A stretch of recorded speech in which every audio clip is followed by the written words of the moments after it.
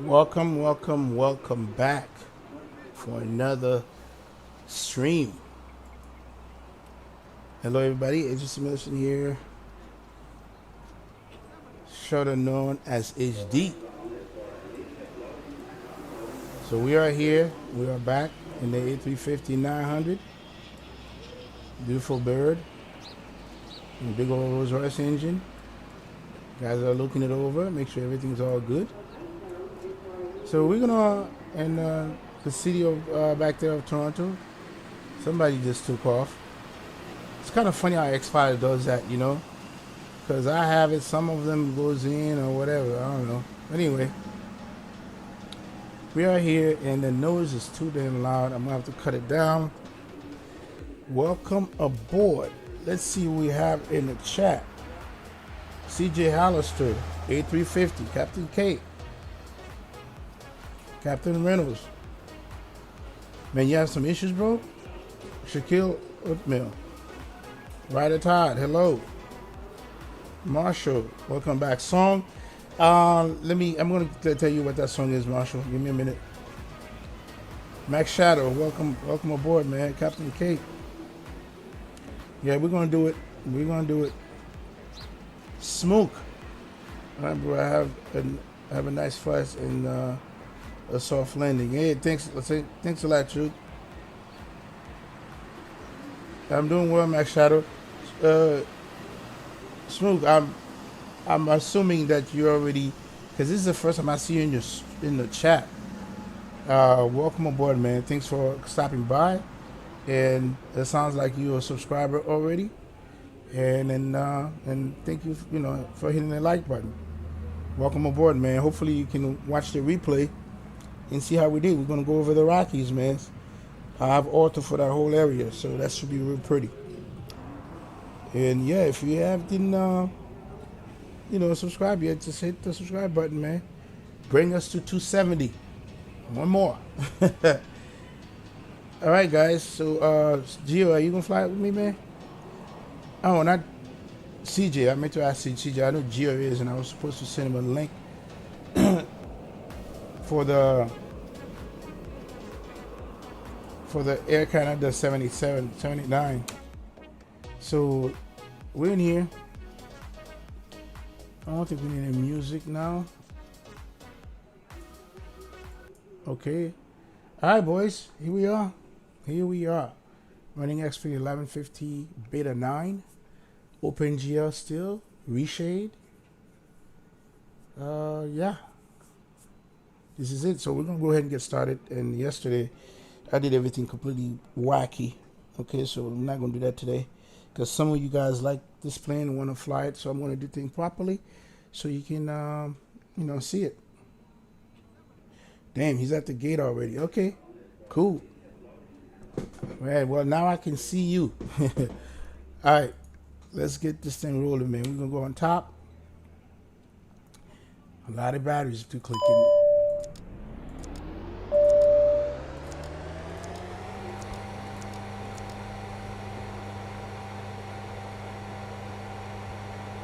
Do the master APU. Give it a minute before we hit the APU gen. Now we're going to do our IRS. All right. And by the way, I'm running real time. So until I hit the APU gen, this side it will be dark. So in the meanwhile, we can come over here, set things up, go to ground services, passing doors, open all your doors, ground equipment. We're at the gate, so we put the shocks on. The passenger bus, fuel truck we need, luggage loader we need. At the gate. We can do all this stuff, but I'm not going to do them. So we got the ground equipment and all that good. And then I think I hear the APU. So we come back over here. APU bleed. Yep.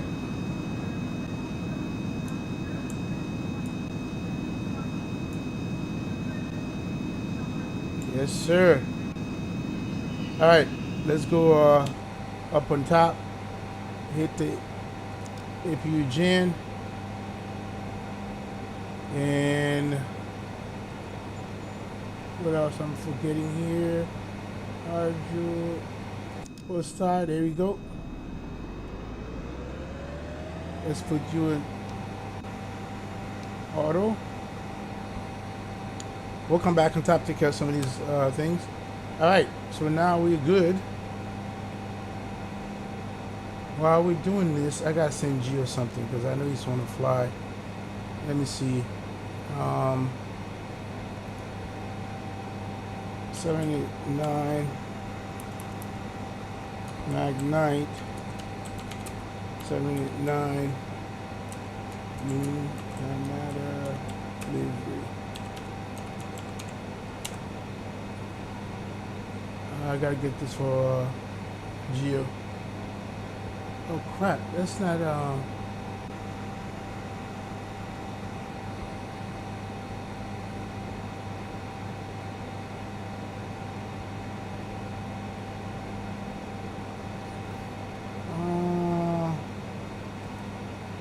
Alright, hang on a second. I gotta get this for Gio. Here it is. Alright, I got the link. I'm gonna copy you because he's flying the 789. Let's go to. I gotta get this to my boy Gio, so I don't hear no excuse. Alright. Gio. Alright. Let's go ahead to Discord. Send this over to him.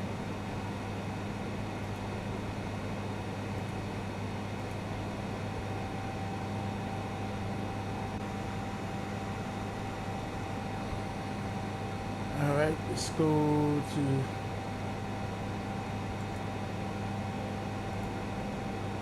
there you go. Alright, Gio, the link is sent to you, bro. So no shenanigan. Alright guys, just hit the like button.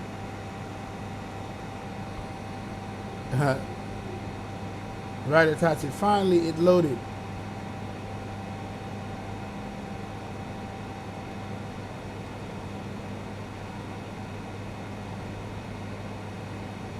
Wow, Captain Reno. I tried to call you earlier, man. Yeah. You and I definitely got to talk to see what's going on with this. All right, let's let me go back over here. Go back on top. Let's start taking care of cargo. Take care of that. Stroke. Hat. Seat belt. No smoking sign. Put that on. Take you off. Yep.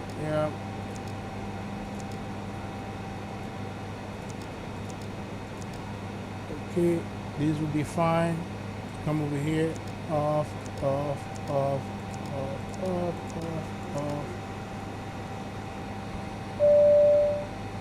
Okay. Man, stop calling me, dude. Alright, let's go ahead and get everything started here. Give me some time and go to FMS active.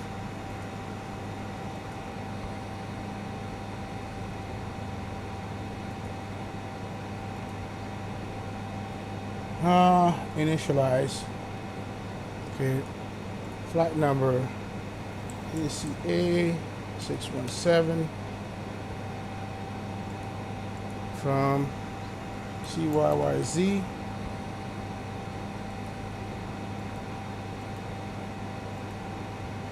Company route. So let me retrieve the company route. So I go over here, click that. Here it is. I already load that into my output folder. So that's what you have to do with this plane. So I'm going to load it. See, it automatically puts in there. Flight level 350. That's my CIs. That's everything I need. See? So now my flight plane is loaded.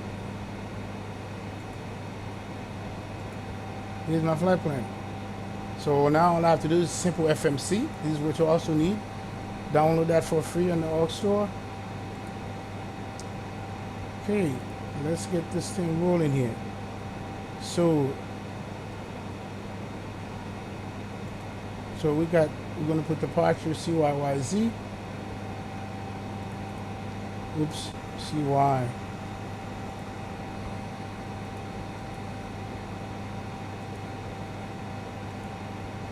Arrival airport is going to be CYVR.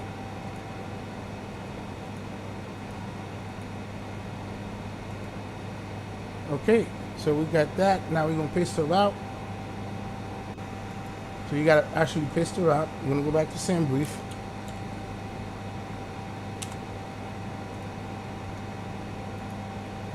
Oh, and I got to paste the route in for you guys.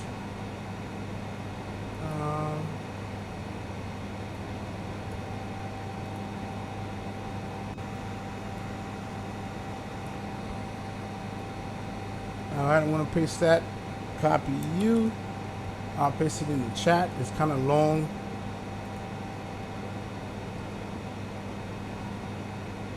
Alright, Ryder Todd, see you, man. Watch the replay. Alright, so we got that in here. So I'm going to come over here and do the same thing. Here it is. Submit it. And here's my route. Okay, now let's go ahead and do the departure information. Okay, before I do that, I need to look at this into ATC, because we do have ATC. And probably is doing 6 left again. I don't know, CJ. I don't know.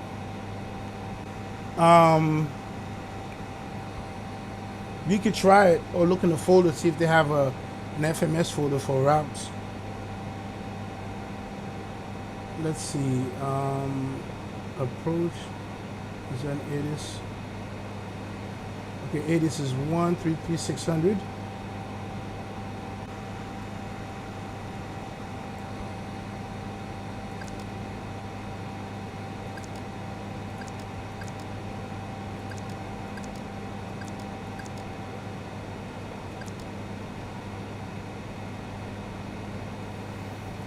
Maybe it's not working again.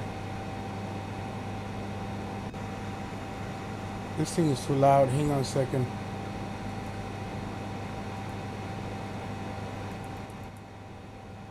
Alright, well, let's try something different here.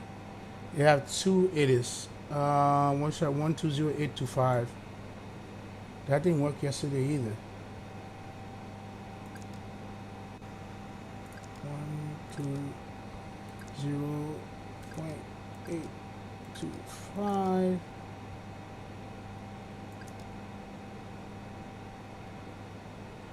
Oh, wait a minute.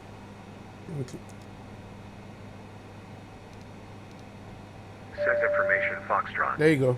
Weather at 1800 Zulu. Wind 100 at 12 gusting 18.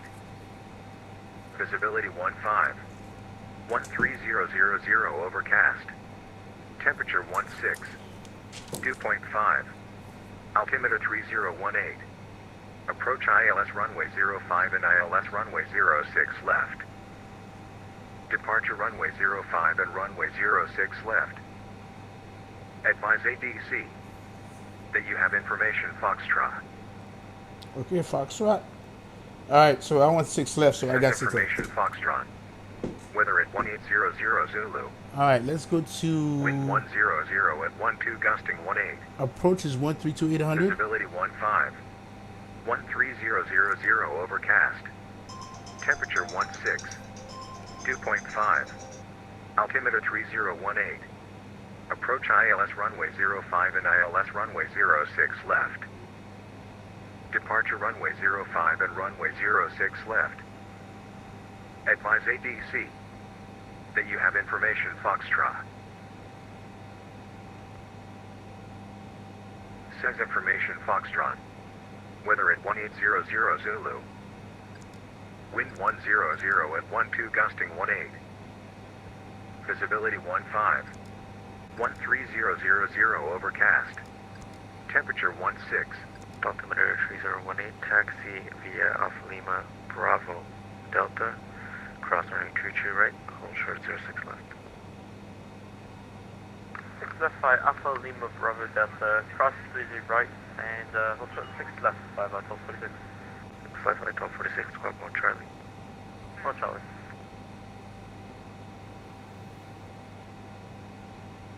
Fly 1331, we're holding short of Alpha Kilo, we're ready taxi. Fly 1331, 06 left, altimeter 3018, taxi via Alpha Kilo Bravo Delta, cross running 22 right, hold short 06 left. Alright, I'm going to send Alright, taxi send my 6 flight plan left right here. via Alpha Kilo Bravo Delta, Bravo 3 right, hold short 6 left, flight right. CYQQ.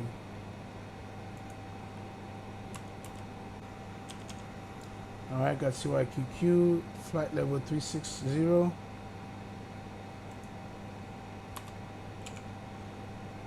And this is 4 hours and 26 minutes flight.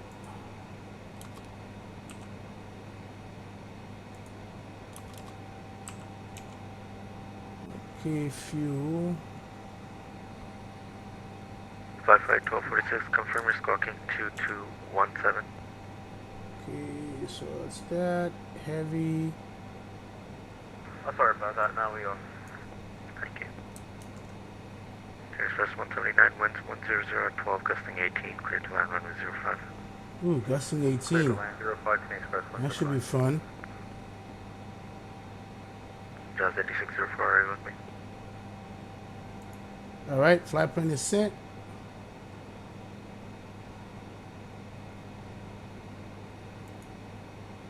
Alright, cool. So now we get back over here. So we're going to do 6 left departure. And our SID's going to be USAL 3. So we're going to go click SIDS. We're going to look for USAL. So we go next. Toronto approach, very good afternoon, Delta 471, type A333 IFR, please, to Minneapolis, St. Paul. The 471, Toronto arrival, good evening. The current IFR flight plan that you found has the destination of... Here it is right here. You saw 3, 6 knots. 6 left. Oh, hey, firm. Sorry about that. We'll give it another look, thanks. No worries. Alright, so that's that. We can save that. Alright, so now we're going to do the arrival. And it got us coming into 1530, Toronto arrival, good evening, or good afternoon. You're cleared to Minneapolis by the Ursel Tree departure. 8 right. Zohan transition, flight plan route. Depart runway 05. The star is going to be Canuck Fall. Canuck Fall 8 right. I'm not going to say all. So we choose that one. LSK 4. Here it is. Save that. And that's all we do here. And then close her up. Come back over here. Click on CYCR departure. We're doing 6 left. Toronto approach, good afternoon again, Delta 471, Here it is. type A33, information Foxtrot, Then and IFR, what this please, does to is also Minneapolis, St. Paul. plug in the frequency of that runway, which is what it does. This is what it's supposed to do. I'm gonna load the SID. Here it is. Flight plan route. Depart runway 06 Apply. left. Squawk 227. Return. So this is my SID. So I'm gonna let's see here. Okay, Give me to the code you Minneapolis, saw. Ursula 3, Zohan transition, flight plan route, So runway I'm going to 06 left and squawk erase this. 2276 for Delta 471. 471, Keep read back this. correct, ready for taxi. And Give me a shout then for taxi, thanks, Delta 471. come up to here and keep the rest. Roger, those 376, right to go. So let's do Reserve 376, call me airborne, winds 100, The arrival. gusting 18, clear for takeoff from 06 left. 10012, Cali Road, those 376.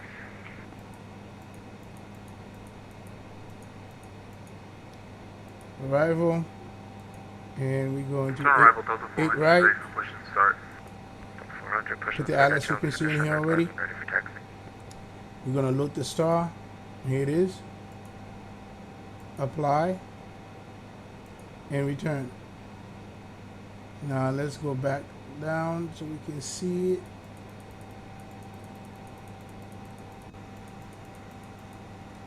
All right, here's the arrival into Vancouver. Now what we got to do is see, we got Vitev. Let's see. See all this stuff here have to be erased. So what I'm going to do here, I'm going to delete you,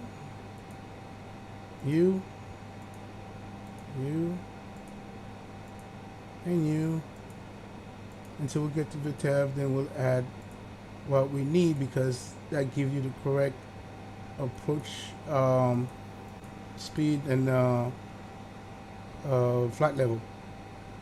Alright, so we go here, delete, and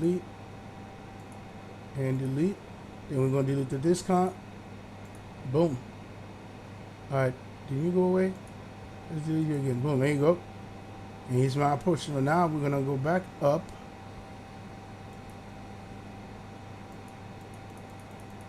Do the same thing for the departure. So you have Titad, Usal. So here's this guy here. So we need to take him. I don't know what the hell this is. 0336, Toronto departure radar identified. Climbs flight level 230. Climbing flight level 330, 376. So I'll probably have to take this to here. And then use Usal. And that's it. Toronto, it's flyby 115 Foxtrot. We have we have Foxtrot protecting, 6 left. Probably need to bring this up here. Flyby Yeah. 115 Foxtrot, 6 left, altimeter 3018, taxi via Alpha Tango, Bravo, Delta, cross runway 22 right, hold short 06 left. Okay, so we got Alpha Tango, Bravo, Delta, cross 33 left, and hold short of 6, and hold short of 3, actually, could I have a repeat for flyby 115 Foxtrot? Flyby 115 Foxtrot is Alpha Tango, Bravo, and Delta, cross runway 22 right, hold short runway 06 left. Alright, so I know you listen to ATC talking. Okay, so we This got right here, 6 left. when I did Alpha the Tango, Bravo, Delta, cross 36 this right, into 115 Sim Brief, I download the X-Ray 11 version. Right, I'll cut Because off what the that does, it gives you a type of climb, which is what this represents here, right? And then you're going to see it again. 376. You show you, Arizona 376, turn right direct, I'll cut on course. which will be top of descent right here. Okay. All right. So now this is done. Let's look at the plan. Oh, you know what? Let's go to Jazz 8604. back bank, over check here. that with me. Force align it. There we go. You see on Rio. Okay, everything looks good there. So we're gonna come over here, put it on the plan mode.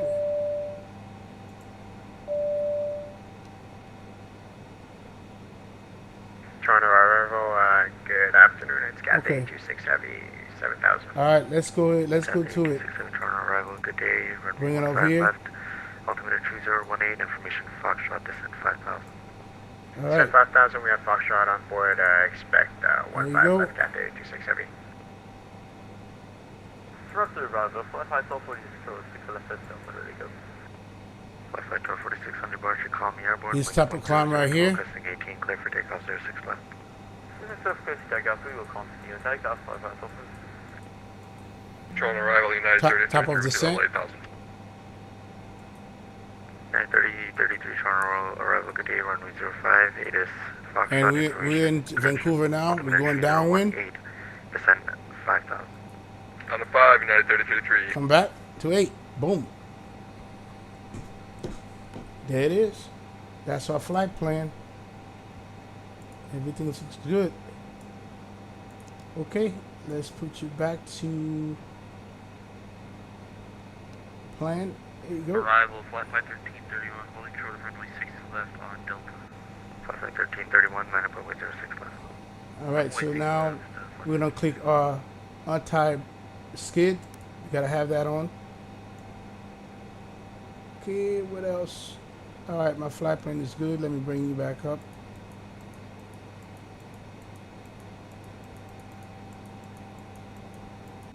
Cathay 826, I have an emergency right now. Let's go to runway. Perth. Expect runway 05. Okay, we'll Here's expect our takeoff speed, 135, 140, 145, and we're gonna flex at 45. Now maintain 5,000, heading Okay. 1,000. Our climb rate, 5,000 heading 150, Cathay cruising. There's a descent, and there's the approach, and there's the go around. All right, so we're good there. And you come back to the plan. So all that stuff is good. We are done. We come over here. I think yesterday they told us 8,000, but I'm like, we can always change that. After arrival, 551246, climb the 2400. 551246, Okay. cushion, flight 1246, runway departure, radar identified, climb 7,000. Climb 7546. All right, so let's go ahead and do some things that we need to do here. System. We're gonna clean some things up because you got to do that with this plane. And I'm gonna go back to this. Over here, go serve, control. Now, this is a squawk that was given to me, so when they give me the squawk, I'll do that. So we click this on auto. Well, with them, it's gonna be on. Okay. 02, Toronto, Auto. good day. Toronto Towers, mine contact tower 18, we'll see you later. CA only, because that's what they want. Normal. Fly 1331, contact tower 18. Auto. 187, Yep. Alright, 3033 on the present heading, intercept the localizer, runway Okay. 05, cleared out, left 05. Everything is good there, so I'll check Intercept the everything. localizer present heading clear out LS05, United 3033. Compass 826 heavy, turn left, cushion, turn right heading. All right, let's go back to FMS. Flight plan. All right, let's go back down here. Alright, try approach, Jazz 8604, how do you read? Jazz 8604, 555. Oh, what a nightmare.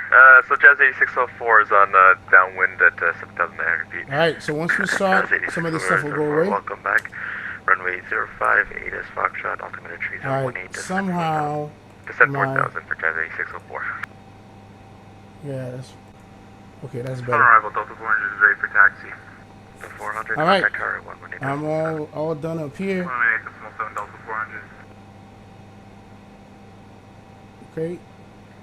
And be the same for Delta 471, ready for taxi, runway 6 left. All right, let's see what CJ is 71, doing. contact ground 1187. Accuracy 121.65. Hey, what's up, Big D? Welcome aboard. Delta 471, contact ground 121.65. 121.65, thanks, Delta 471. Flight 1246, turn right direct, mobile on course, climb flight level 230. Reject mobile up to 3. All right, who's CJ? You flying? It's direct mobile, climb So flight right level now it's 310 for me, CJ. I'm getting to roll out, man. Jazz 8604, turn left heading 150. 150, Jazz 8604. All right, I'm gonna close up everything and then call for my departure.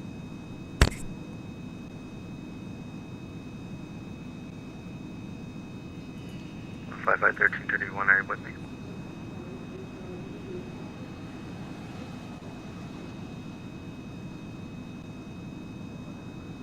Reserves 376, contact center 125.77. Yeah, I'm not doing the FT sound. Are you doing it for the 7-8? I'm not doing that, man, because you know, you don't hear your call out or nothing. So I'm not doing that Toronto anymore. 5515 or 115 Foxtrot, restricted tower.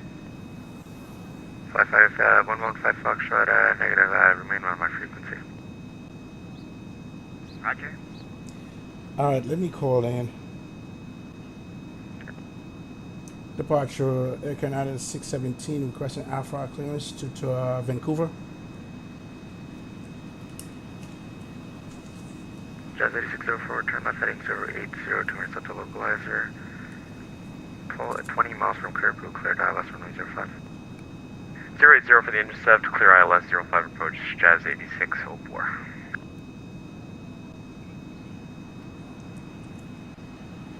departure. Trying to approach, we contacted tower multiple times, they haven't replied. We're holding short. We're actually lined up and waiting 6 left for ready to launch.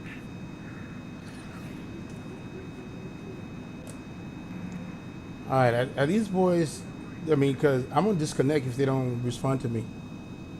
551246, you can turn left or right, come on course.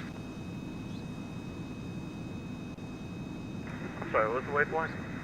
It's right on Romeo, India, Kilo, Echo, Mike. I was at 6, freaking 551240. And last aircraft calling, waiting on 06 left, stay call sign. Listen, I do want my call outs, man, especially on approach. On departure, call me You know, I need that on approach. I don't like that. And then there are a whole bunch of stuff that's turned off. Some of your click spots are not turned on. Nah, not dealing with that, man. Now, if you can fly without it, hey, more power to you, bro. You don't hear me in frequency. Turn right heading. What the? All right, hold on. Right heading 240, Cathay 26. Does 8604, if able, can you return to your previous assigned squad code?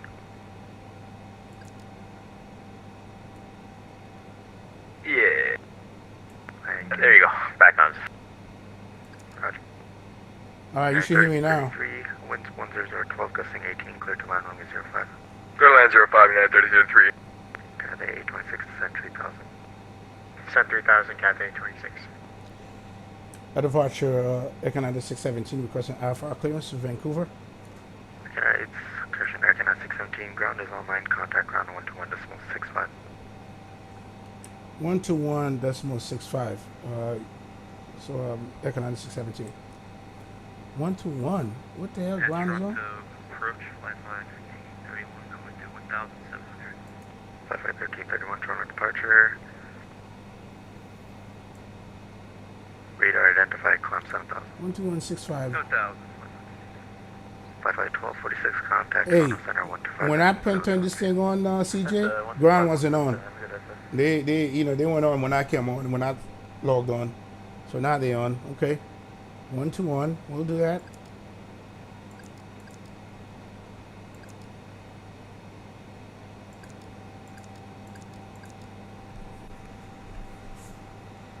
Alright, I want to get out of here. Alright, here we go. Ground Economic 617 would like to request Alpha clearance to Vancouver.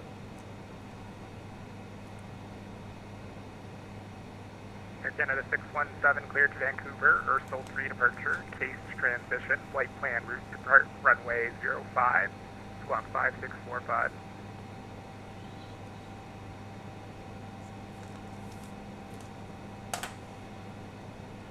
Clear to USO 3, case transition, flight plane route, depart 05. For the depart, can I do 06 left? Is that close? Canada 617, standby. I'll just need the approval from the tower control with standby 1.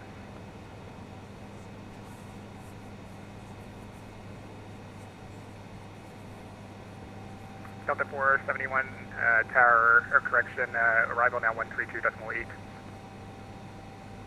132.8, Delta 471. Thanks for the service. Thanks for the help. See you next time.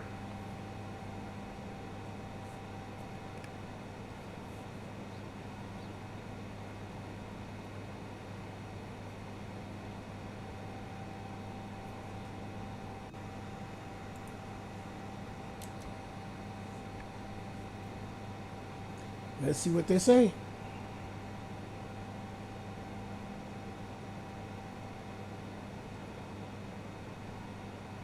Because I'm closer to 6 left. Let me see.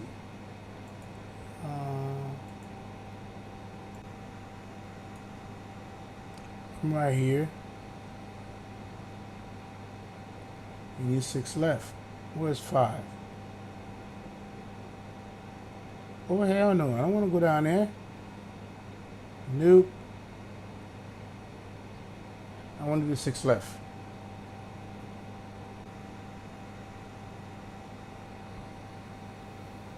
Air Canada 617, amended clearance, cleared Vancouver, Ursel 3, departure, case transition, flight plan route, depart runway 06 left, squawk 5645. Clear to Vancouver International, USL 3 case transition flight plan. Squawk 5645, depart 6 left for Air Canada 617. Air Canada 617, reback is correct. Push and start at your discretion. Information Foxtrot advisory taxi. Okay, we'll advise our Foxtrot. We're ready to push back. Okay, so now we are cleared. Cool that, cool beans, and then let's rock and roll. And I think 3018 was the altimeter.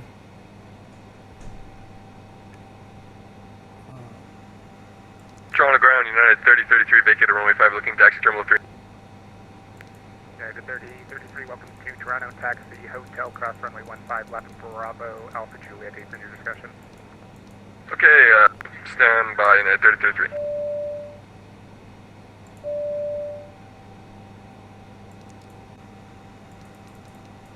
United 3033, second. Oops. Just repeat the taxi instructions for 3033, I have to get our chart up. Oh, United 33, Roger. It's going to be For some reason, hotel, this side. Bravo. No, whatever. Juliet, cross runway 15 left. Hotel Bravo Alpha Juliet, cross 15 left, United 3033, have a good one. Execute. I'm gonna leave this on nav. No, put it on here. Okay, so that's all good. And then now let's go back to here and send everybody away. Ground services. Close all the doors. Oh, wait a minute. Can't do that yet. This is a mistake that I made yesterday. Oh, man. Ground equipment. Leave that in here. Leave that in here. This is a mistake that I made. Passenger. All right, let's do that. When you haven't flown this damn plane so long, you're going to make a mistake. All right, we get 311. So we're heavy. We have 241. And then we have payload. It's 2.4. Fuel, we got 29,000 kilos. So we're going to go to fuel. That's a heavy. No. Nope. Monitor arrival That's 132. 29, 30,000. 132.8, Delta 400. United 1530, monitor arrival 132.8. 132.8, that's 1530, so. Okay, here it is. I think we're good. Right there. Alright, so we can load that. Cabin. Okay. Performance calculator. It's not there yet. Toronto ground. Passenger y'all can bring. 31, looking for IFR to Vancouver. Oh, wait a minute.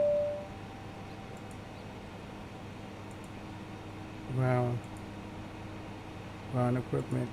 Air Canada 31, cleared to Vancouver, aft 76 departure, must Hello. transition, flight plan route, depart runway 05, squawk 7401.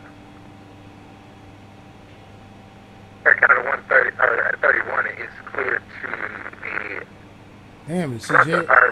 Why are you like that? Aft step 6 departure, must transition then as filed. Will get departure, squawk 37401. What is the departure for Air Canada 31? Canada 31, depart runway 05, and cut out there with the squawk code, it's 7401. Alright, we'll depart on 05 and we'll put 7401 in the box. Air Canada 31, reback is correct, information Foxtrot, push and start your discretion and call for taxi. Roger, push start our discretion and we'll call for taxi Air Canada 31. Why? She just sounded all messed up. What the hell?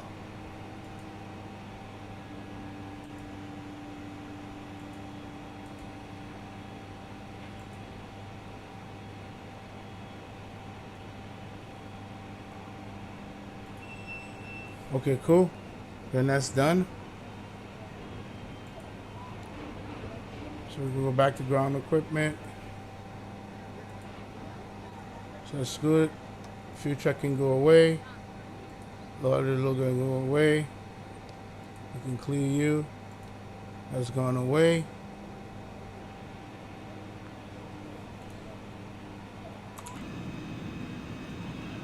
Okay, I gotta close my doors.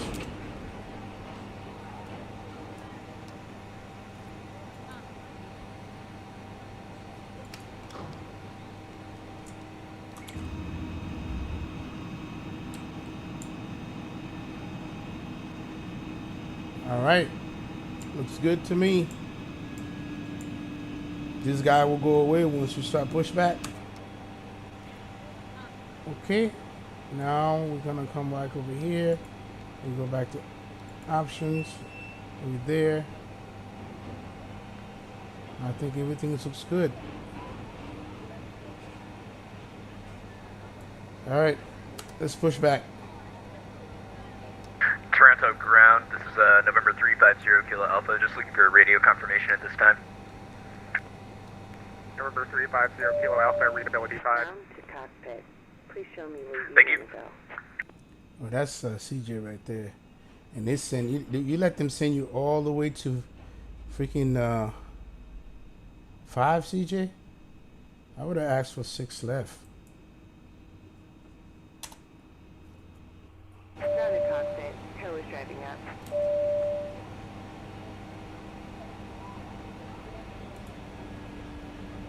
Yo, FX Experience, welcome aboard, man.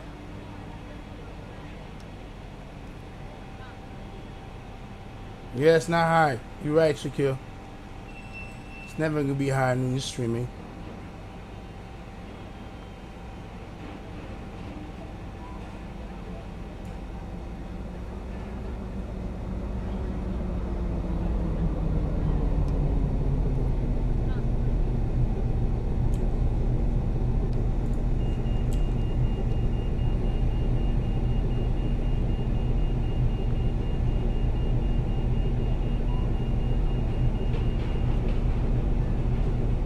Okay. All doors and hatches are closed. Ready to connect.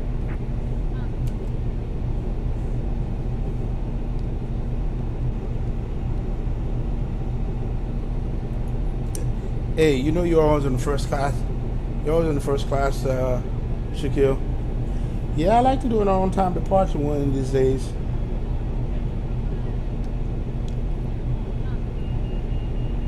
I like to do one.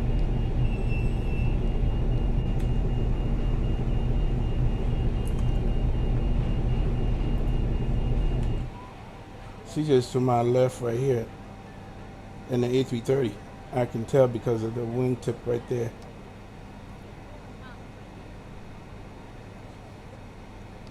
Tow connected and bypass pin inserted. Release parking brake. All right.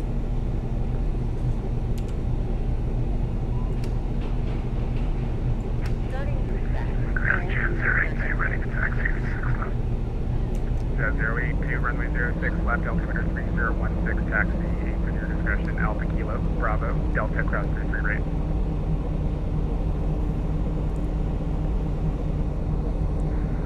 Okay, Bravo discretion, and Alpha Kilo, Bravo, Delta, close runway 33 right, Jet 082.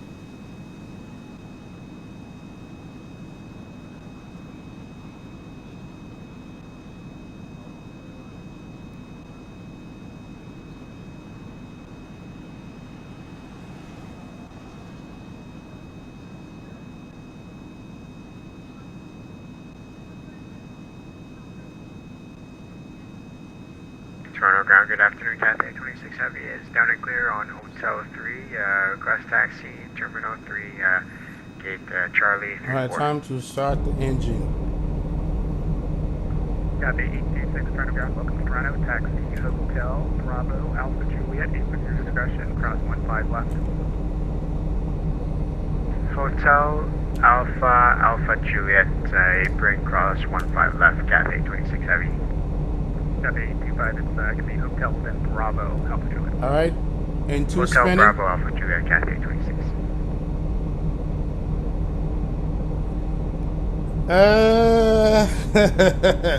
That's why you want to ask me that question, Big D. Why? Why you want to do that, man?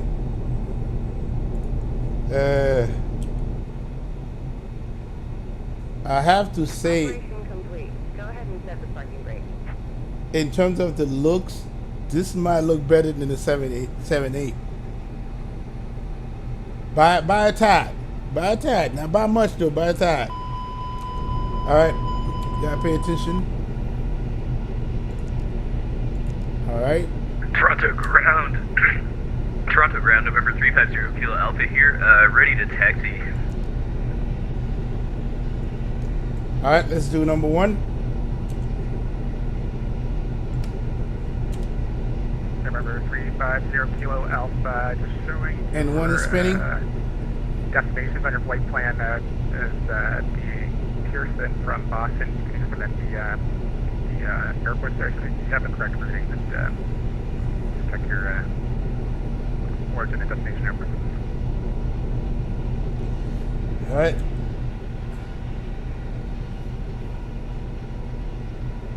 It's spinning. There it is.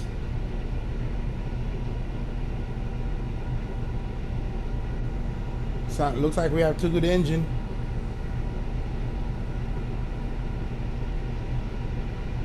Alright, Marshall, sit back and relax and watch the flight.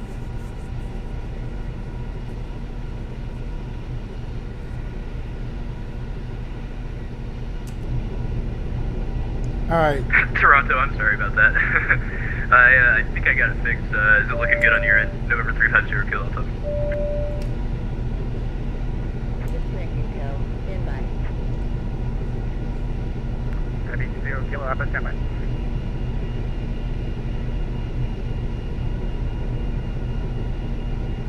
Yes, you know what? That's a good answer. You're right. Depending on the livery.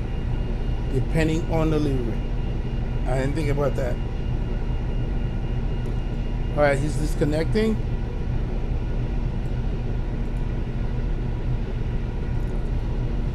Alright, let's hit the APU. We're good there.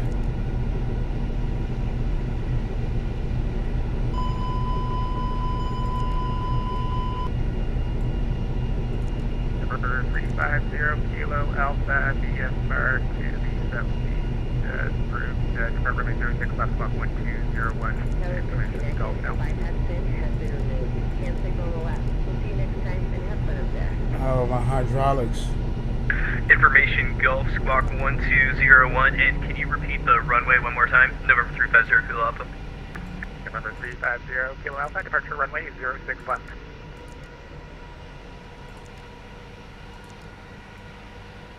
06 left, thank you. 082, contact arrival 132.8, good night. 32 chapter Alright, thank you. I'm doing everything backwards here. Kilo Alpha, runway 06 left, altimeter 3016, taxi via Why the Echo packs are not Alpha, on? What the Echo hell? Delta. I'm getting fault on this. Taxi via Echo Alpha, Echo Delta. Thank you, Toronto. November 350 Kilo Alpha. Alright, everything looks fine up here. And one way turn off. Okay. What else do we need here?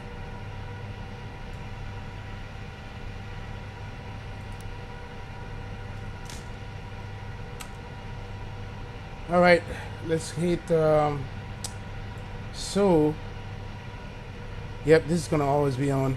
That's okay. Alright, let's do flaps 2.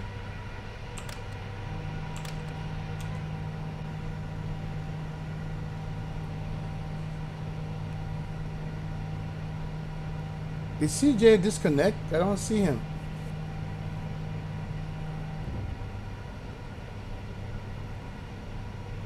All right, flap 2 set. What else that we need?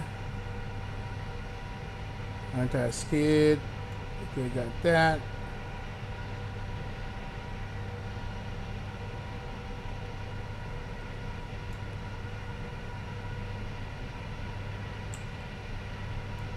Okay, I think that's all good. All right, let's do our config test.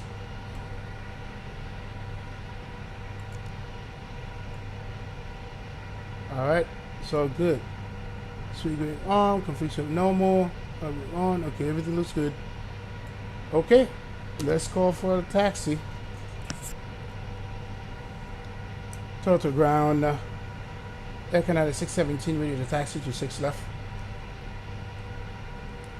Air Canada 617, confirmed transponder mode Charlie, runway 06, last information Gulf altimeter 3016, taxi Alpha Mike, Bravo, Delta, cross 33 right.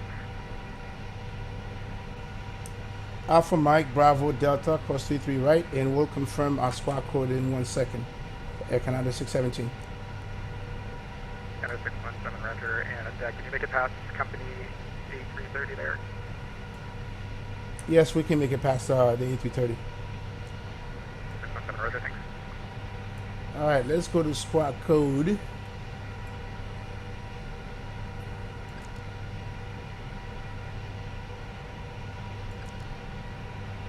Uh, 5645. Okay.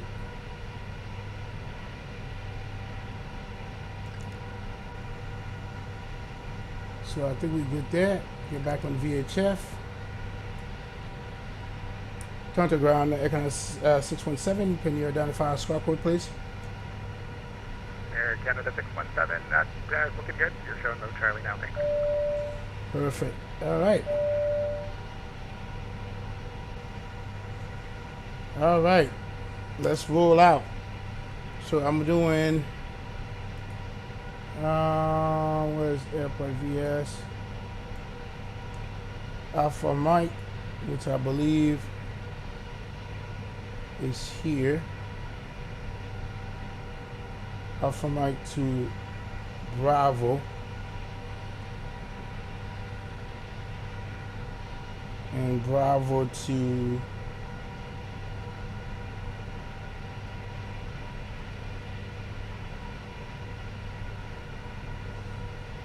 Toronto ground. Can you confirm I do have Alpha Mike, Bravo, then Delta, and cross 33 right, correct? Air Canada 617, that reading is correct. All right, well, let's do it.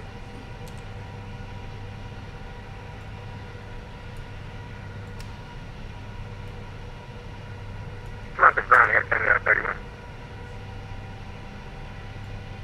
Air Canada 31, Toronto ground, go ahead. Roger, we've lost you there. We're ready for taxi over to runway. Can we actually get a 06? I know we were clear for 05. Air Canada 31, standby, just gonna run that by the carriage control. Roger, thank you, appreciate that. Number 350 Kilo Alpha, I'm showing you there on Delta 4.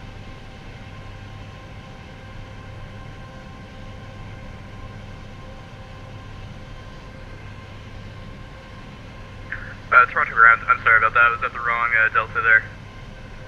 Number 350 Kilo Alpha. Yeah, when I get to a holy short point, I'm gonna have to. 350 Kilo Alpha. I didn't. Typically go all the way down to the end there from, or for departure from Delta there. From Delta 4, 7,763 feet remain at that position.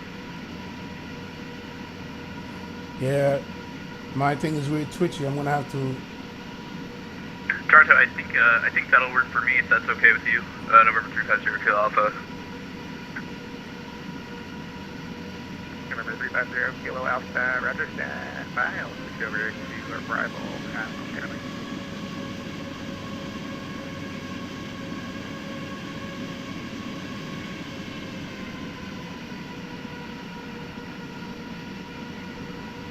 Yeah, I'm gonna have to calibrate my rudder. Number 350 Kilo Alpha. Didn't do my arrival flight now, control 13 check. decimal 8. 132.8, thanks. Have a good one, Toronto.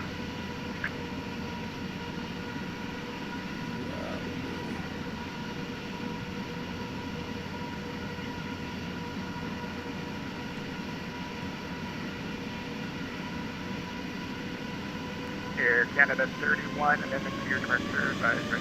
Scott. Air Canada 31, ready, copy. Air Canada 31, it will be the at step 6 departure, must in transition off runway 06 left balance is unchanged.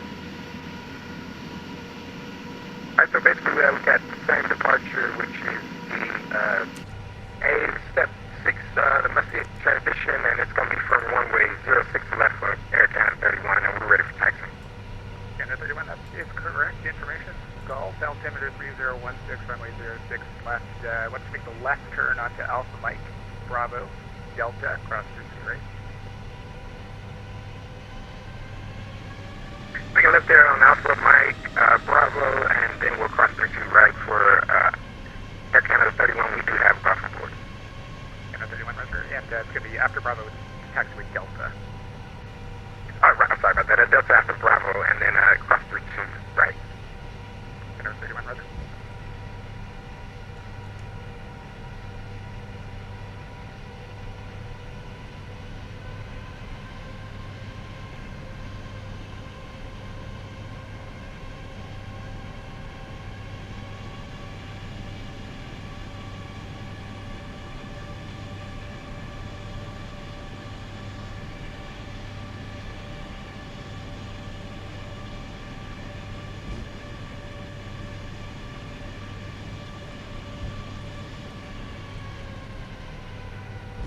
Yeah, I might have to calibrate this. It's all over the place.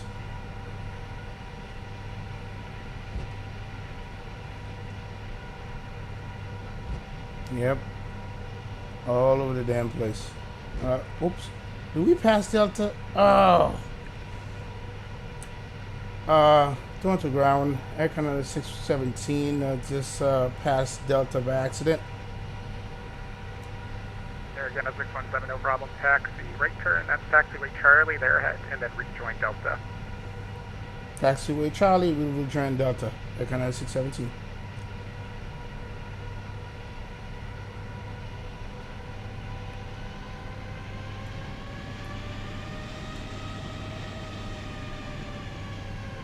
How the hell did I let that happen?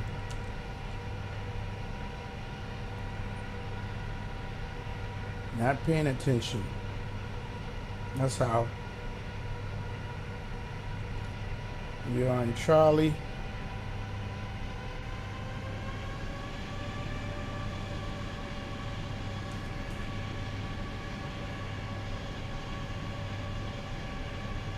Somebody just landed. They're underground. Oh, they're taking off.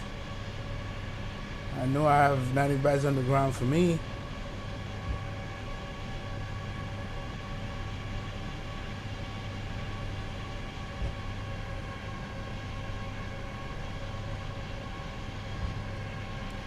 We'll rejoin Charlie after we pass 33 right.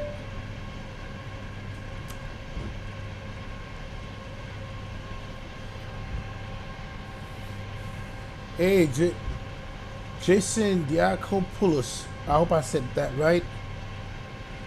This is who make the scenery?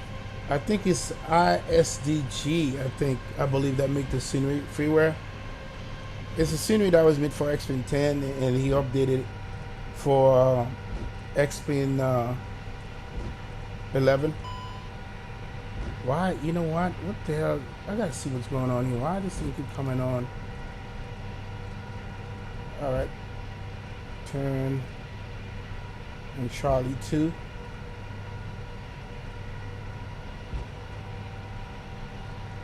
To Delta. This thing doesn't match it perfectly, does it?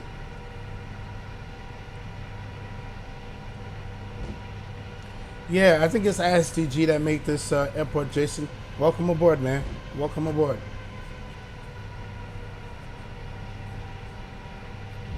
If you're not a subscriber yet, hey, go ahead and subscribe to the channel for more of this type of flight.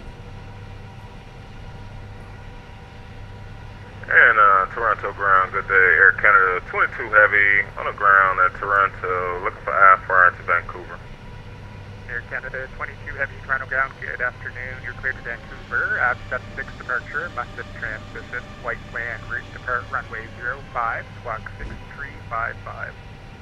Hey, Salim Reg, welcome aboard, man. Hola. Okay, we'll squawk 6355, Good to see you. 05, clear to the Vancouver Airport, AB6 departure, mostly transition, Air Canada 22 Heavy.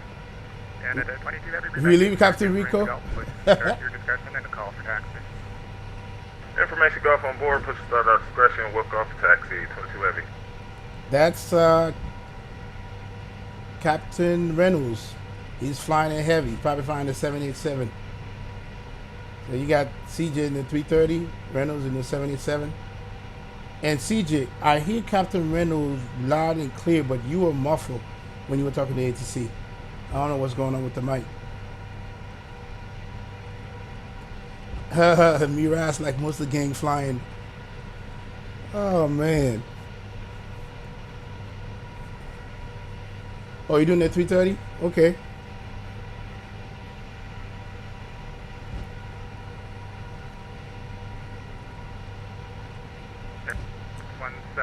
Contact arrival 132.8 tonight.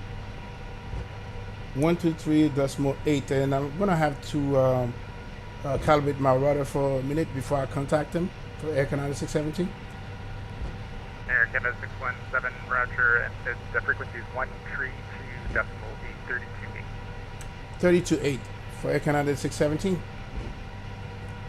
And Air Canada 617, why don't you pull into the left side of the bay just so that the company A330 can get ahead of you if it takes some time to get your rudder set up. Oh.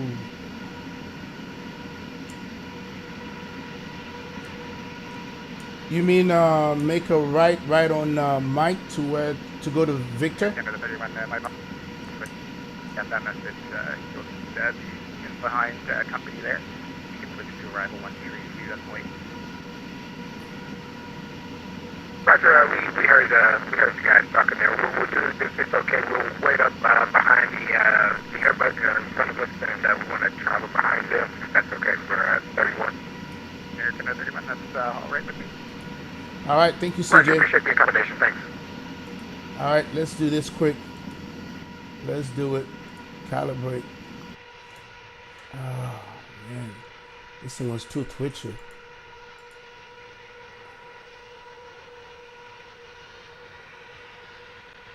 Finish. Let's do YouTube. Calibrate. Ignore throttle. Okay, this is. Oh no! Wait a minute. It's supposed to be even. What the hell? Why is? All right, let me cancel that. Cancel. Let's do this again.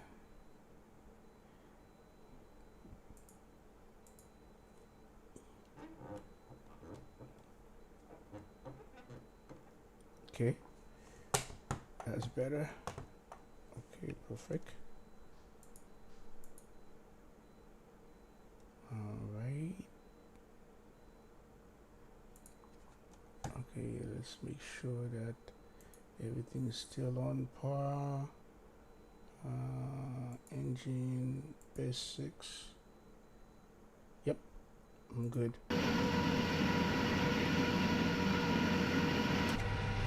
All right, let's change frequency.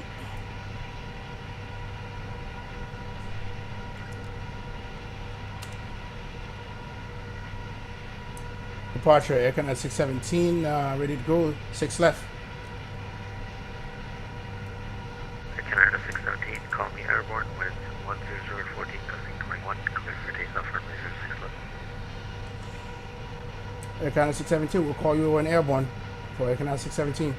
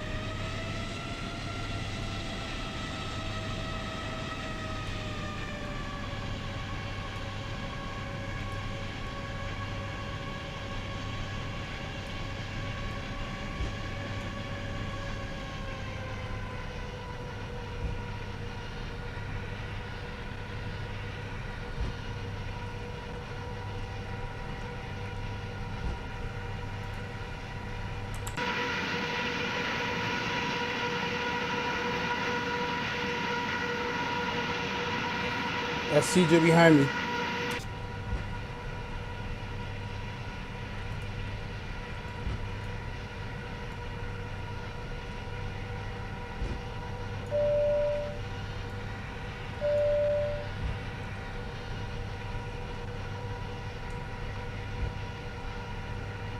Hey Dimitri, welcome aboard, man. I know you're not gonna miss this flight.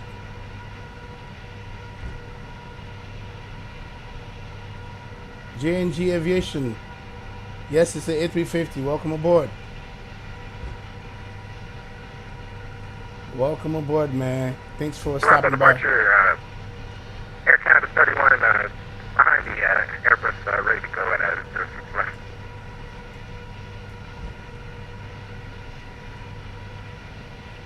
Canada 31 Heavy, caution tip bus departing Airbus, Company A Airbus, land Boeing 06 left. I will follow the company traffic or clear line up 06 left. Alright. Stop right here.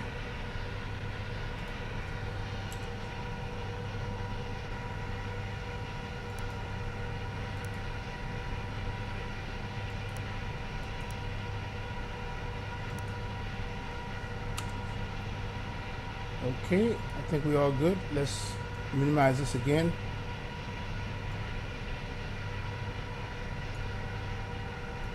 Bring you down here. All right, we're ready to go.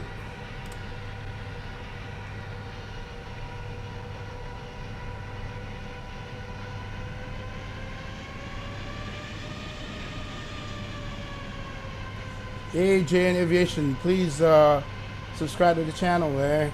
You know, so we can see, because some people call me Captain the Heavies because I fly the big birds a lot. So if you like seeing those big birds, like the A350, the 789, and you come to this channel, you will see me flying them.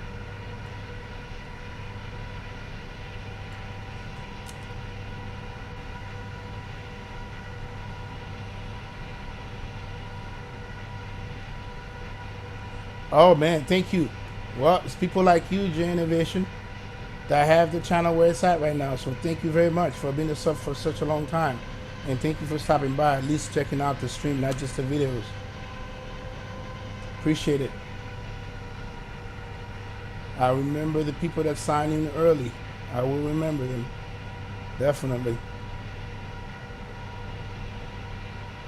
And thank you for supporting the channel for so long. All right, here we go.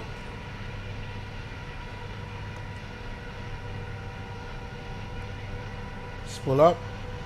40%. There we go. Flex set. 45. We have to good engine. The big bird is alive. All right, keep it center. Got a wind to that left nose.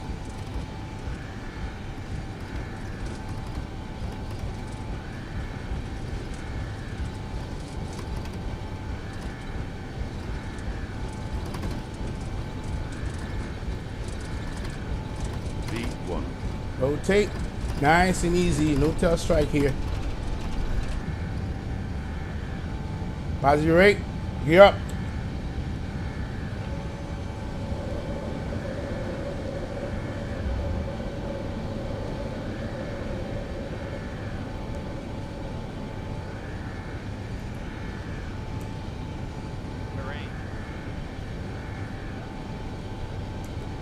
All right, let's pay attention. Gotta make a quick left here.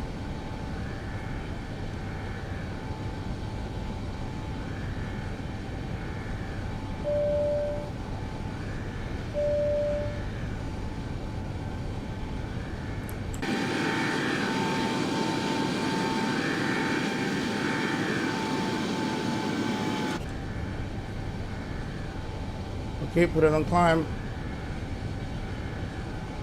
Air Canada 617 Heavy, seat passing altitude. 27 for 8,000. Air Canada 617 Heavy, draw correction. Your identified climb to 7,000. Climb to 7,000. Air Canada 617. Air Canada 617 Heavy for future references after departure is supposed to maintain runway heading up to 5,000 until ATC assigns something else. Air Canada 617, my apology. That was not told the runway headings, so therefore fly the flight plan. I apologize. I'll put it to 5,000. No worries, and it's usually, it is depicted opposite that you're supposed to maintain runway heading, but it's okay. You could turn left or right Ketsi on course and climb flight level, correction. Turn left or Ketsi on course, climb flight level 230. Turn left to Kipsy within flight level for Air Canada 617. And 617 confirm flight level 230. We'll flight level to 230 for Air Canada 617. Air Canada 31 on departure flight runway heading, winds 100 at 14, gusting 21, clear for takeoff, runway 06 left. 06 left, clear to take off from ACA 31 and we'll fly runway heading.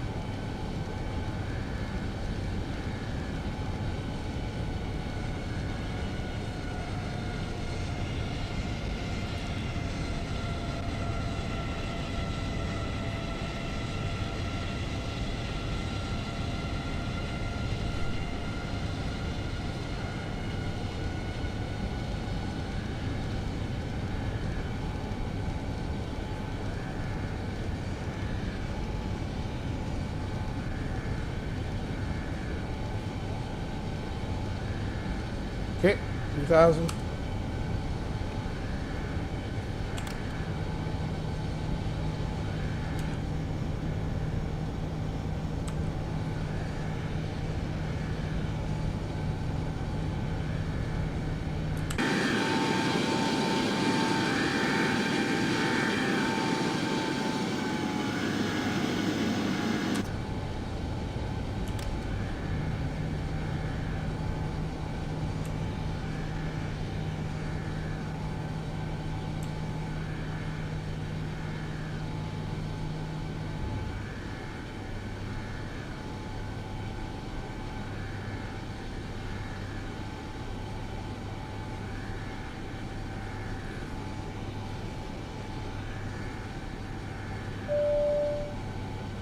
Nope, not a captain, man. I'm just a captain in flying fake planes. Salim, just learn how to fly them. Jeff Eddy, welcome aboard. Flying to your home? Nice, nice, man. Welcome aboard. Rose Jackson, hey, glad to see you. Oh, wow, look at the airport back there. Look at it, look at it. Canada 31 heavy seat passing altitude. 244, 5,000. Canada 31 heavy, you're identified. Climb flight level 230. 230, Air Canada 31. I'm sorry, Air Canada 31. Man, this is really pretty. Look at this. This is freaking pretty, man. Dimitri said, Zebo 341 release 2.3 public just out. Full lower C++ conversion and a bunch of other minor fix. I'm gonna have to fly that probably offline first before I fly it online. Yeah, welcome aboard, Jeff Eagle. Now, Jeff, are you one of those subscribers that subscribed to my channel a long time ago? That watched the videos? Air Canada 31 heavy, turn left direct Ketsi on course. Wow. Alright, Air Canada Ketsi on direct on course. Air Canada 617 heavy, contact Toronto Center 125.770. Contact Toronto Center 125.7, and thank you for it to see. Air Canada 617.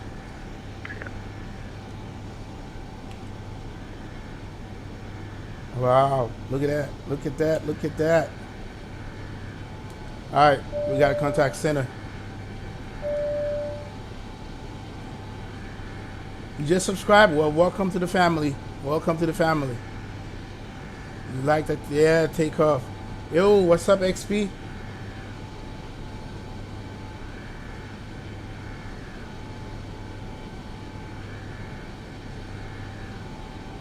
No, I didn't. I did not. I only have the one that you sent me, Dimitri.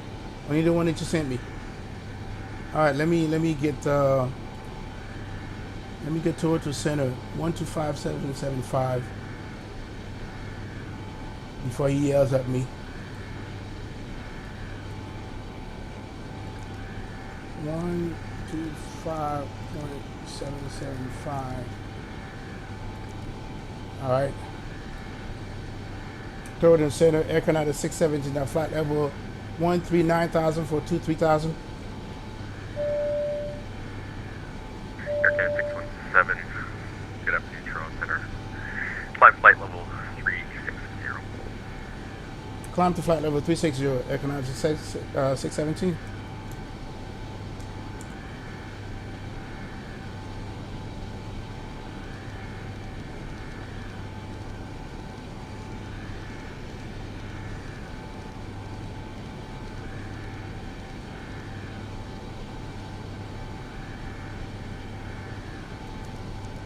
All right, let's get out open climb. There we go. Let's see here. All right, Mark Shaw, you back? Yo.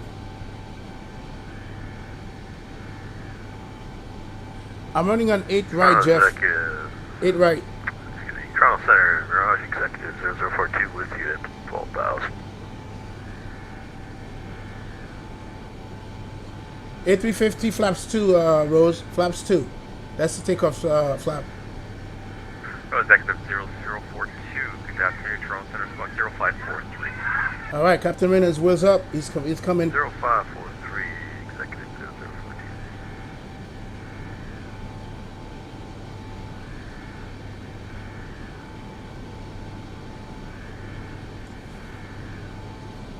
Thanks for coming by, guys.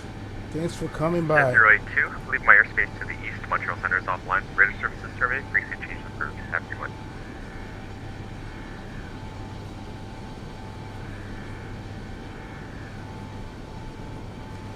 Yeah, my man is working, unfortunately. He's working. But, you know, he gets to watch a little bit of this.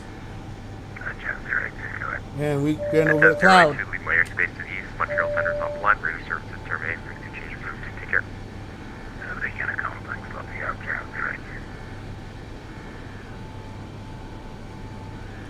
Oh, yeah. 042. Identified. We're getting close, Mark Shadow. We're getting close. We're getting close, man. The breakout, like XP would say. We are in a breakout. Yes, sir.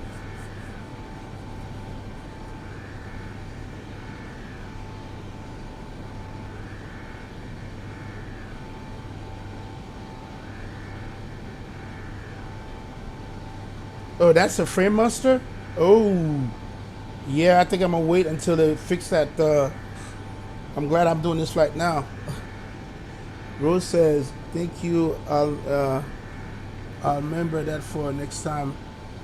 Where did you get the sound from? Oh, the sound, I got it off the org. I didn't do the FTSIM sound because FTSIM, although great, but, you know, it cut off your call outs. So I found this one. That's what I did this one, Rose.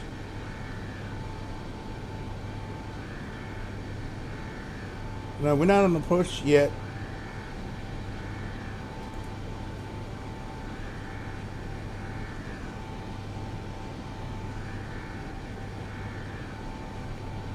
Man, wait a minute. Unless I have a headwind, it's 4.5 hours, man. Where'd you get that 5 hours, Dimitri? We'll see. I'll be cruising, playing music. We'll be listening to XP's interview with QA Pilot when we're at flight cruise level. Executive 042, I have the London weather for you when you're ready. Go ahead for Executive 042. Executive 0042, weather reported at London at 1938 unless Simbriv is lying to me, then yeah. 6 statute miles. If it's 5 hours, then it's 5 hours. Mist as well, overcast at 4,700. temperature is 12 degrees. And 9 degrees. the problem could be because of the damn headwind. Plan for the RNAV runway 09 approach. Alright, we'll plan for the RNAV 09 approach for taking 042, thanks.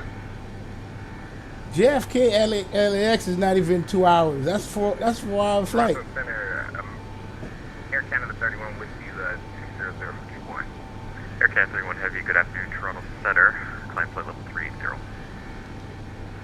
380 ACA 31.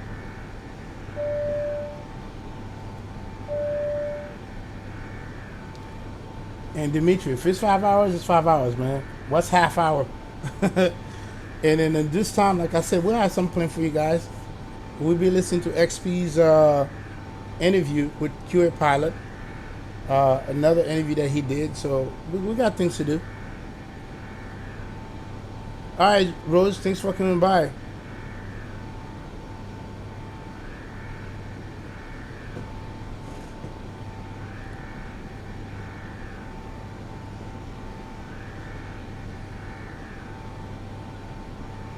Yeah, it was a little better, CJ. Oh yeah. You know what? I know it was long, but you know, by that time my wife's still be at work, so we should be good. Altimeter is 3009er with ready. When ready, 3000.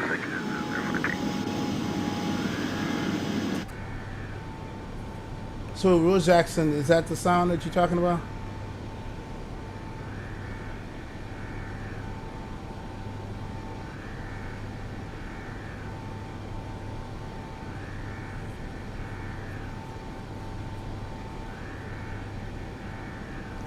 All right, let's get some music on there. Lower the volume. There we go. And we're going to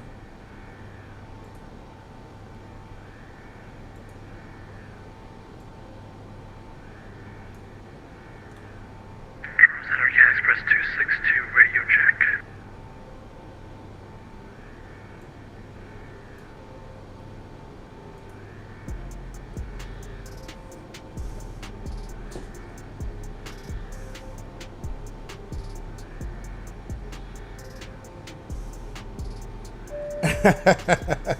yeah, I thought I would answer that before you asked.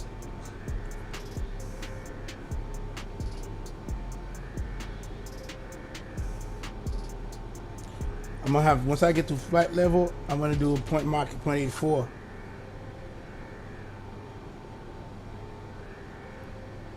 All right, Captain Reynolds is at, all right, let's see where we at in Fantastic. Let's see. A whole bunch of heavies, man, coming to your town, Dimitri.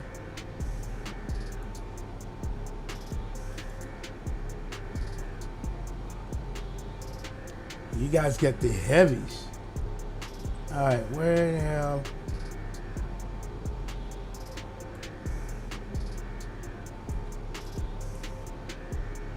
Oh, here I am. Damn, we're not gonna see none of my auto, man, that I ran. Jeez.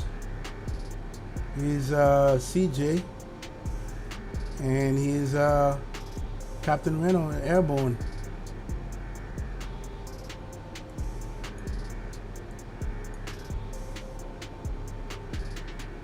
Man, it looks like it's gonna be cloudy most of the way. Jesus. Oh, no, it's gonna clear up. Okay. It's just down here. It's gonna clear up.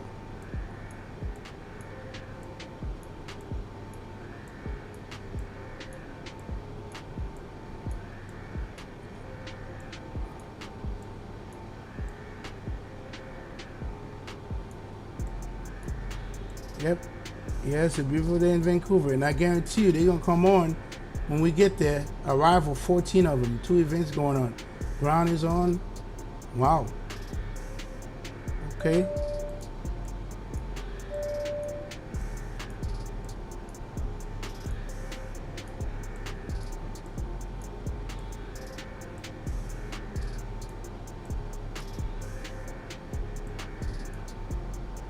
Yep, in this airspace for now. And then we're gonna be in this funky cloud for a minute, and then we'll get out of it and we'll get back in it again. That's okay.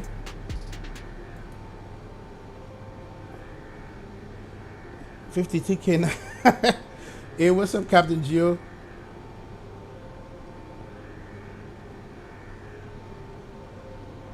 Yeah, I know they do, Dimitri, and I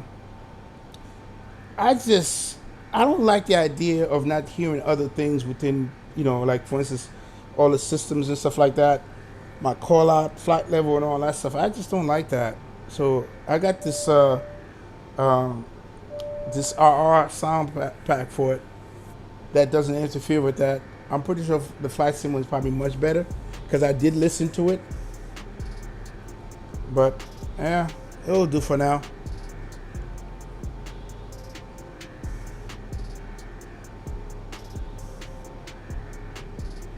Oh yeah, man, we gotta do those long hauls, XP. Yeah, of course he loves this, but Dimitri want to make sure that you're okay with it. Dicey 5322, are you on frequency?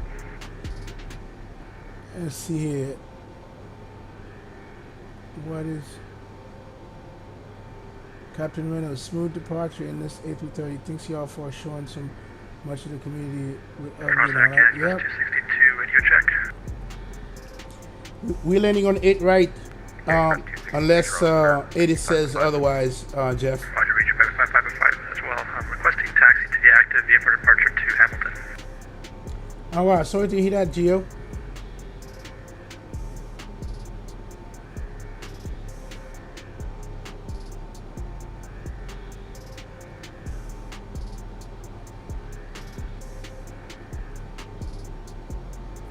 Let me see. That's Canadian Express 262. Long haul XP flights are fun too. Really? Max Shadow said, hey, XP 430, yes, okay. Let me just say, Steve, you know though what they say about Vancouver, if you don't like the weather, wait 10 minutes. Really? I didn't know that. Yeah, Right at time. Good day, Air Canada 22 heavies. Okay, he's back. Approaching, Approaching Nuga, flight level 230. What plugin do I use from Max Shadow? Canada 22, good afternoon, Toronto Center, climb flight level 30. Let me show you. Climb flight level 30. These are my plugins. You see that? Air Canada 617, you're leaving my airspace to the west. Minneapolis Center is offline. Radar services terminated. Frequency change approved. Air Canada 617, thank you for the wonderful ATC. We'll see you next time.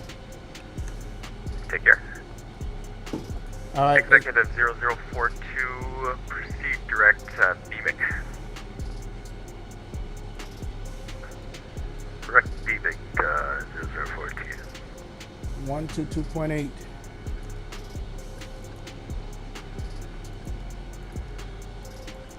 Toronto Center, Air Canada 31 with a request. I'll switch in a minute. Go ahead. Want to know if we step away for about 10 minutes. Air Canada 31, approved as requested. Report back on frequency. Roger will come for Air Canada 31 thing. All right, let's read this. Like Shadow, what plugin? Okay, my plugins. There they are. Simple FMC. That's for this plane when I fly it. Blue FX. That's with the reshade that I'm using. Of course, X-Pilot. That's for the ATC. Airport VS. That's what you see when I taxi around the airport. That's what helps me. Everybody has Avitab. Better pushback. Fly lure. I have the same plugin for the, the airport that I use SAMs. And I have my landing speed. That's my landing speed. So, all in all, reshade, what you're looking at is a combination of reshade, my setting in reshade. Let me show you what my reshade is. Here's reshade. I have lots of settings, but what works for me is this one. Level FX, Lumar Sharpen, and I have a third one. This one right here, DCR Sharpen. That's it. I want my stuff to look nice and crisp, but not unreal. That's my reshade. And of course I have a lightning mod that Dimitri made that I'm using. I tweaked it a little bit, and Dimitri, like I said, I'll talk to you about that, what I've done. And that's what you see, but we're not doing a night landing. I did that last night. Air Canada 22, I have an unidentified aircraft that So- over control of 50 miles at your 12 o'clock heading in the opposite direction at flight level 370. I'll need to re-clear you to flight level 360. Oh, wow. Roger that. Down to 360 or Canada 22 Heavy. So that's pretty much what I use. That's what makes the sim. Alright. Alright, so Captain here.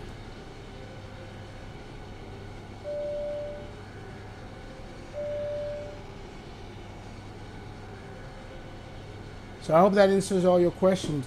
Wow, somebody give me a dislike? Really? Okay, tell me what you dislike about this. Maybe they don't like my voice. Good Lord, man. They ain't got nothing better to do than give me a dislike?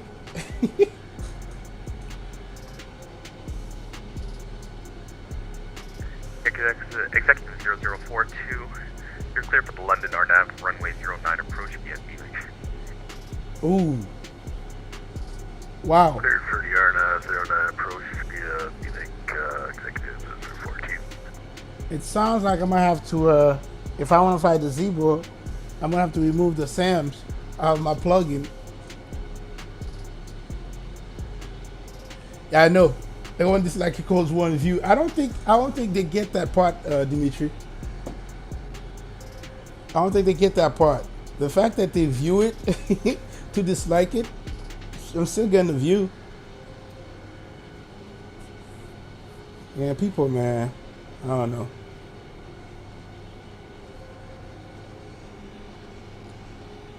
Toronto, Savannah, John 2526, with you, descending through 18 tunnel. John 2526, good afternoon, Toronto Center, squawk 0512. I hope it's not raining when we get there. Jesus. Toronto Center, good afternoon, Air Canada 122, my level. See that? 30. The likes are going up versus your one dislike, dude. But you give me that one view. Thank you very much. So keep coming back, Air Canada man. 122, good afternoon, Toronto Center. Keep coming back and disliking it because you give me that view. Logging 075 for attendant. Yeah, Toronto is busy. Chad 2526 identified, flight for runway 06 left. Altimeter is 3016, information calls current, descent 1000. Roger plan 06 left, 3012, full those calls on 0 left. Yep. With these clouds, there you go, my damn auto. Jesus. Won't see anything until we go and start descending.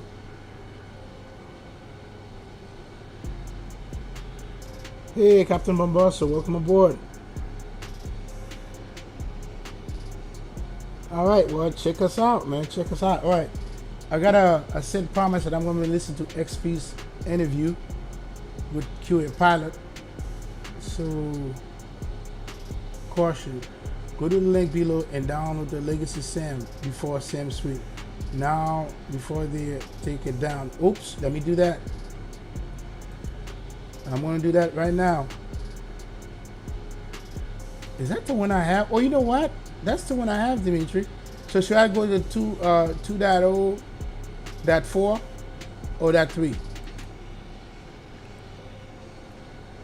Yeah, that's the one. That's the one I got.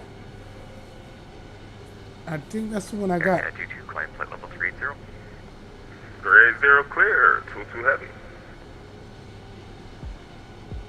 All right, yeah, I think I have 204. Toronto Center, good afternoon, United 5037 with you climbing through 9,000 for 230. Let me check my downloads. Air Canada 122, identified for runway 05.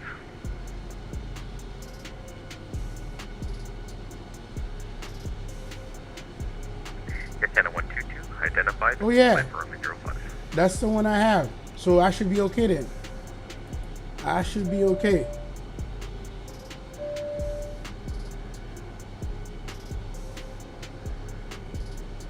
Yeah, that's the one I have. You know, Black Shadow, that's an answer Dimitri can answer for you. I know it doesn't work with Vulcan right now. And Dimitri, you can chime in on this. I'm using OpenGL. That's why mine works. So I have not used it in Vulcan mode. When will we land? Oh, let me tell you. It's gonna be a minute. United 1537, got the Toronto Center, flight level 310. Oh man, you guys. 310, United 1537. You know what? You guys doing a different flight plan than I'm doing. Yeah, you guys doing completely different flight plan than I'm doing. I'm flying a little west, east of you guys. Delta 3281. All right, let's see here. I'm doing. So we have 3 hours and 57 minutes left. Delta 3281, you're outside of my airspace. Continues on Unicom. All right, let me. We're gonna do Mach 0.84.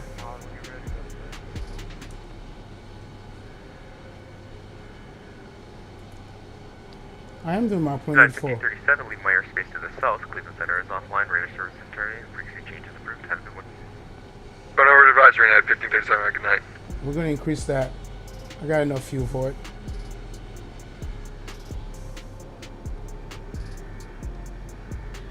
Yep, 0.87. Air Canada 122, just want to make sure you got that. It will be runway 05. Runway 05 for Canada 122. Sorry, no, we didn't get it. Appreciate it.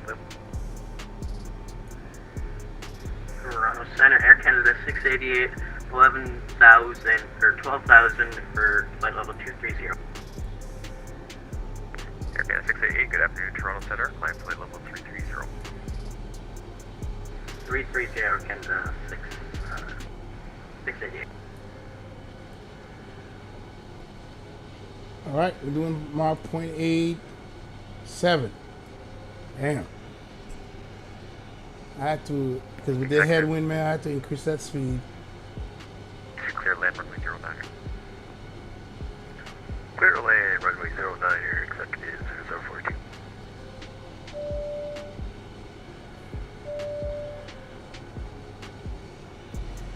Yeah, I'm still in the clouds because of my flight pattern. Jeez. I'm gonna be in that cloud for a while. Am I still flying on the US border?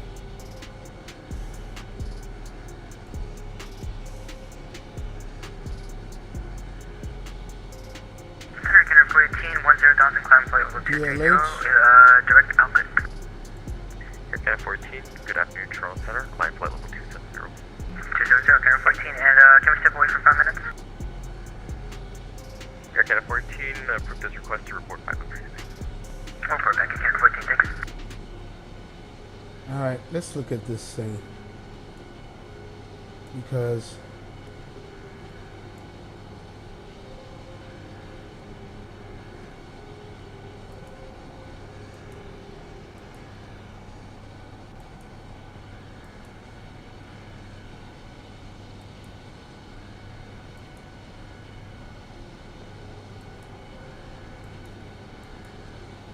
yeah, my flight, wow.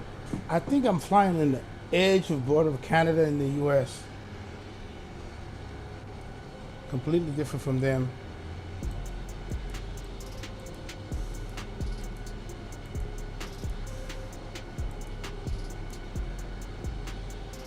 Yep.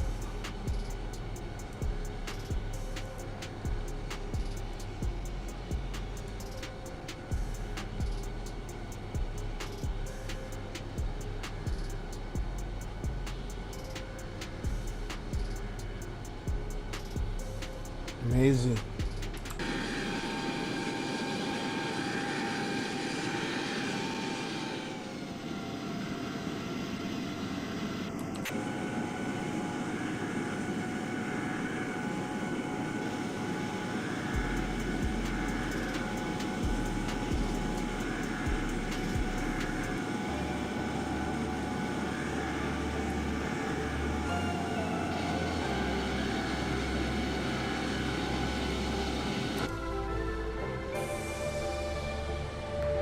WestJet 314 climbing out of 8,500, flight level 230.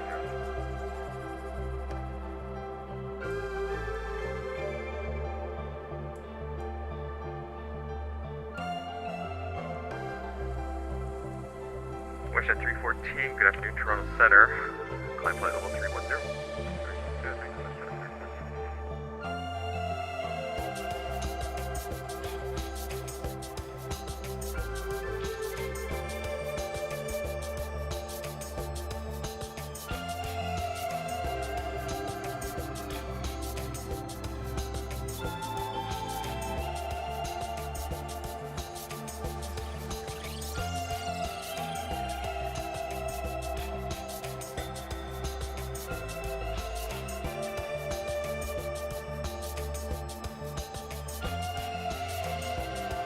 Executive 0042, welcome to London. Exit rate when able, report clear.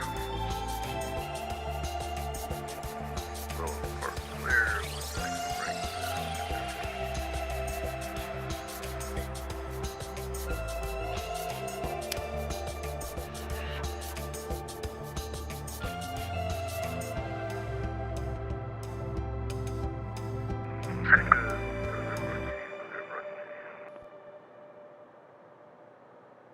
Executive 0042, taxi Alpha Golf. You present your discretion, cross 33. Alpha Golf, cross 33. Center Canada 14, back with you.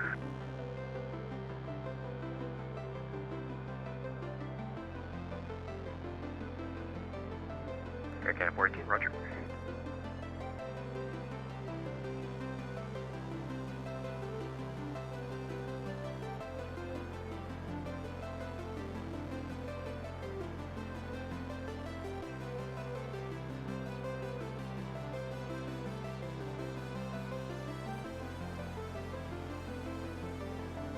Air Canada 122, would like to request leave for 10 minutes if possible.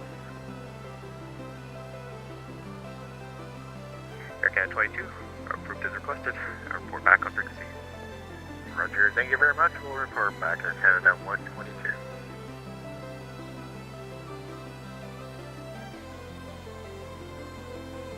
WestJet 314, leave my airspace to the south. Cleveland Center is offline. Radar services terminated. Please change route. Have a good one. 122, thanks for using me. Great job. WestJet 314. WestJet 12-0, hello, 15,000, level 230. WestJet 1208. Yes, sir. Good afternoon, Toronto Center. Climb flight level 310. Climb level 310, WestJet 12-08.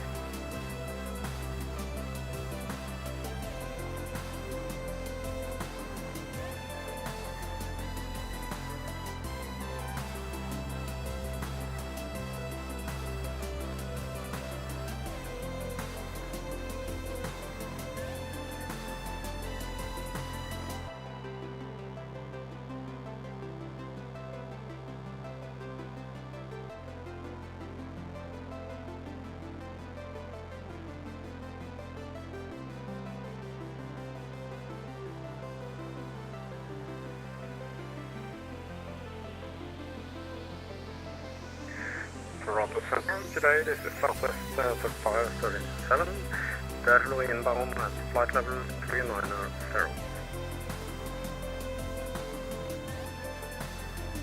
Southwest 3537, good afternoon, Toronto Center.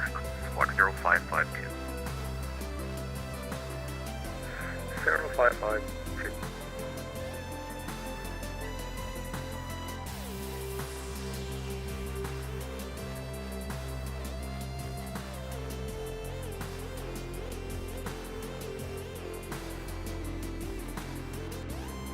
Southwest 3537, identified. Welcome aboard.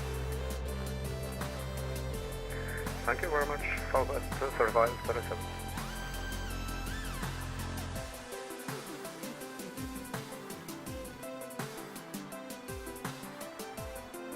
Ship 1208, leave my airspace to the south. Cleveland Center is offline. Radar service terminated. Please change route. Have a good one. 122.8, WestJet 12-0, have a great day, we'll see you.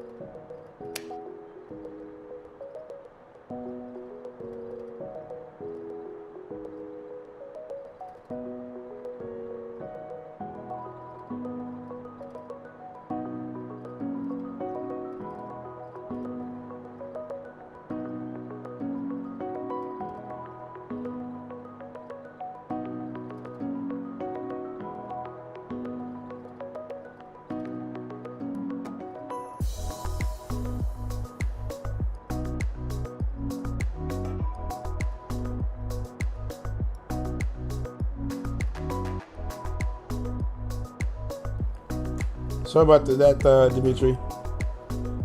I see your question. What did I use? I use Simple FMC. Check it out. That's what I use right here. Pretty straightforward, you know. You can use this for any plane that doesn't have proper FMC, like the 300 and a couple other planes that I find out about. But this is what I use, and then give me the Signal stars, plug them in, and I'll go here. This is how I was working with it. Okay? And then, now if they change, let's say they change the runway on me, the approach, I'll come here, change it from here. You know, I'll hit arrival. I have to clear this. Go hit arrival. See, I'll change it here to wherever it is. Select my star again, and then implement that, save it. Come back over here, re-choose my approach, and then the star will be, and that's it. That's pretty much what I use. That's what I use.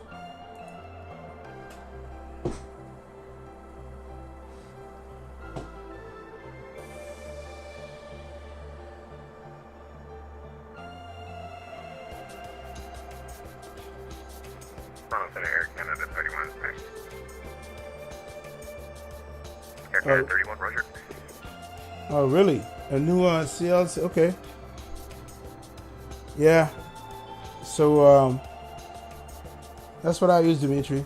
And it works. Works perfectly for me. Right at time, you funny. Man, you know how long we have? Let me see. I'm going to tell you what I have. 3 hours and 34 minutes left before touchdown. Now, I know you flying higher than CJ Reynolds, but you're getting up on him. You're at 38,000 feet. And you're doing 473. Air Canada 122, we're back in the flight deck. I mean, do you guys have, I mean, what weather are you running? Air Canada 22, welcome back. CJ's doing barely doing 400. You guys are in the same plane. He's at flight level 380, like you. So one of you guys are not using the same weather.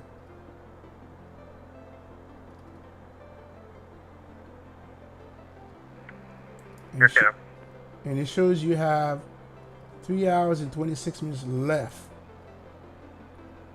Let me see what it shows for me. 3:34. Maybe my routers are longer than your route.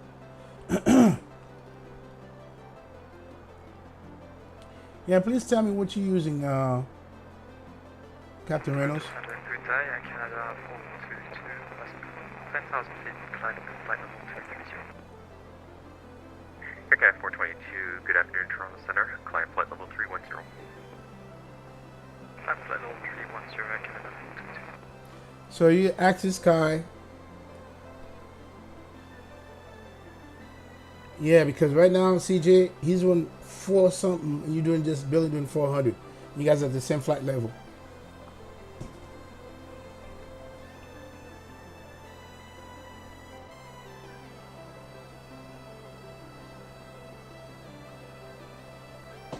Yeah, I know.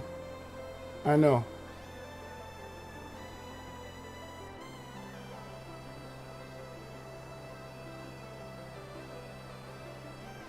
$93. Let me see what I'm getting. Yeah, where I'm at, I'm getting 76. As you can see.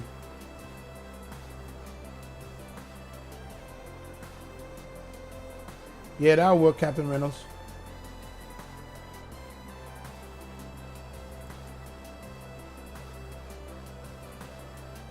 Yep, I got, for where I'm at, I got a 76.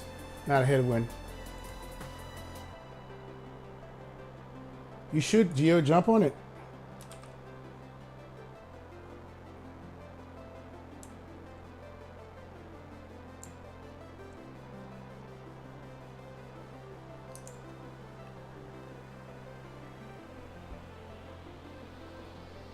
Aircraft 688, we fly airspace to the east. Montreal Center is offline. Radar service is terminated. Frequency changes approved. Have a good one. That's a good looking livery in this bird. Goodness. It's nice looking.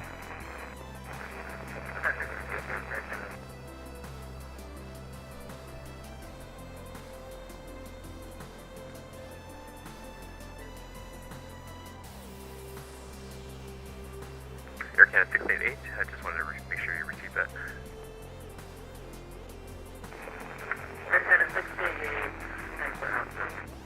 Take care.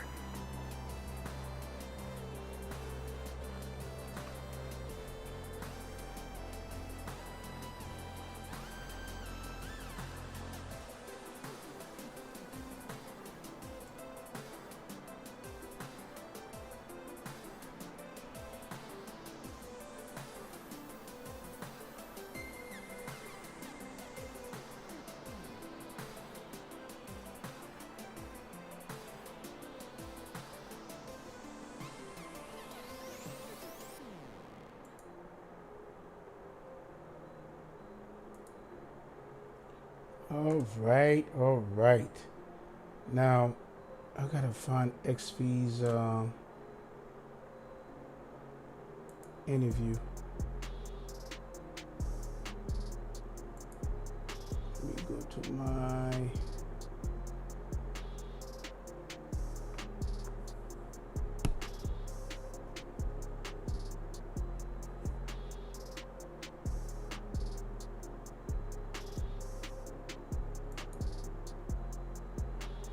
favorites.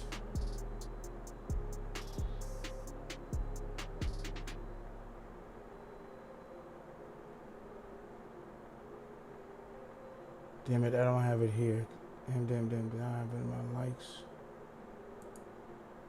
Let's see.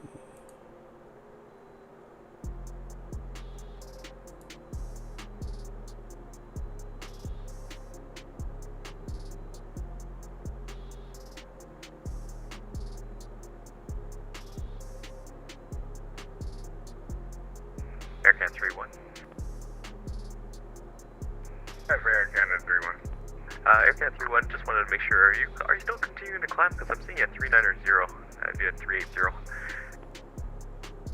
Yeah, the aircraft just, for whatever reason, started climbing, but we're getting ready to go back down to 380. Okay, yeah, that works for me. Descend to flight level 380. Air Canada 31. Wow, CJ. Air Canada 122 is runway 05, altimeter 3016. Information hotel is current. When ready, descend 12,000. All right, guys, give me a minute. Be right Roger, back. runway 05, use altimeter 3016, and when ready, descend 120, Air Canada 122.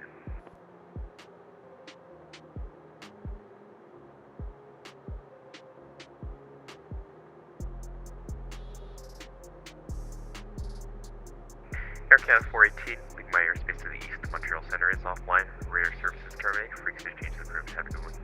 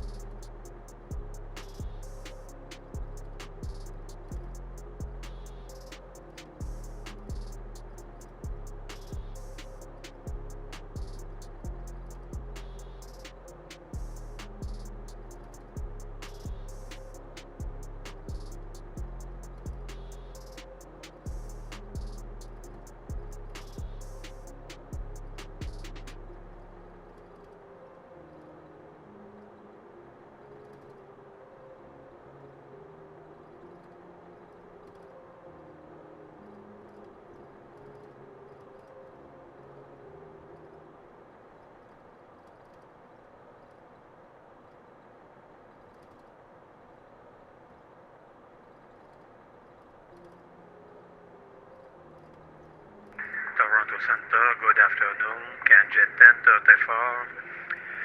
Checking in, passing flight level 290 for flight level 370, 60 miles west of Nipsey.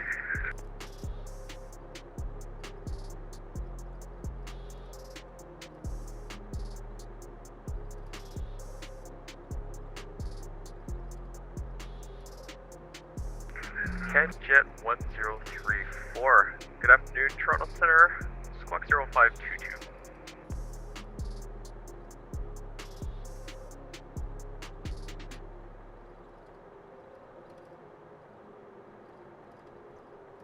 Catch at 1034, Squawk 0522. Squawking 0522, catch at 1034. Southwest 3537, leave my airspace to the south. Cleveland Center is offline, radio services terminated, frequency change is approved. Take care. Southwest 3537, going to Unicom. Have a good day.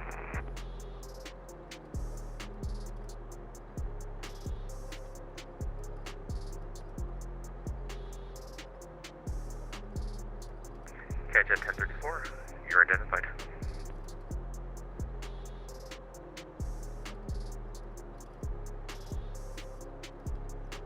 Toronto Center, Canada 205 with you, flight level 390.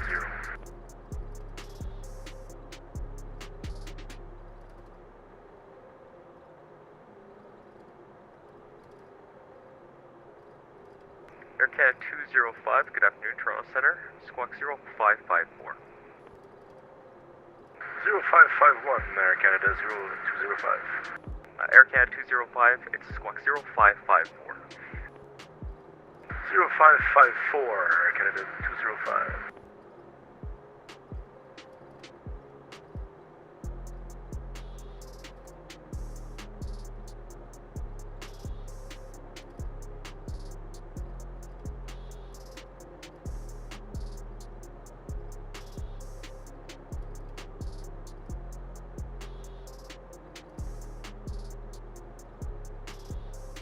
Air Canada 205, you are identified. Welcome aboard.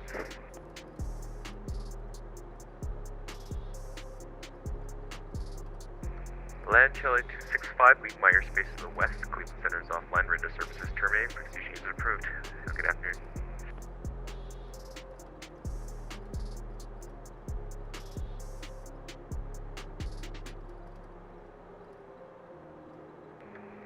Land Chile 265.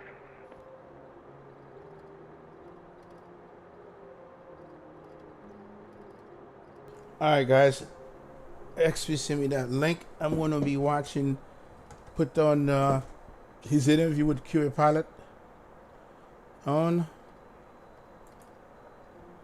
which I think was a fantastic interview. So let's go to it.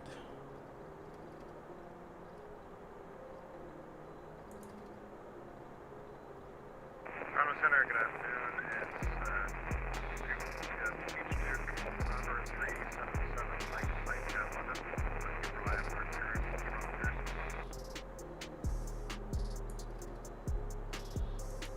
November 377, Mike November, Toronto Center, get standby.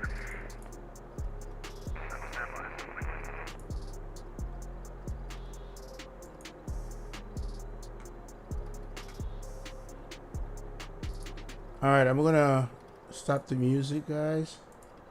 I want to bring this over. In flight, Y QA Pilot return, the threshold by yours truly. 7 Mike, XP. have your clearance badge ready to copy. Alright, let's go do this. 7 Mike, clear to Toronto Lester B. Pearson Airport via the London 2 departure, flight plan route, depart runway 09er, squawk 0527.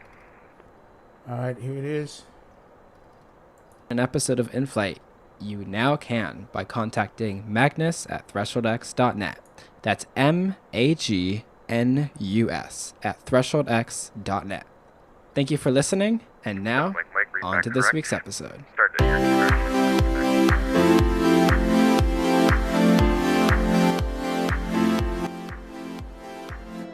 Hey everyone, welcome back to this episode of In Flight. I'm Soul, your host. It is great to be here with you guys today. I hope you guys are enjoying the spring weather. In New York, we've had a lot of wind and rain lately as a result of the fronts coming together to bring the warm weather back and fighting against the cold weather.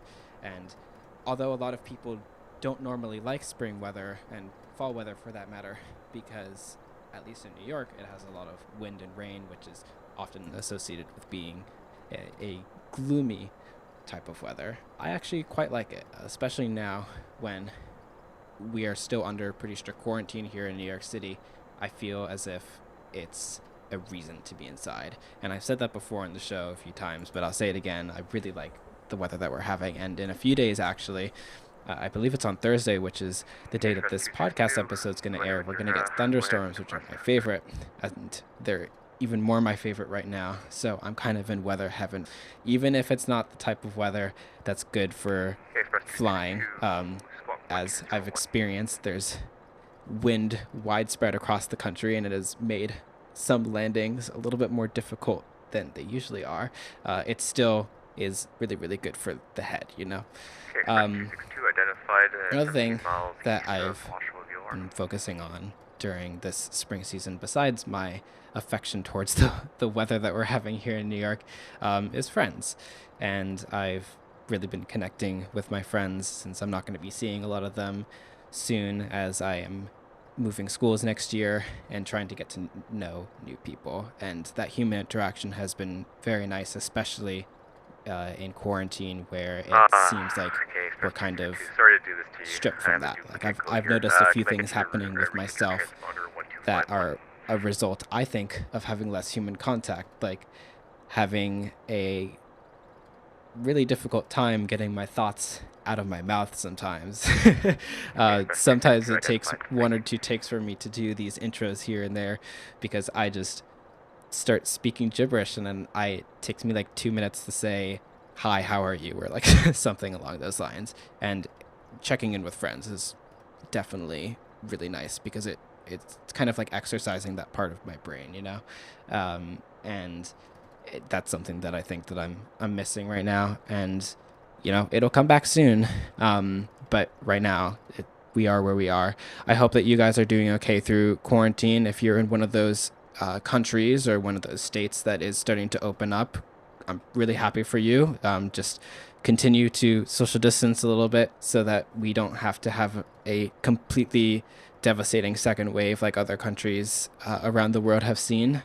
I know that if I'm allowed back outside, actually when I'm allowed back outside, because I'm not going to be trapped inside forever, that I think it would be way harder to go back to something like this after having that freedom. So, you know, my personal wish is that people continue to take this seriously after everything kind of opens up again. But if you're still locked inside like I am, then I hope you are well, and I hope that you're talking to friends and exercising that part of your brain. You may be asking yourself, Soul, why are you going on this little tangent here? This is not early days of In-Flight where you awkwardly talk about what's happening in your life to a bunch of people who don't understand what you're talking about. And there's actually a very specific reason for it. Our guest today is Q8 Pilot, who is a very, very cherished member of our community.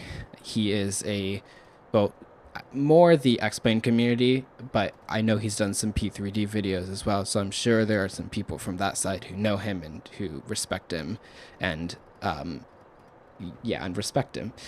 We interviewed Q8 Pilot today, who, as some of you may know, if you are a regular viewer of him, he retired a few months ago from flight simulation because he needed a break. He had been doing it for so long, and in his video he specifically said he just wasn't that inspired to make videos anymore.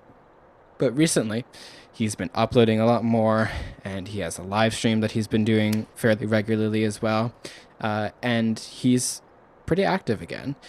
And Q8 has also done some work with us, and we found out about his return just as you guys did, and I figured that this would be a really great opportunity to reach out to him and see whether or not he wanted to be on the show to talk to us a little bit about what he went through that brought him to the decision that he made to come back, and maybe go into a little bit more detail about where he was beforehand and why he made a decision to leave in the first place. And I reached out to him, and he said that he wanted to be on the show, and that's the exact conversation that we had. So coming up in this interview, Q8, Norm, and myself, we talk about the regular stuff that we do. We learn a little bit more about Q8's life, how he got into flight simulation, and we also talk about the people and the followers of his that really inspired him to continue on and record new videos again and become active again.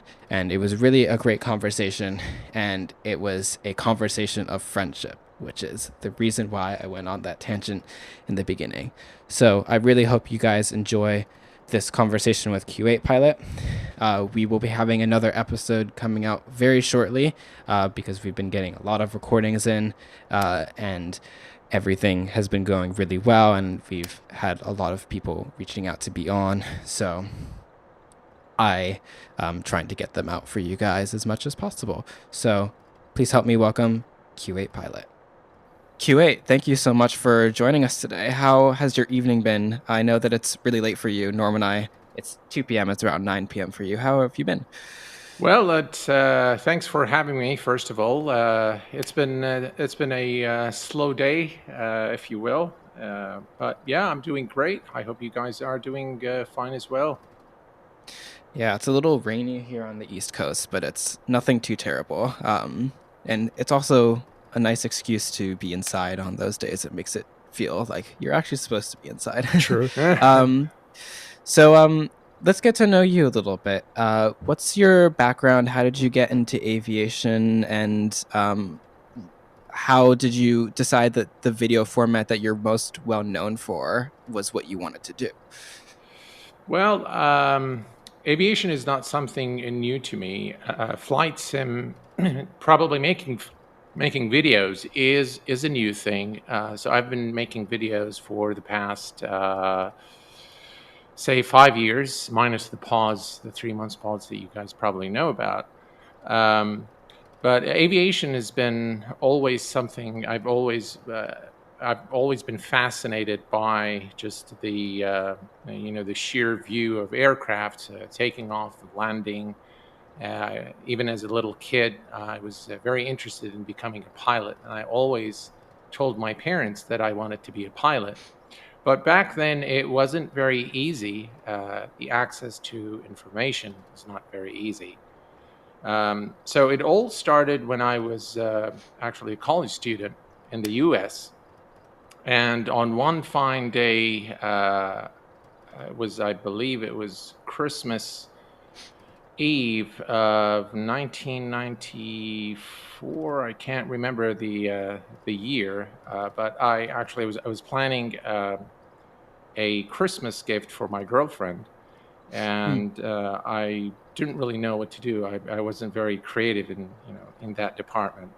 So I decided to open the Yellow Pages and look for something, and I saw an ad for some Captain Lee, former United States Air Force. He's retired, and he does tours in small airplanes. So I thought that was a good idea, and we chartered the plane. We got on the plane. We took off from Fresno, Yosemite, and we flew around. We went to Harris Ranch. We had some steaks. And on the way back, I started just asking all kinds of questions about all the buttons, the gauges, the instruments. And that was pretty much, what sparked the interest that I've always had as a little boy about aircraft and just being up in the air. I've done a few lessons. I've done takeoff lessons, landing lessons, but it was actually a bit expensive for me as a student, as a sponsor student by the government of Kuwait. It wasn't very, it wasn't cheap to get flying lessons at that time. So I had to do with the takeoffs and landings. I did a little bit of ground school. And then I called it quits. And of course, I had college to finish, so I had to focus on my studies. So that was really what sparked the love for aviation, or the continuation of that interest.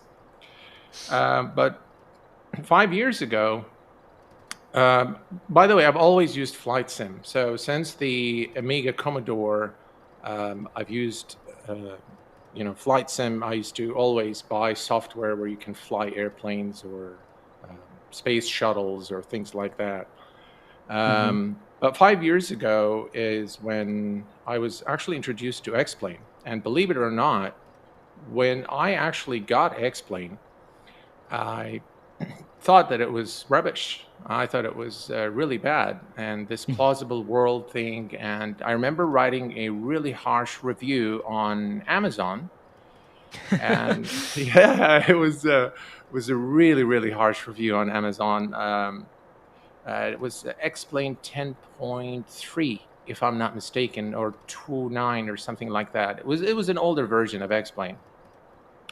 And little by little, of course, X-Plane started, improving, and I started downloading those add-ons, and I became very, very interested in X-Plane and Blade Element Theory. Being a developer myself, I started reading a lot more about it, understanding what the differences are between, for example, FSX at that time and X-Plane, flight modeling, and all of those good things.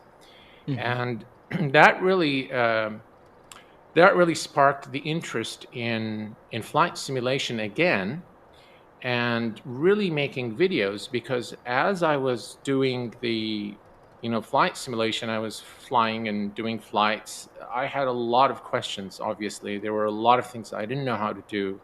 So some of those questions were answered by just doing searches, and some of those things really took a lot of time for me to find the answers for, and some things were just by trial and error. And I thought, if I had to spend that much time and I finally found the answer, it might be a cool idea if I shared it with someone. I'm sure someone else in this, in this world is probably having the same issue. So why don't I, create a video or a forum of some sort and start sharing, what I find to help people. And that was the idea behind starting the channel. And I remember one of the first tutorials I posted was about fixing the ILS alignment in X-Plane 10. And I got a lot of really nasty comments on that video, but but nevertheless, here I am today. The format, of course, developed over a period of time. If you look at my very first videos, they were I was really happy just by recording a landing, or just doing a few things in an airplane, takeoff, land, or crash, or something like that, and just record it. Some of those videos I've removed, obviously, because they made no sense. But I did leave the very first video was an Airbus landing at Doha International Airport in Qatar. I left that video because it really shows the viewer where the channel was and where it is now. And it's kind of a reminder also for me of how much effort I put in, how much I had to learn to be able to get to the point where I am today. No, that's actually a very great idea or thing to do. I might keep that in mind for myself too, just to see the progression of how far you've come. I've actually used that ILS tutorial video when I just got into X-Plane 10 myself. So very good. I must say that your videos has been some of the tutorials that I've used when just getting accustomed to X-Plane. What I keep forgetting sometimes when people ask me questions is like, when I started, I knew nothing. And you have so many questions that you want answers to. You just don't get in front of the simulator and start flying and you're good. There's so many things you can customize and set up. And your channel has served as the encyclopedia for fixing stuff and reviewing stuff. So no, it's true. It's true. Thank you very much. I appreciate that. Yeah, I'm humbled. Definitely. You came into play, right away, considering that you ravaged X-Plane in a review back in the day. So that's good though. But yeah, keep going, man. This is fascinating for me to hear. I like that. Yeah, it's I actually looked at your channel as you were talking about it, and I can see all the way back with some of the Microsoft. I think you used Microsoft Flight Simulator earlier, right? Yes, Because I that's know. correct. Yeah, I can like see all of those, and it's it's crazy because that's what you just said is something that we have heard a few times on the show before, where people who have gotten into X-Plane have just really disliked it in the beginning, but then after a while it's kind of grown on them, and especially X-Plane 11. I mean, Norm and I have talked a lot about how like with other guests about how X-Plane 11 was like the defining simulation, like the defining version for people to really hop into it. Yeah, it's really, I've never actually looked back on your channel, but it's nice to look back at it now and see all the really supportive comments that people leave and all the people thanking you, and all of that. What is it like for you to receive such positive support from people? Oh, let me tell you guys. Of course, you know that I have made a decision about 4 months ago to stop making videos. Yep. And I started making videos. Recently I posted a couple of videos, maybe 3 of them or so. And of course, the reasons why I come to that conclusion or to that decision, I've noted in my video labeled the finale, and just the amount of comments I've received made me tearful, because I never really thought I had that much influence in the community. I never really thought I was that loved. And a lot of people have asked me to reconsider, and at the time I was just really down, and I felt that the decision is final. I'm moving on. I'm moving to something else. I never really, by the way, moved away from doing flight sim.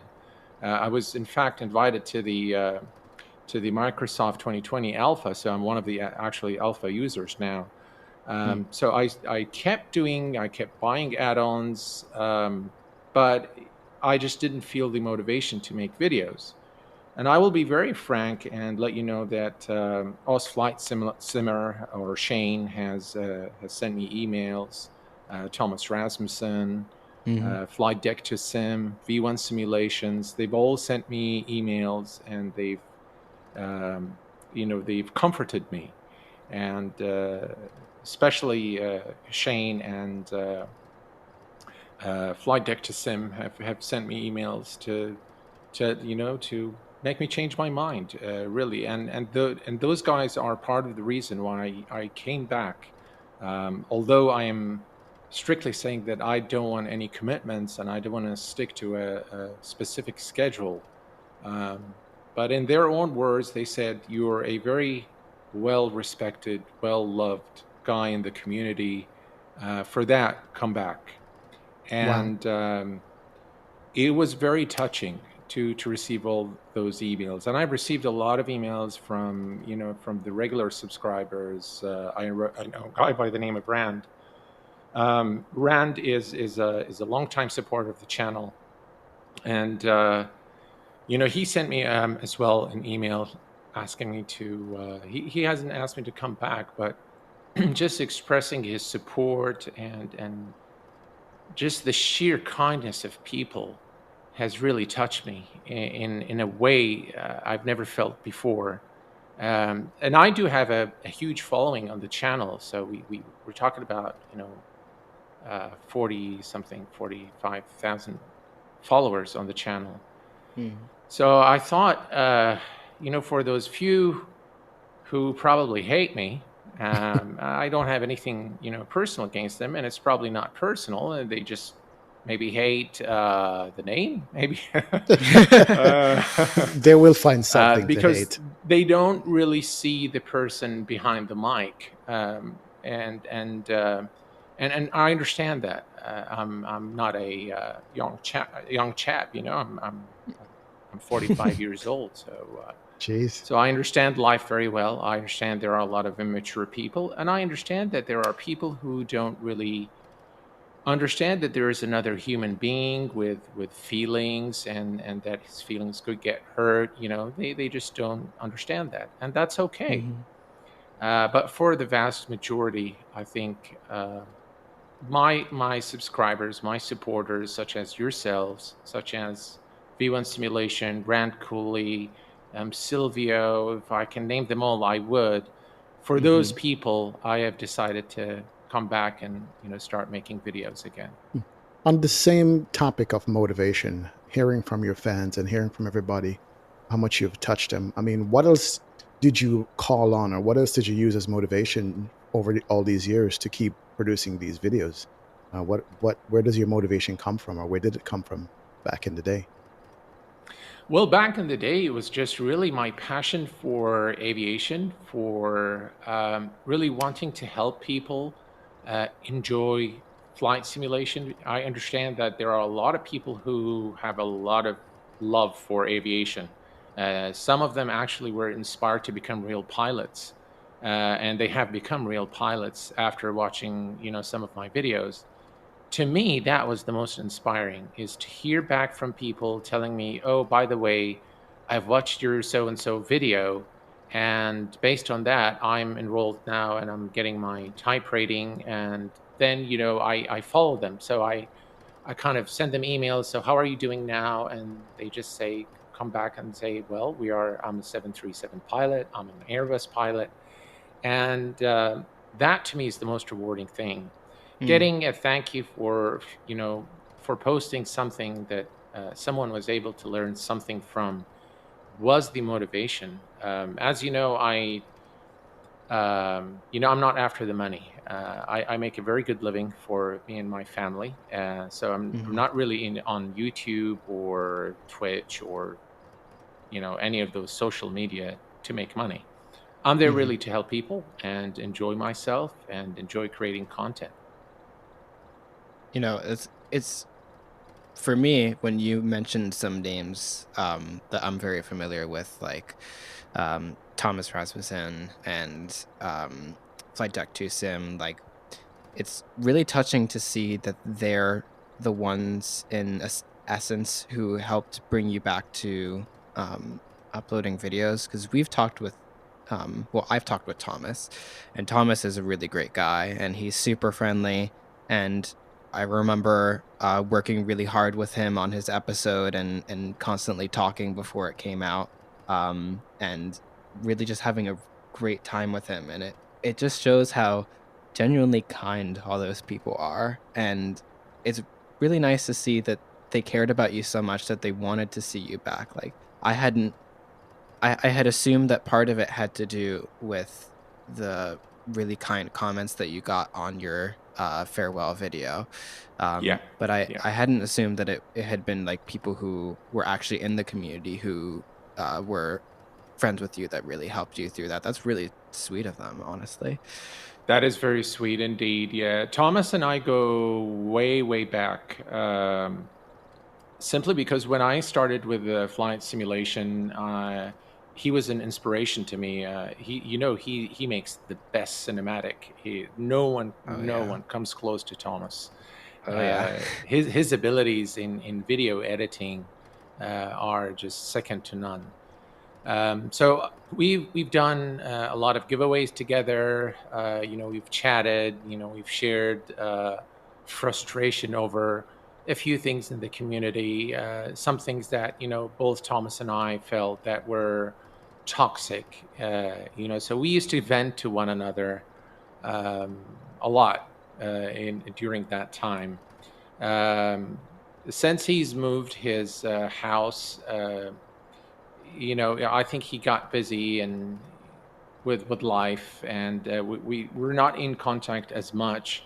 But I know that he's the type of person that if I send an email to him and say, Thomas, I need your help with something, he will immediately respond. And that's how it's been with Thomas. He's really a great guy. That's good to know that you guys actually share somewhat of the same space as far as videos are concerned on YouTube and so forth, but you guys communicate regardless and possibly share ideas and so forth. It's good to know that you guys get along so good. I didn't even know you guys knew each other, so that's awesome to know. Yeah, absolutely. So switching gears a little bit, you talked about how you got into this, how it stemmed from you spending a lot of time on your own researching how to do specific things on airplanes that you were flying, and how you felt that other people could use that too, so that they didn't have to spend as much time with you.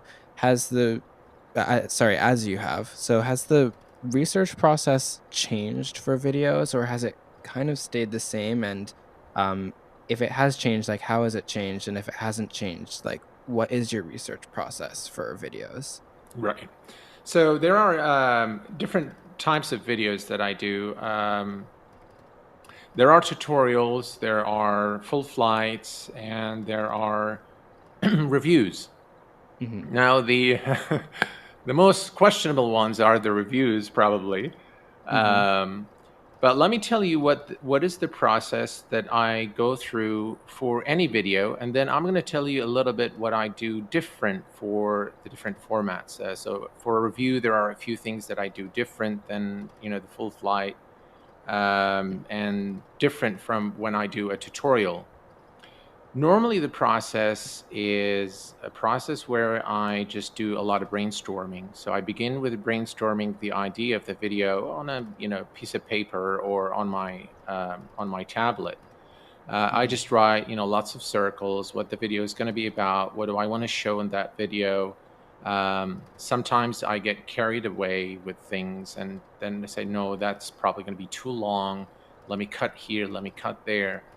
And once I do that, then I start actually designing the video on like a PowerPoint. So I have a PowerPoint where I just kind of write in the bullets, what is the video, how is the video going to flow, with little boxes and workflows and things like that, how I'm going to end the video. When I come to recording, that's probably the most difficult part, because I can very seldom find a time where my son is asleep. He's 6 years old, so it's very difficult to find the time. So this is actually a good time, because I made sure he goes to bed before I started this with you guys. So he's sound asleep now. Good. So finding the right time is quite difficult for me. But when I do find the time, I start recording the video. And sometimes I actually record the video over a period of few days. I don't really worry too much about making mistakes, because I will edit those out. And once I'm done recording the video, so I've ticked on my checklist on the PowerPoint that I've done, I put tick, tick, everything's done there. I've done whatever I want to do. Now I go to the editing. Once I do the editing and finish with the editing, I actually watch the video, the entire video, without rendering it. I just watch the video with my headphone connected, and just look out for anything that I might have said that's not right, or maybe something that I want to change, or sometimes I actually end up deleting the whole video if I don't feel that it's... Yeah, if I don't feel that it's of the quality that I want to put on the channel, then it goes to the trash can, and I start over. In fact, I've done maybe the total videos that I've trashed is over 50. Wow. Yeah, so I just reach the point where I say, no, that video is not good enough. It's a personality thing, I guess. Maybe I'm somewhat of a perfectionist, and I just want to do things right. And I will tell you something as related to this in a minute. But this is normally the process of creating the video. So there is a research, brainstorming. There is the actual development of the video, which is the recording. There is the quality check, and then there is the deployment, or launching it on YouTube. A very kind of developer-like process, because that's what developers normally do if you're following, a waterfall approach. in software development. Now, for the reviews, for example, it's a little different because when I do a review, it depends on the title of the video. If I'm going to say it's a review, then I have to go read about the aircraft, look at footage of the aircraft, both external and internal, and then I have to actually test the add-on. I do watch a lot of videos of the real aircraft being flown in real life. Oh. So I kind of look at stall behavior, read about it on forums of the real aircraft, so that when I come to the sim, there is a point of reference that I can relate to. And that's when I say, for example, you hear me say, this aircraft flies very well. It's very fluid. The flight modeling is great. So it's not because I've flown an aircraft, and I get nasty comments about that. Oh, have you flown this aircraft before? How do you know it's good? You know? Yeah. That sort of thing. So, but yeah, I depend a lot on what real pilots do in real life, and I try to translate that into the sim. And then, of course, I have to look at how well the aircraft documentation is. For example, I've recently done a review on the Falcon by Just Flight. Great video. Watched it. Oh, thank you. It's a marvelous aircraft, and they've done a very, very good job on modeling the aircraft and modeling the systems that they've modeled. But if you look at the documentation, for example, I gave it a lower than usual score. The reason being, if you look at their instructions, they actually have the instruction and they have a picture. The picture has so many instruments, and they're saying, turn the battery on. There's one battery switch and the transformers. So you look in the picture, you don't know where those transformers are. So it would have been better, for example, if they were circled or highlighted in a different color. That would have been better in my view. So, of course, it's just an example that I'm giving. I'm not, in any way talking down on the add-on itself. I think it's a great add-on. But this is the kind of level of detail that I go into when I actually do the review. So I look at the aircraft behavior compared to what's there in real life. I look at the footage, pictures, videos, whatever I can put my hands on. I then fly the aircraft in the sim. I sometimes use, there's a great tool. I've done also a video on Sim Toolkit Pro. So I do like different setup for the approach with different wind directions and speeds. And I see if that actually compares to what happens in real life, bearing in mind there are a lot of limitations in X-Plane in terms of the flight model. So all of that research goes into the review, and then of course I start for each category, give a score, and then I decide at the end whether I'm going to give this like a platinum score, a platinum plaque, or silver or bronze or gold or whatever. Yeah. Now, this is normally associated with something when I say a review. When the video is a first impressions video, it's a different ballgame. A first impressions video puts a lot less pressure on me. So you'll find in my earlier days, there were a lot more first impression rather than a review, because in a first impression video, it's more of a casual thing. I'm just hopping in the sim, and these are my first impression of this aircraft. No research done. I'll probably rely on some of my previous knowledge of this add-on, but not necessarily, a detailed review of the add-on. So a first impressions video is a lot easier to do, in my view. It doesn't require all the research. But when I say review, I feel it's my responsibility towards the community to put sufficient information for them to be able to decide whether they want to make an investment or not. And I normally recommend yes or no, but of course it's up to them based on what they see in the sim. Some people agree, some people don't, but for the most part, I receive positive comments about the reviews, and those who heed the advice I give in the video have been very happy. Yeah, I kind of suspected that you actually did put in this much time into your reviews, because when you watch it, normally I go to 5, 6 different locations to find out about a particular add-on or aircraft, just to cross-reference in my own head and pick out what I need to pick out to see if it's good or not. With your reviews, you usually get a lot of information, more than you need, to be honest, to make a decision if to buy the product.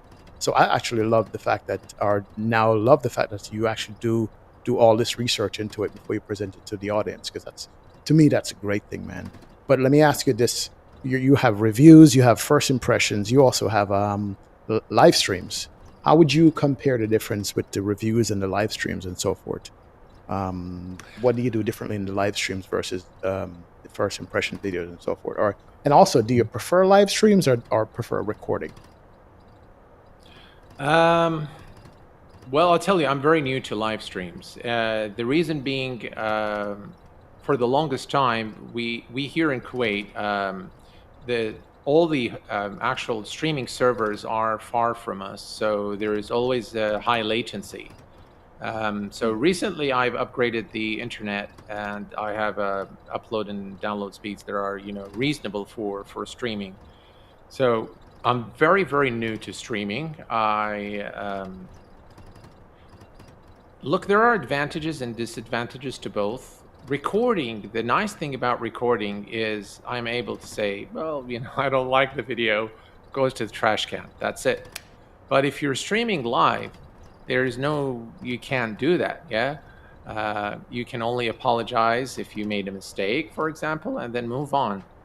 And I feel that sometimes it's, I'm sure I'll get used to it with time, but I feel a little under pressure when I'm doing a stream, because I feel I'm under constant watch by everybody. Oh, I have to be really careful what I say here. But normally I let it just kind of flow, free flow kind of thing.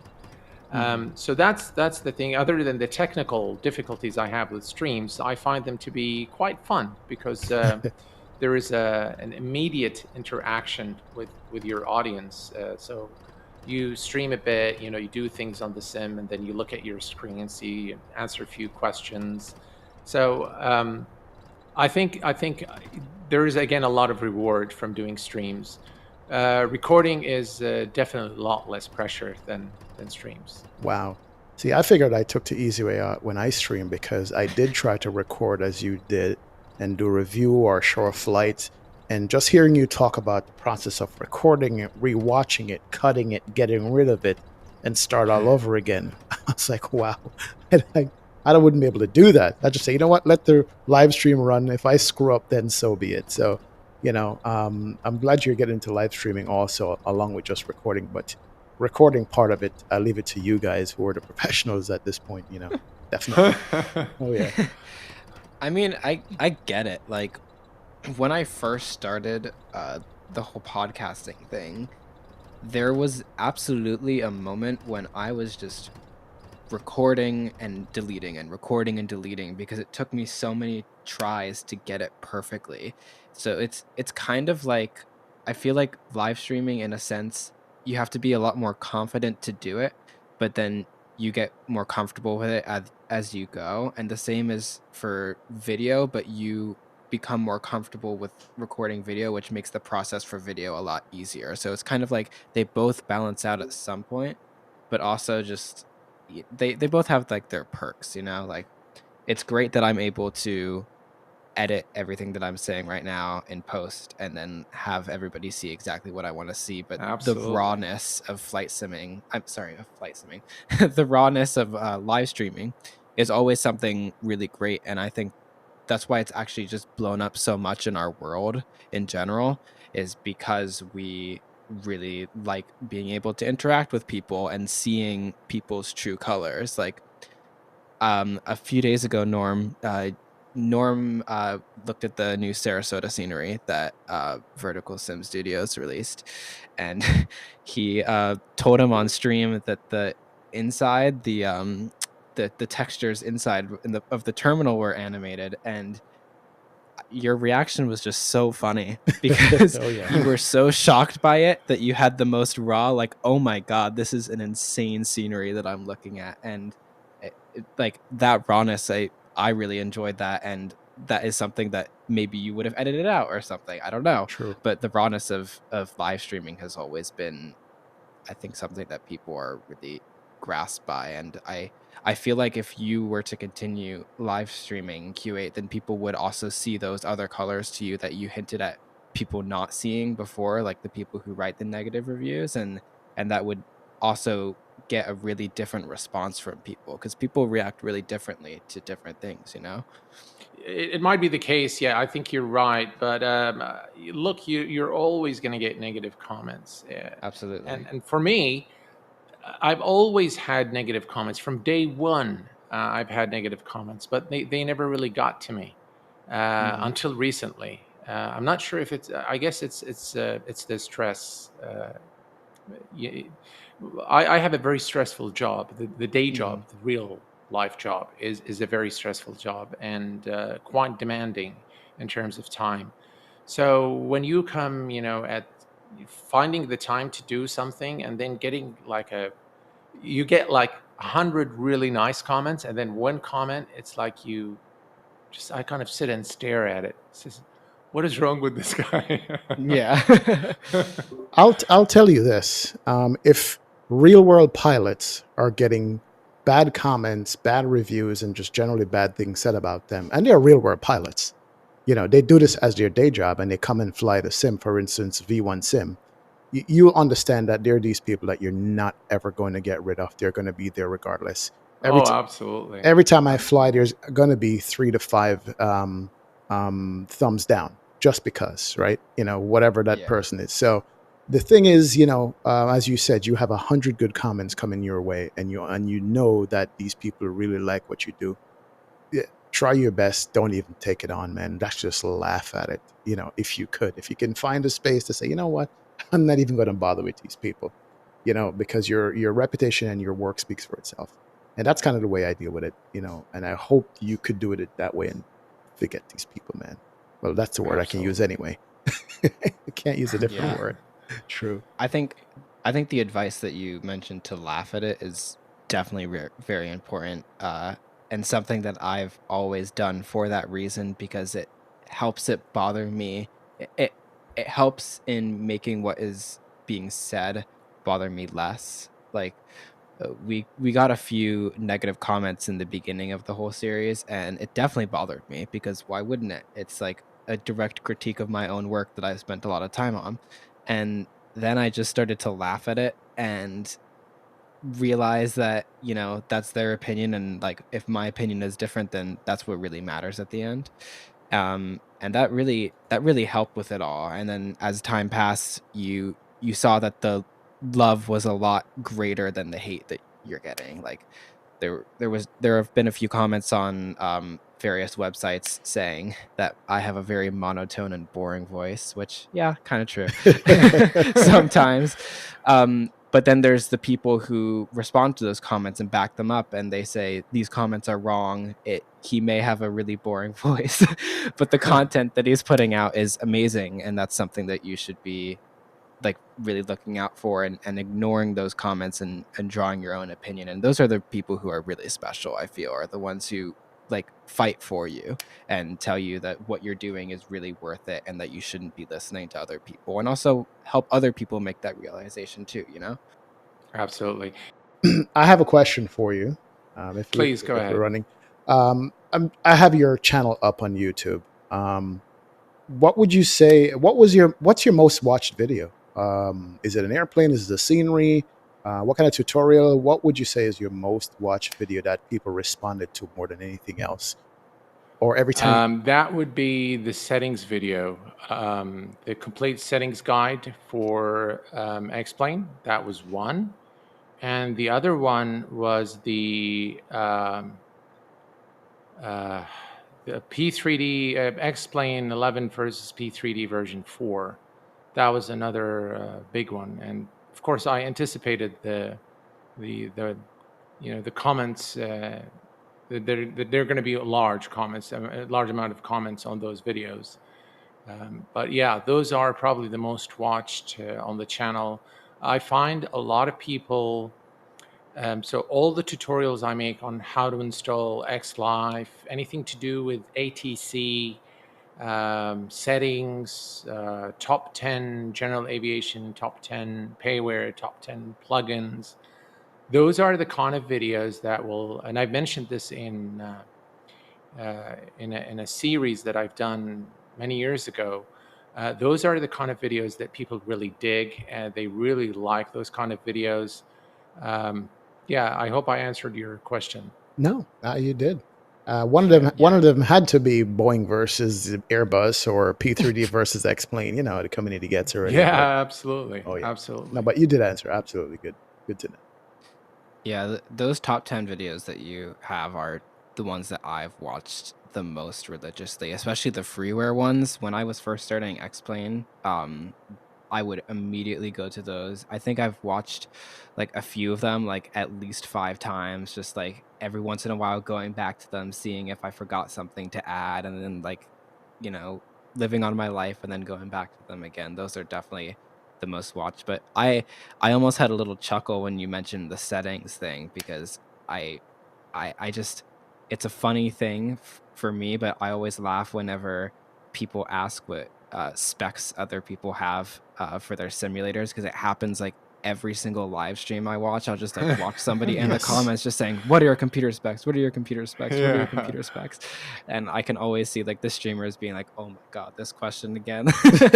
Yeah, so I ended up actually putting it in the description now, because it is one of the most asked questions on the channel until this day. So it's actually posted in the description, and then on the website I put in my monitor model, refresh rate, just everything is there, because people are just going to ask. Well, and they still ask. Let me ask you, since we're on the podcast, what are your specs for your PC? That's a serious question. You know, yeah. What does your PC look better than mine? You know, but yeah. Yeah, that's the thing. I do. So I do spend some time on the settings. I do a lot of fiddling around with the NVIDIA. I built my own PC, so I'm quite proficient in in settings and things like that, and overclocking and changing things in the BIOS, and it does help. So when you have that knowledge, it does help. I experiment a lot with for example, looking at how about I load things on one core, or let me put it on those 2 cores and see what happens. And I do have a beast of a machine. Well, it used to be about 4 years ago. It's a mid-range machine now with a really good graphic card, but it still does very well. Yeah, I mean, I laugh at the comments, but at the same time I understand them, because sometimes going through those settings and making them right is so tedious, especially since you have to reload every time. I've spent like hours trying to figure out the right thing, and it's literally just balancing plugins and then looking at my own settings and changing the world objects, seeing how much anti-aliasing I want and all of that. It's a delicate thing, so I get why people want to know it, but it's always really funny to me that that's like the number one question, because I feel like it'd be something else, like something to do with the plane or something like that, but nope. What are your specs? It's interesting to see what people want. Kuwait, question for you. What is your coming from X-Plane 10 to X-Plane 11? How big a jump do you think that was for X-Plane itself in the flight sim community? Well, I think if I look at the history of X-Plane, I've been an X-Plane user from 10.29, I believe, was the first version of X-Plane that I've used. And when X-Plane 10.5 came out, I thought it was a big jump. There was a lot of new scenery, and the sim was just looking great. Then when 11 came, I think that was a game changer for Laminar research, simply because first of all, they've modernized the user interface. The user interface in X-Plane 10 was just terrible. Of course, we got used to it. Yes. After a while, you get used to terrible things and they become just normal. But they really have thought about the user experience quite a bit before launching X-Plane 11. The UI itself is very modern. Everything is laid out where you can see it, the fonts, the colors, the way they've grouped the information is just outstanding. The usability, the features that they've put in there. There were so many features, by the way, in X-Plane 10, but you couldn't find them simply because of the cryptic menus and the poor layout. Mm-hmm. So I think in terms of the user experience, it has appealed to a lot more people. And people that were intimidated by the interface in X-Plane 10 have found, the new interface to be very easy to follow. And so I think they've started getting more people accepting X-Plane after, the departure from X-Plane 10 to 11. Not to mention, of course, the performance considerations, the performance improvements that they brought into version 11. I think all of those were contributing factors to really increasing their market share. A lot of people, I know for a fact, that were P3D or FSX users and have moved on to X-Plane 11 after it came out. The fact that they have a mobile X-Plane 11 that looks outstanding. I have it on my Samsung tablet, and it's just brilliant. So I think they've made all the right calls, they made all the right decisions, and they have a very talented team working behind the scenes to have made those changes in X-Plane 11. So I think they're on the right path. And now, of course, the introduction of Metal Vulcan, is again a game changer, I think, for X-Plane. The performance gains are outstanding. By the way, some people think that Vulcan is going to make X-Plane look better. It has nothing to do with that.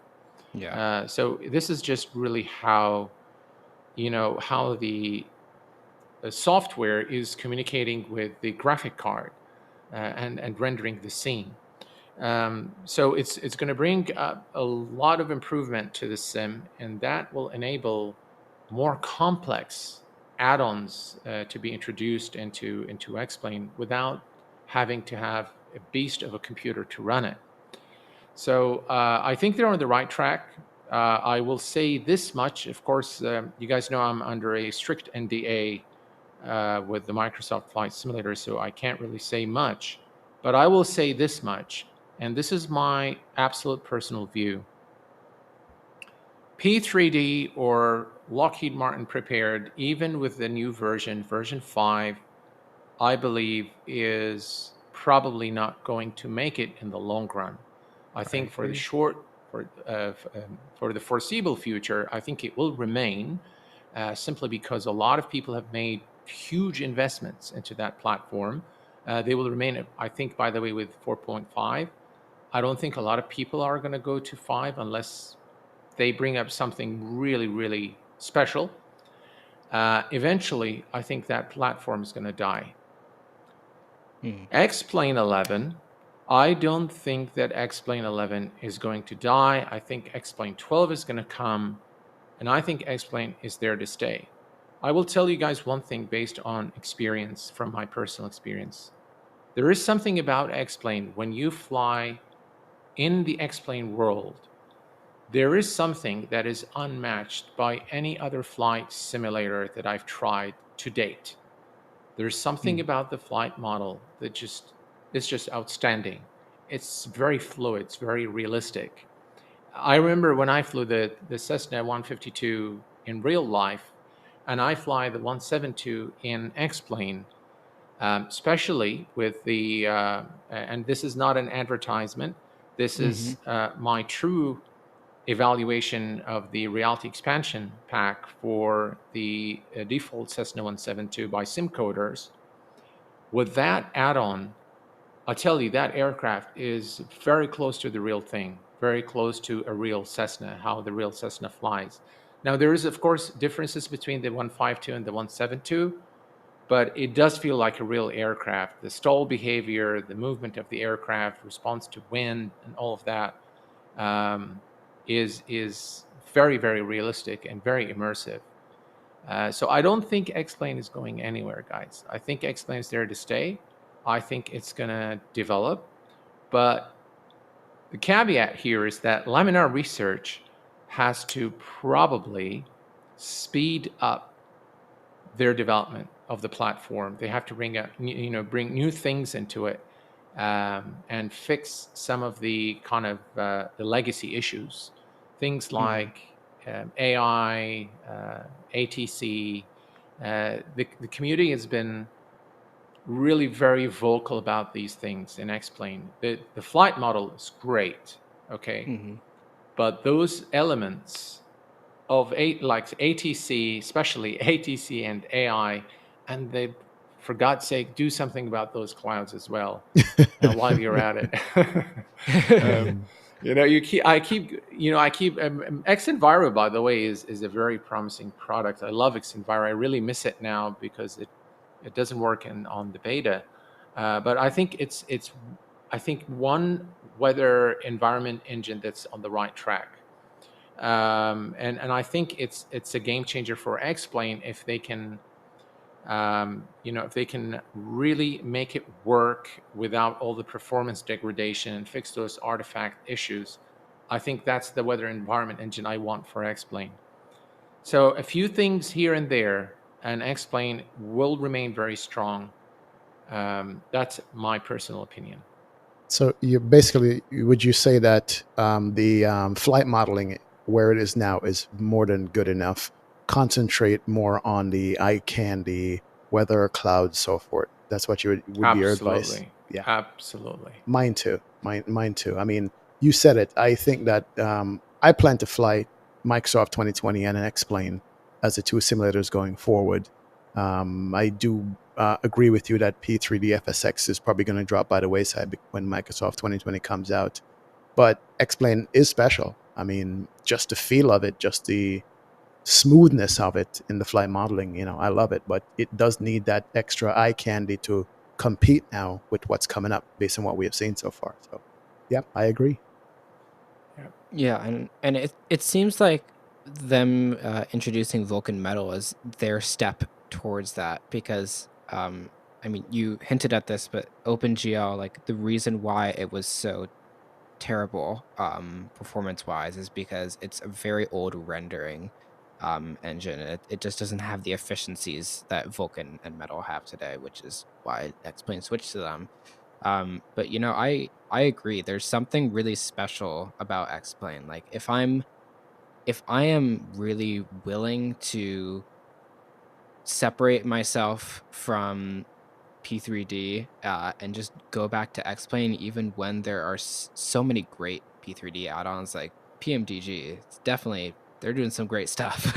I love their 777. I fly that thing like almost all the time whenever I go over to P3D. But the fact that I'm still always like going back to X-Plane and always wanting to do like the really special flights on X-Plane, I think really like speaks volumes as to where it's at, and it'll really be interesting to see what comes next.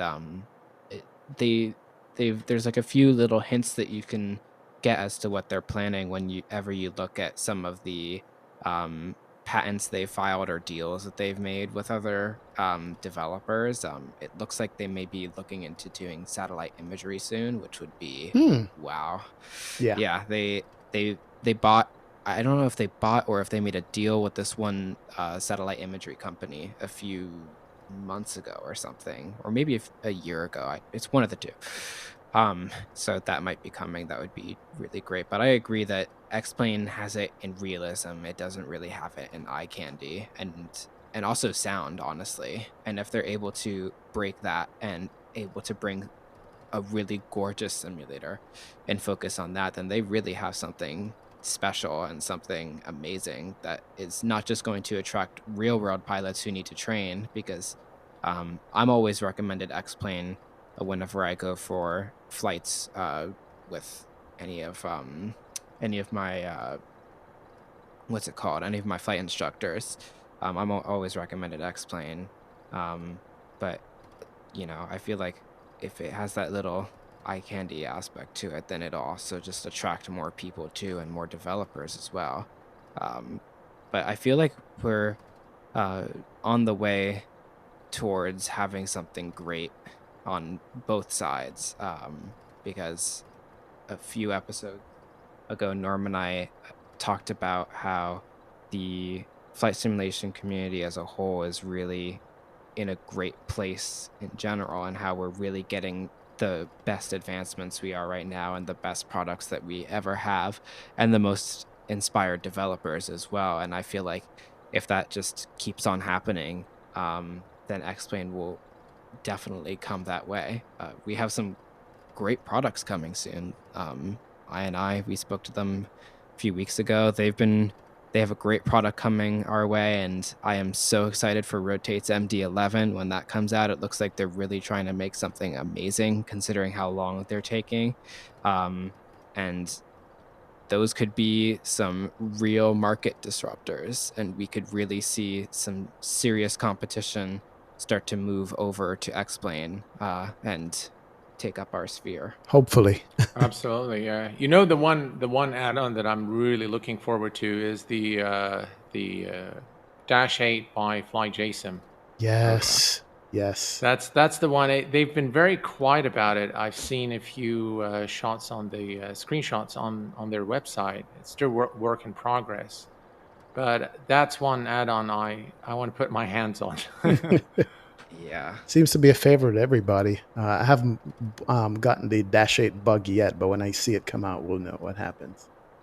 Yeah. Quick question for you about how often do you get to do real-world flying in a Cessna or something like that? How often now? Oh, I actually do it every year. This year is going to be the exception because, of course, the the COVID-19. And please, guys, stay safe and keep the social distancing.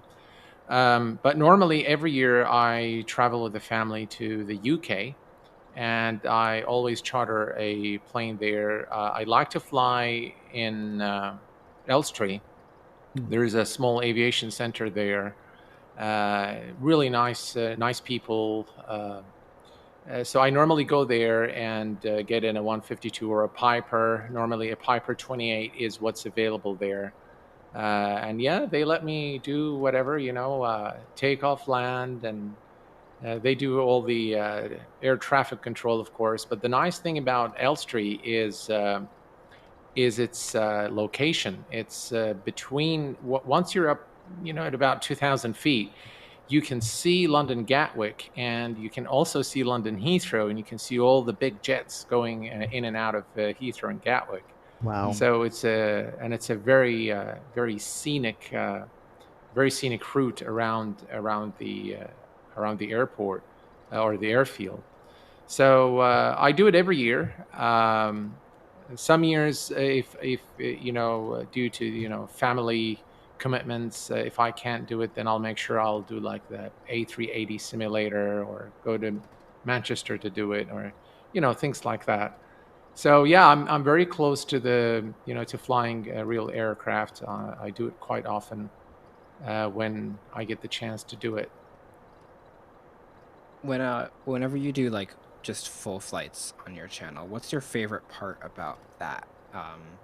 Personally, my favorite part about flights is just whenever I do a really good landing, or I really enjoy having like harsher weather because it adds a challenge. It's boring to land into variable winds and all. But what's your favorite part about doing flights? That's actually a good question. Believe it or not, the part that I enjoyed the most is the landing part. I feel it's just the most rewarding thing to get the aircraft, those, the, what do you call it? The landing rate. Yeah. When you get it, like when people say, oh, it's butter, Yeah. No such thing. That's like really cool. full flights is something I don't really like that much, to be very honest, because the the phase where you actually prepare the aircraft is where I feel people are getting, some knowledge, and they understand now how to set up the FMC or the McDo on an Airbus. And I try to do different aircraft because, for example, Boeing is very different from an Airbus, very different from an MD-80. So I try to make it as varied as possible. But let me tell you guys, doing a full flight video is the most boring thing in the world. Because the minute you take off and the autopilot takes over, or George takes over, Yep. there isn't really much to do, and I just click on my button to fast forward the time so that I'm, 30 nautical miles from top of descent, to start configuring the aircraft for approach and landing. So I was actually thinking the other day, what if I create a lot of videos on landing? So I'll just, set up the aircraft at a specific star and begin the approach and landing. Well, people like that. I don't know. Maybe I'll try it. But I've received comments when I cut through things to minimize the time. Oh, why did you cut that part out? I wanted to see this part, and you cut it out. So maybe creating a timeline is a fix for this. But I'll tell you, unless it's a live stream, if you look at the average duration for videos that are full flights, it's actually very, very low. And what people actually do, they go to takeoff, they watch the takeoff, and then they go and watch the landing, and then they start writing their comments and they leave. So on a 40-minute video, they're probably going to watch 2 minutes, 3 minutes tops. They're not going to watch anything more than that, unless somebody is really interested in learning how to set up the aircraft and start it from cold and dark. So it depends on what they want. If they're just there for entertainment, they're just going to look at the takeoff, the landing, and that's it. Well, I agree. I concur. When I look at the metrics on the videos that I have up, even if they're live streams or not, when people rewatch them, literally, as you said, it's taxi, takeoff, and landing. That's it. They cut through everything else. You see the spike on it. But, then as you say, well, somebody goes, well, I wanted to see, how you handle it in cruise. Like, okay, So you can't win no matter what you do, basically. You can't win. You just have to absolutely do what makes you happy, I think, as a producer, That's content the name producer. Of the game. Yeah. Do what makes you happy. Definitely. I feel like that landing video idea would be really successful, though, because for me, when I was first learning how to fly, it wasn't until actually I was in the real Cessna 172 and doing it myself, I had a lot of trouble learning how to crab and all of the other types of landings that you can do in crosswinds as well. And I think that would be something really interesting for people to get a hang of if you were to perhaps show what you were doing with your controls. I think people would really be into that, because it's also just hard to find a general tutorial on how to do stuff like that for flight simulation stuff. It's easy for other categories, like real world categories. I've seen many videos where an Airbus pilot will be on the plane, and they'll be teaching you how to do it. But I think that would be something that people would really love, for sure. I think that's a great idea. Yep. Maybe I'll try it. Maybe I'll give it a shot. Yeah, do your landing sequences. Do 3 landings, same airport. Then you can advance it to difficult landings and crosswind landings and so forth and so on. I think it would be and awesome. do it with different with different aircraft, perhaps, and that might work. That might actually work. Now, you're obviously not sticking to a regular upload schedule, and I respect that a lot. It was something I had to learn in the beginning when making this podcast, that sometimes regular upload schedules really stress you out and take the whole fun out of everything. Because I was uploading this every Monday, and it was just sucking it out of me, and really wasn't enjoying it, and now that we have this more loose schedule, it's a lot nicer. But in terms of your future videos, you mentioned that you have alpha access. Will you be covering Microsoft Flight Simulator and continuing to cover X-Plane 11? Oh yes, of course. I think I'll be doing both. I'm rethinking actually the format of a lot of the videos, even including my review videos. So I'll let you on this. So for the reviews, for the most part, in the past, I used to do like a walk around of the exterior, then the interior, then I take it for a short flight around the same airport vicinity, and then take it back and land.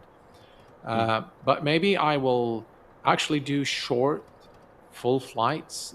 For example, we can do one from Corfu to, a nearby island, if it's a GA aircraft. And then I can show, for example, the quick flight planning through SkyVector and things like that. And while I'm doing that, I will review the aircraft. I'm thinking about that review format because maybe people will get a little more appreciation out of the aircraft if you actually show all the features and actually also teach them how to fly it. So that's one thing that on the Vulcan video that I've done for Just Flight aircraft, a lot of people said we'd like to know how to start it up from its cold and dark state.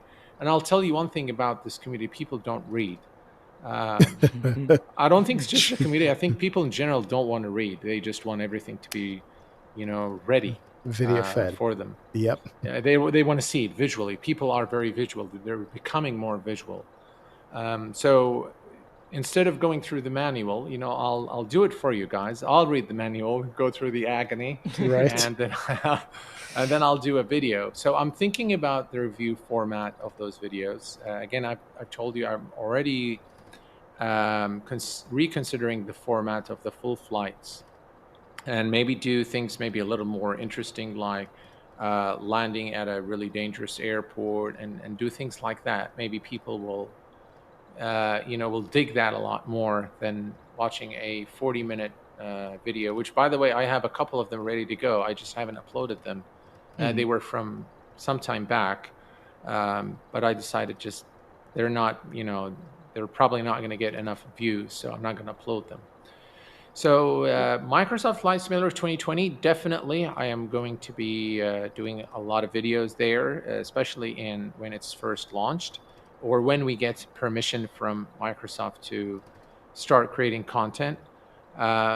I can tell you it's quite a departure from anything that we've seen so far. So definitely it's going to be worth the coverage. I think a lot of people are going to have gazillion of questions on how to do this and how to do that. And I think we're kind of privileged to have been to still be alpha testers, because you come to learn a lot of things about the sim and how to configure it and the different options and the effect of different settings on the scene. So yeah, I'd like to share that with the community for sure. Yeah, it's good to know. Awesome. Is there anything that we haven't spoken about that you want our listeners to know, or any questions you have for us or anything? No, I just really enjoyed being with you guys. I lost track of the time. So thank you very much for having me and for giving me the opportunity to speak to you guys and tell you a little bit about myself and experience with flight simulation. It's been real fun. I really appreciate it. No, definitely great to have you on board. This was very informative. Get to learn a lot more about your process and what your thoughts are on the whole simulator community. So thank you so much for being a part of the podcast. My absolute pleasure. Yeah, thank you for being on, and I'm really excited to see what you do next, and it's been great talking to you. Likewise, guys. Thank you for having me. Appreciate it.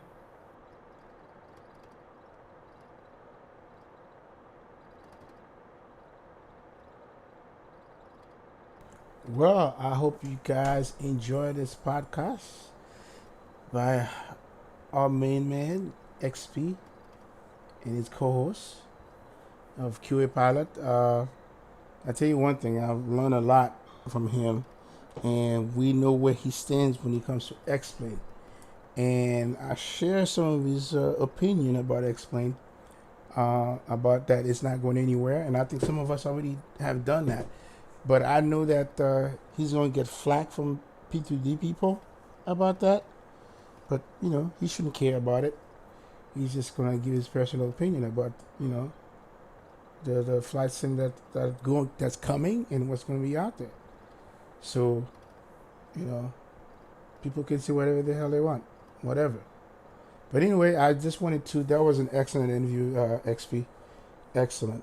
I definitely wanted to, and I can, I'm try to make sure that I listen to all the ones that you've done.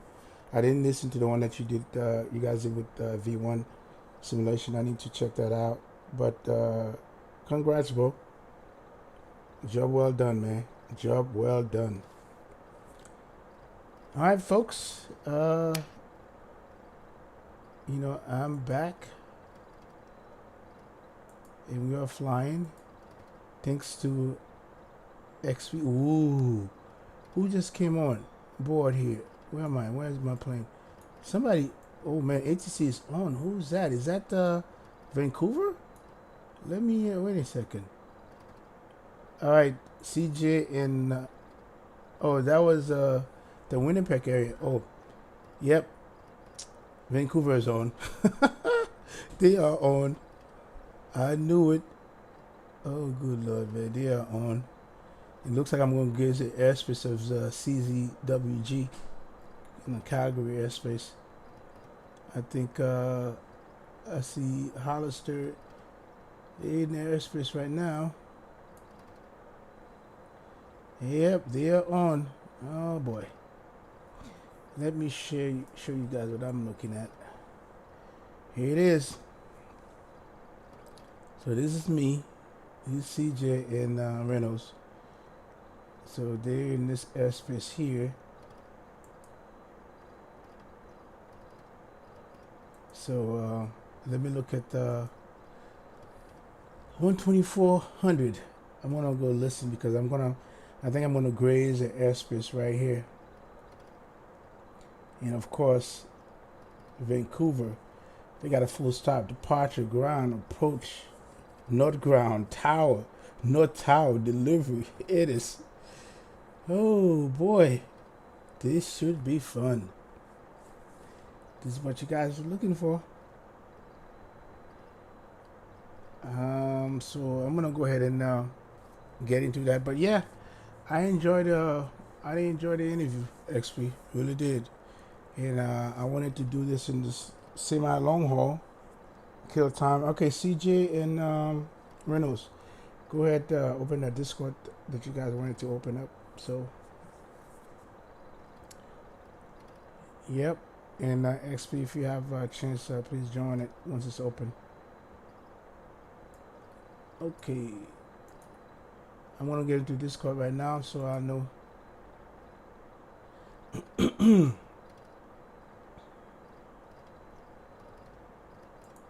So I know. All right, so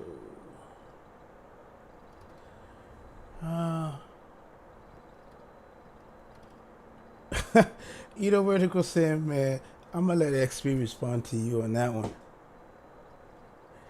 When will I land?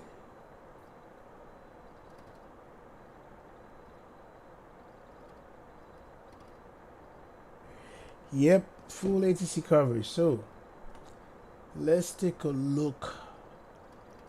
I gotta get into Discord here.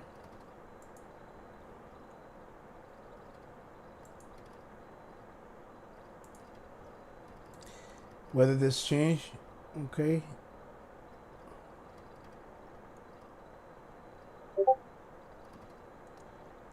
All right. Vertical. Okay, vertical. Have something out. Oh, I'm looking at this.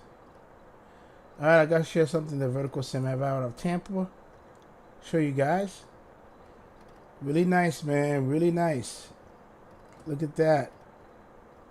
There's the road coming in, the upper deck. Yep, here's the garage. You go around.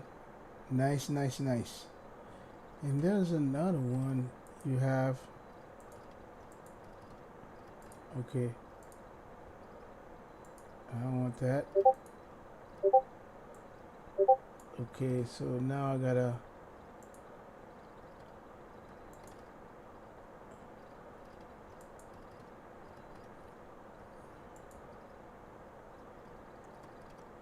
Okay, I gotta show you the next one. I think I goofed on that one. Just give me a second.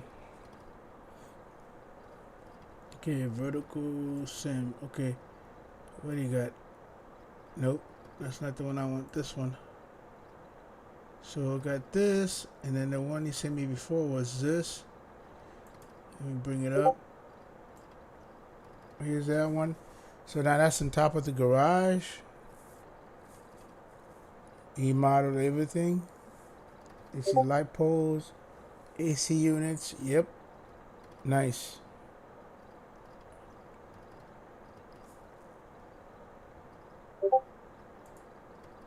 And then, so you guys didn't see that before, and this was the other one.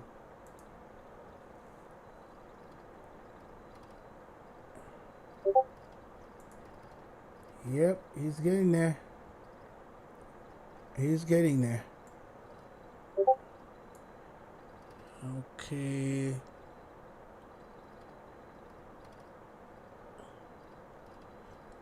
Hey, CJ, you gonna set it up?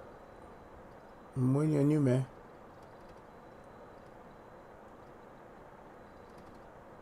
CJ. You gonna set up the call, CJ?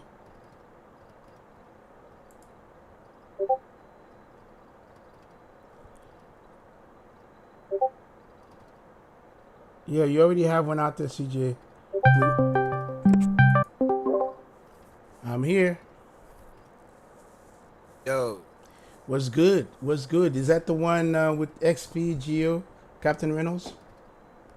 Nah, I don't think I'm in that one. Oh wait, yeah, here it is. Hold on. Yeah, you need to get those guys in there. I know Captain Reynolds was ready to get in there.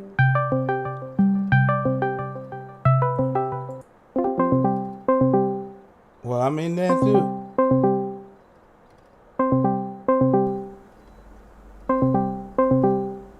They're not answering.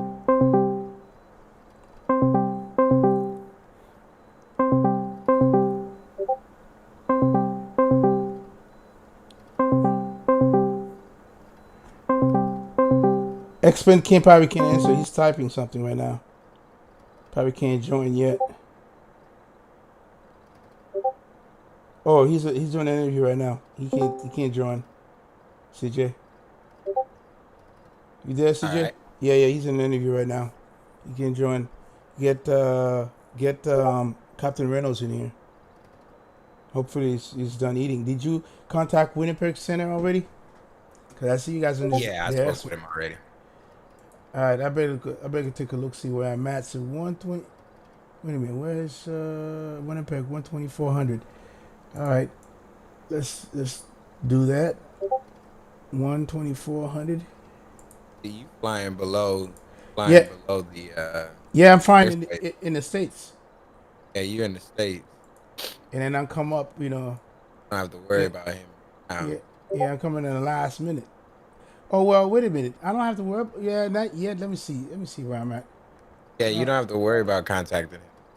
Oh, damn! I want to stay in the out of his airspace. Nice. Let's see. Yeah, you cruising right up under his airspace. Yeah, if I think I might get into it like right. Hopefully. At the tip. Yeah. Looking at it over here. Here I am. You know, I'm like, where is it? Probably right by here. You see what I'm saying? I just checked in with ATC. Yeah, look at. I think they know that we were coming, man. Oh, I forgot. Yeah, because they just jumped on. Yep. They just jumped on. So All right, let's move this over here. So let's say it's 120. I'm gonna listen to what they gotta say, anyways. The stupid thing then take 124.0. All right, let's listen. Yeah, I don't hear nothing. So top of the sentence for me is gonna be right here. So since I don't know how far that is from this 23.5, so I'm gonna be looking to go down. Maybe I'll see how far it is, but I'll probably start descending right at this marker right here. And by then, I don't think I'll be in the airspace yet. So let's take a look and see what my plot. I'm talking about the Vancouver airspace. I don't think I'll be there yet. Loken? Yeah, maybe I should start at Loken. I'll do it at because it looks like you're 33 miles from number 49 Whiskey 120. Okay. Got like 133 nautical miles to Booth. So I would descend somewhere in between the November 49 Whiskey 120 and Booth. Yeah, between there I would start. Yeah. Go down. Yep. Yeah, that's interesting how our flight plan is completely different. I like that A350, man. I'm gonna have to grab it. You like that? Yeah, man. Yeah, say how I think I like it. Yeah, man. And you imagine 330 did pretty good too. Well, you know what? Here's the thing, right? When they come in version 2, I think we get a discount when version 2 comes out. How much was it? This one? Let me see. I don't remember. I bought an next one 10, so give me a second here. Let me see what it is. Damn it. What's up, Vertical Sam? It's good to see you, bro. Want me to wait till P2 comes out? You'll have to pay an upgrade price. Oh. What? What did he say? He said we had to pay an upgrade price on the.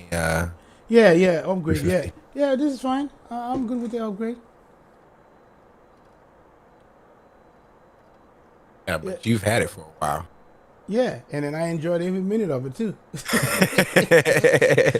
I got my money's worth out of this plane.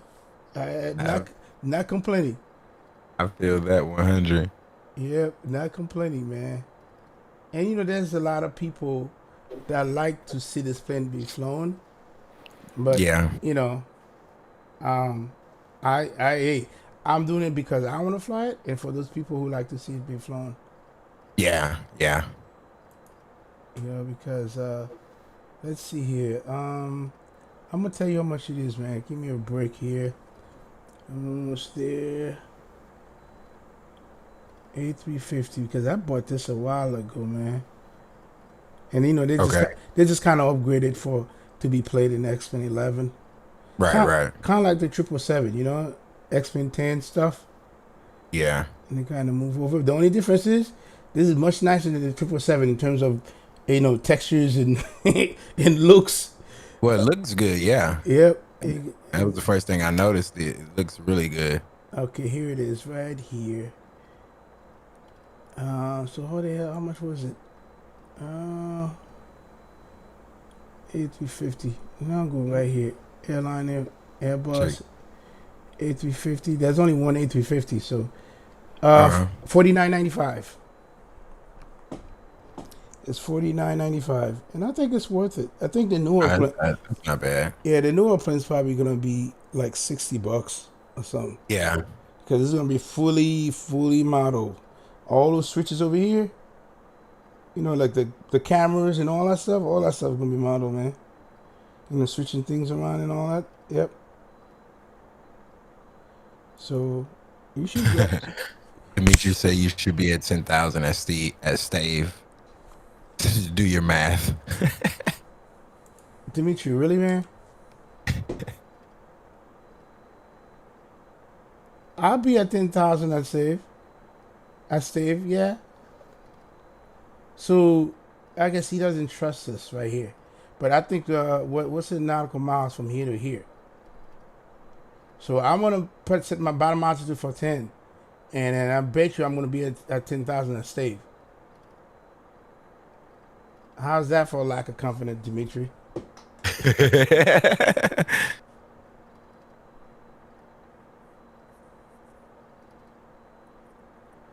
Am I doing the booth 3? Yes, I believe so. I believe so, Dimitri. Let's see here. Yep, I'm doing the booth. No, I'm doing the Canuck 4, not booth. Canuck 4. Just going to check the link I sent. Okay, I will.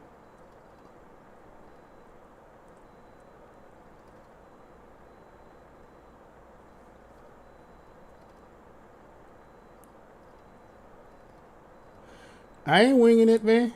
I'm not gonna wing it. I will be there. So I'm doing the Canuck 4 arrival. 145, heavy leave my airspace to the south. Minneapolis Center offline. Radar services terminate. Frequency changes approved, Sam. And I'm not gonna do your hometown airport long, dude. UPS 145, heavy, we'll see. So UPS we'll 142, heavy, U2. You leave my airspace to the south. Minneapolis is offline. Radar services terminated. Frequency changes approved. Advisor, UPS 140, heavy, thanks, sirs. So I will be at 10,000 a stave. That will be for sure.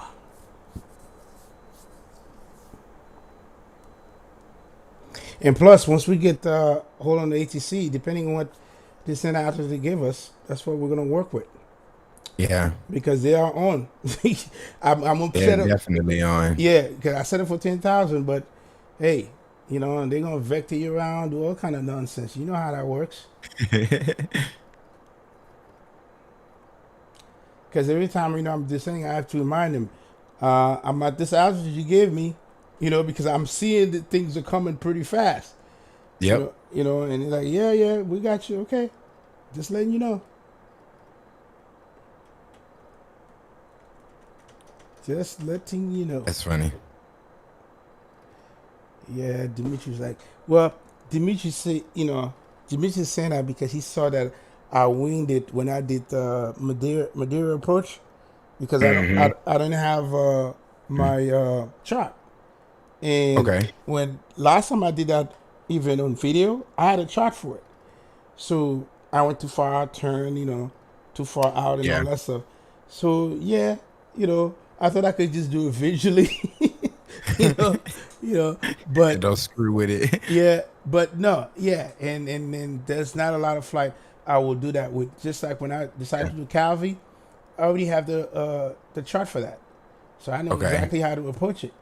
So Madeira is something that you really need to approach charts, man. You can't screw around with that. And then kind of like the other night when I did the river visual, I mean that R9 approach was on point with the TOLUS. I mean, on point. There's no way I was going to screw that up, you know, because it just tell you exactly where you need to be. And it kind of coincides a little bit with some of the things that you told me, CJ. And I know, you know, when to gear down, you know, at certain flap and all that stuff. So I know right at 2600. Are you talking about in terms of your visual references? Yeah, the visual references, yeah. And then, so I did everything on point, and then you saw the result of that. Now, I mean, with a little luck with it, yeah, you're never going to see a -9 again, you know. But, you know, I knew that, you know, the landing was going to... But, you know, I know the landing rate thing, you know, that's a whole flight sim, you know, hype. But, you know, if you following your references, you kind of know where you're supposed to be in terms of your altitude and your speed. Flap settings, you can get a 9 or an 8 or a 7, you know, -6 every time. You know, it's just all about that paying attention to your airspeed and what is your airspeed doing. And I notice a lot of guys when I watch them do the river visual, they're not keeping up with the airspeed. What happens is they'll drop 10 knots of or 5 knots of flaps, and they won't increase the speed, the throttle, to Yeah, maintain I know. a steady True. airspeed. Yep. You're right. And so then what you find yourself doing is that Fergie, you got to be at 3,000. You probably want to be below 220 knots, getting ready to come down, because from there, so it's not really a very steep approach, but the turn radius in terms of making that turn towards the left and kind of following those curves in that river visual. You've got to watch your airspeed, man, because you add in a lot of drag. You're trying to maneuver the aircraft, and you want the aircraft to respond to you. You know, so it's doable at HD, and you did a damn good job on it, if I have to say so. Yeah, well, thank you, man. Thank you. I was concentrating. Believe me, you and me. I go back and dissect it. I see where, I came in a little low, but I adjust for that. You know what I mean? You don't want to come in 23 feet over the threshold, but I held my flare. So with that plane, it will hold the flare. It would allow you to do that, and then also adjust to hit the center line. So there's a lot of things I had to do. So it was not perfect, in terms of everything. So because, like I said, I think I should have been a little higher coming over the threshold, and I was not. But that's something I will correct next time.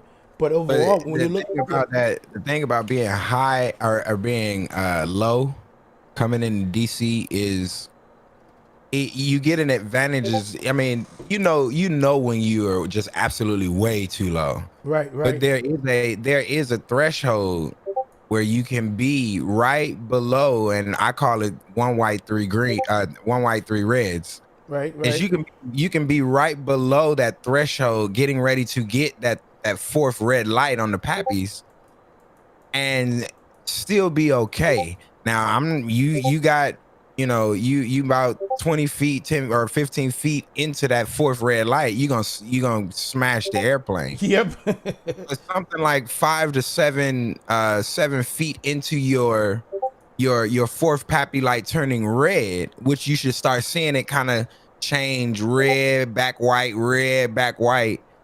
You're doing pretty good, because one thing about runway 19 at DC, it's not a long runway. It's a very short runway. So you don't have a lot of room for error, Right. Then you're trying to stop that energy, and, man. Reporting back to the flight deck, Air Canada 22 Heavy. Oh man, he's Air Canada 22 Heavy, welcome back. All right, so I'm gonna delete some of that. You see what I'm doing, CYYZ? You talking to me? Yeah, I'm watching you. All right, so I gotta delete that. So I took the instruction that Dimitri gave me. So doing the booth for arrival, and so what I was doing, because right now that's what they're landing on. So doing 8 right. So I changed that in there, simple FMC. So I'm coming over here. I added to here. Then I'm deleting this thing for the different star. And then yeah. Okay, bring it up. Nope, down. See, I go all the way up to here. So I'm gonna delete you and you. And you see, this is it right here. And then delete this discount. And we're on track for 8 right. And I'm gonna have to refile the plan so they know I'm doing the different the star that they expect. Yeah. Or you could just request it once you check in with the controller. Say, Yep. I know I filed for this, but I would like to do this arrival. Yep, we'll do that. So this is where we are now. So we're on point. So we'll continue to do that. Dimitri put his 2 cents. He said, like I always have been saying, great landing equal cross threshold at 50 feet, max 3 feet from the center line, which I was. I couldn't believe that. I was, but I was at 23 feet though. But so that's the part within the landing zone. I was there. 1G. I had that or below, and the other thing everyone harping on about is bullshit. Well, yeah, it is. I agree, Dimitri. Yeah, it is. I totally agree with everything that you just said right there. That's pretty good. Yeah. Because this butter thing is just for pure. It's overrated, man. All right. There you go. What the hell? So CZWG sent me. Please contact me. All right. Whatever, man. I will contact you. We know it was coming. Well, wait a second. Why I don't see him? Why you tell me to contact him? Okay, hang on a second here, CJ. Who the hell is this? Let me go to Fantastic. Oh, because I'm grazing his freaking. All right, let me contact him, man. Damn. Okay. Center, this is Air Canada 617 at flight level 360. Air Canada 617, Winnipeg Center, good evening, squawk 0647. Squawk 0647 for Air Canada 617. 0647. So he's basically, I guess he has to let Vancouver know. Yeah. You know, I squawk 0647.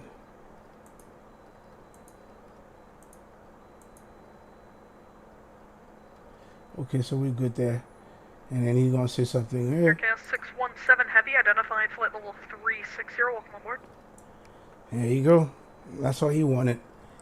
Because I'm just grazing his airspace. You see, look at that. I'm grazing. I told you. I told you he was going to call me. Yeah. So Dimitri, let's see what Dimitri was saying here. Oh man, they talking. The chat is alive. Let me check out this thing that Vertical Sim sent me. Oh, let's take a look together, fellas. All right, here's no, I don't want no damn notification. All right, Vertical Sim just sent this to me. Further Vertical Simulation Tampa preview for X-Plane. Oh, sookie now. Really? So they get to see this before I do? What the hell, man? Sookie, see, he's probably gonna let you test it though. Well, that's even more better than that. Oh my goodness! So check it out, people. Look at this approach lighting. Oh, because we have some really nice. Yeah, that's one left. Those approach lighting go over the highway, CJ. You know, real high up and close to the water. Really nice. All right, let's see here. As announced in Tampa International Airport in August 2018, Vertical Simulation has posted a Google dump of previous shot over the X-Men form. Oh, he's sharing it with everybody. All right, so he's talking about it here. Here it is, the different things this is done. Nice. So, what are you now? Let's go here. Here it is. So this is the Tampa International sign. This is for the monorail. That's go from the new parking to the to the air ramp right here. And this is, oh man, he has this model. You see that, CJ? As you coming in, boom. And you know we're gonna have to drive the car on the highway. And here's the garage. This is the top of the garage. Oh damn! Look at you. That's on top of the garage still, and I bet you he's gonna model those lights at night for them to glow. And here's the tower. I recognize this. What air side is this, Vertical? I'm getting fuzz here. All right, nice work, man. Nice work. Can't wait. Can't wait. Yes, sir.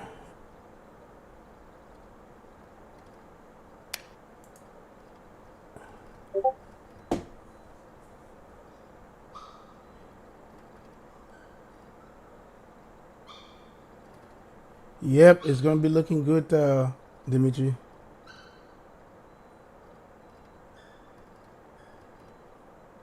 Oh, the new pierway. That's why it's so damn busy. Okay. You know they have the new pair for CRV, CJ. But I heard it's a frame hog.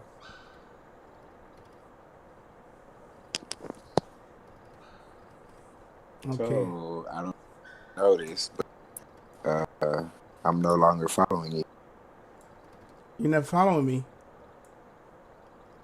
And Fantastic? No, the power. What do you mean? I see you on Fantastic. You need to refresh it because my computer is restarting as we. So Oh, apparently, the power has been out for the last 5 hours, wait a and minute. my computer has been running on the battery backup. Oh, And so the battery backup just died.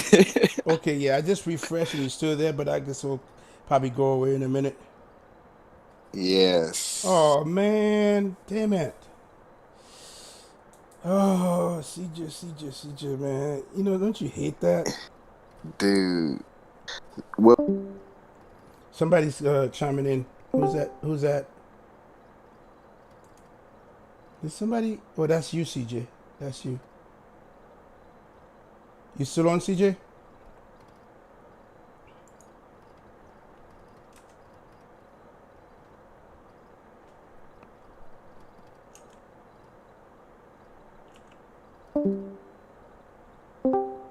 I'm here. hey. Yeah, I'm here. But you can tell I don't have auto over here. You won't see my auto until you get over the Rockies.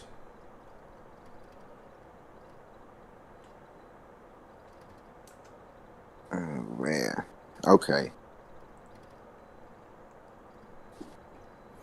Wow. Dang, man, that was going pretty good. Yeah, I know. You know what you could do though? Well, is there somewhere closer I can just jump up right quick? Calgary.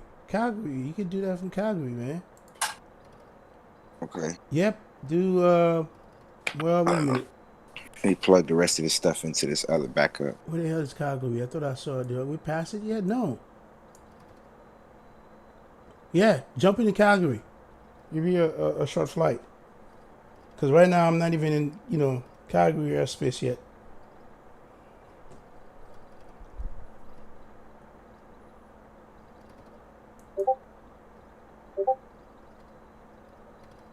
And you know what? It's kind of funny. It still show that you in Vitastic. I don't get that.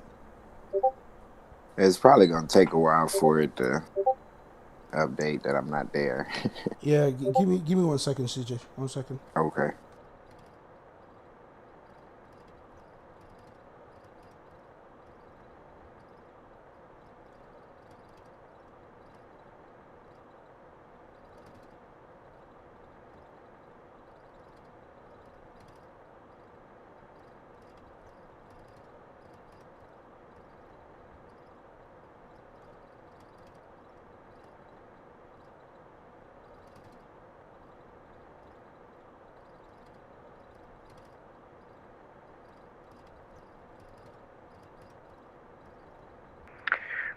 Winnipeg Center, good evening. It's at Delta 443 at 340.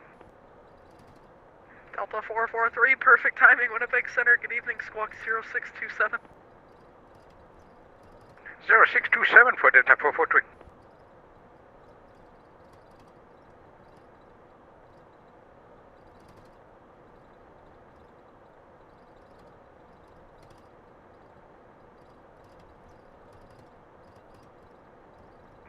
Just confirm the squawk 0627. Delta 443, affirm your identified flight level 340. Welcome aboard. Thank you very much, sir.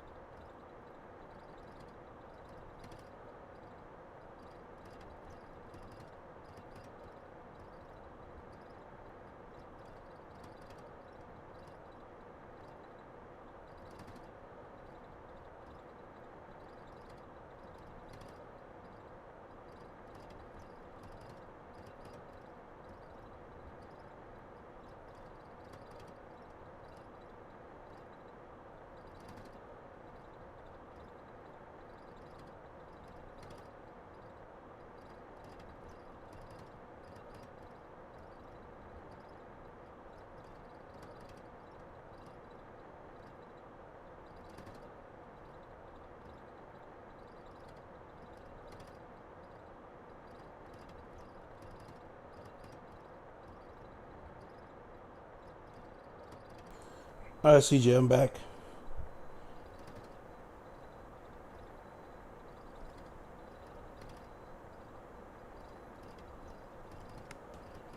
All right, did CJ disconnect in Discord? Let me see.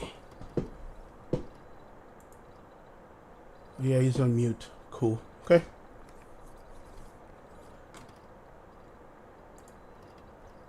All right.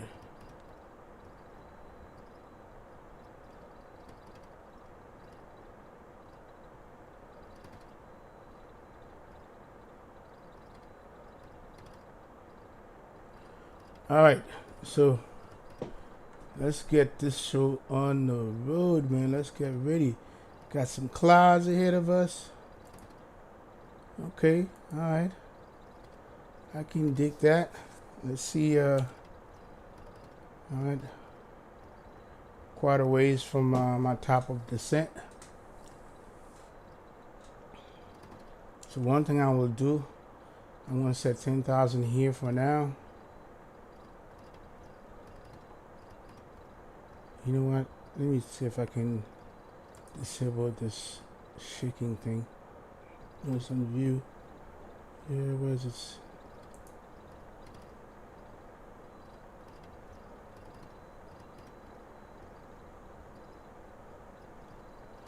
That's not it.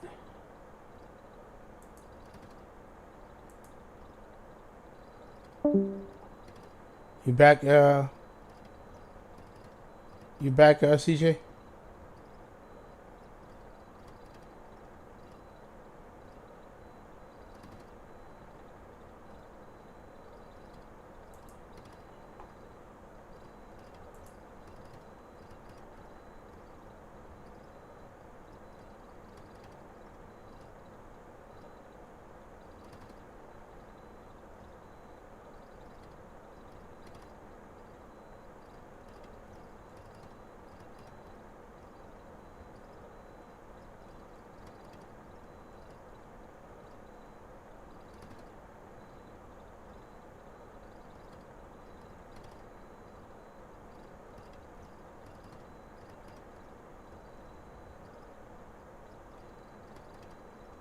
Okay, that's it.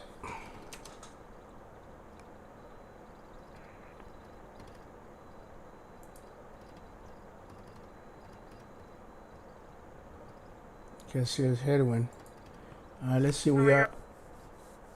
Let's look at Fantastic. See, I'm coming up here now. Reynolds is the only one there. CJ gonna try to load up in Calgary. I'm still in Winnipeg airspace. Here it is. That's me. Let's see, an hour and 21 minutes left. For anybody that needs to know.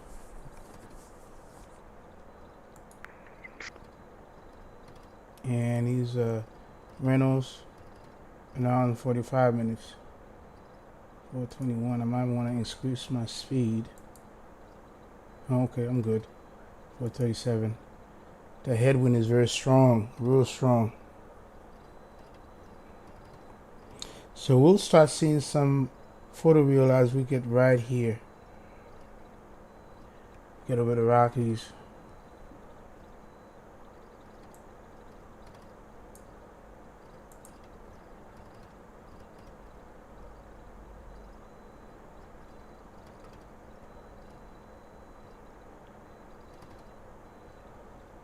Okay, let's play some music.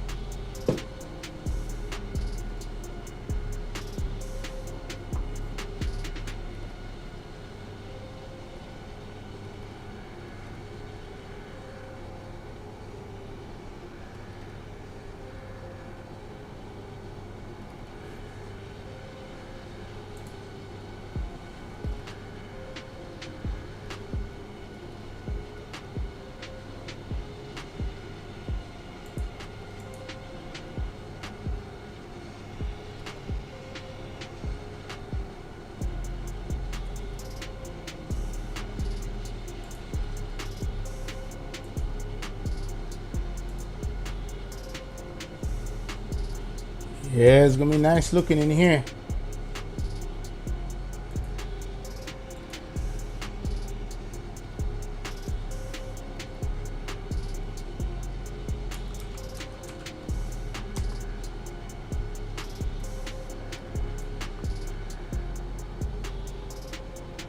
Pacific Center, Apache 1.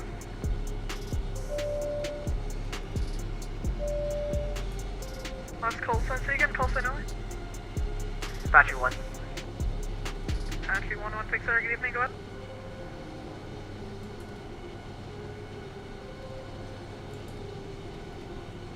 Winnipeg Center, Apache 1 is ready for VFR departure to Regina, then Saskatoon.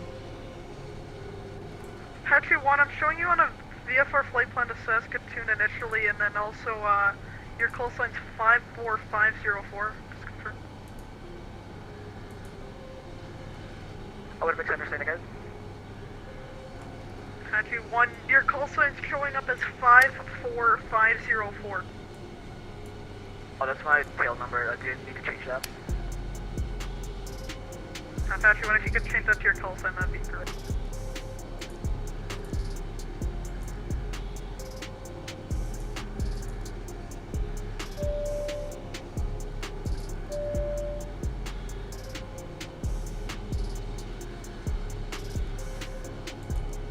Aircan 617, leave my airspace to the west. Edmonton Center is offline. Radar service is terminated. Frequency changes in terms of Aircan 617, thank you for it to see.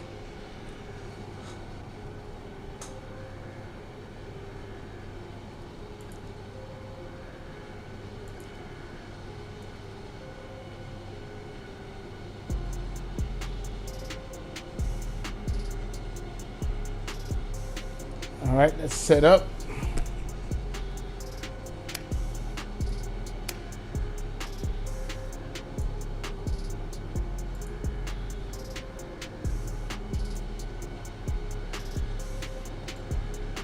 So that's us right there.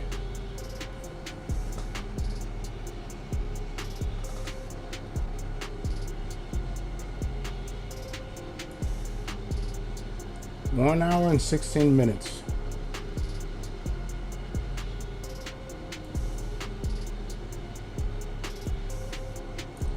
All right, what's our fuel looking like?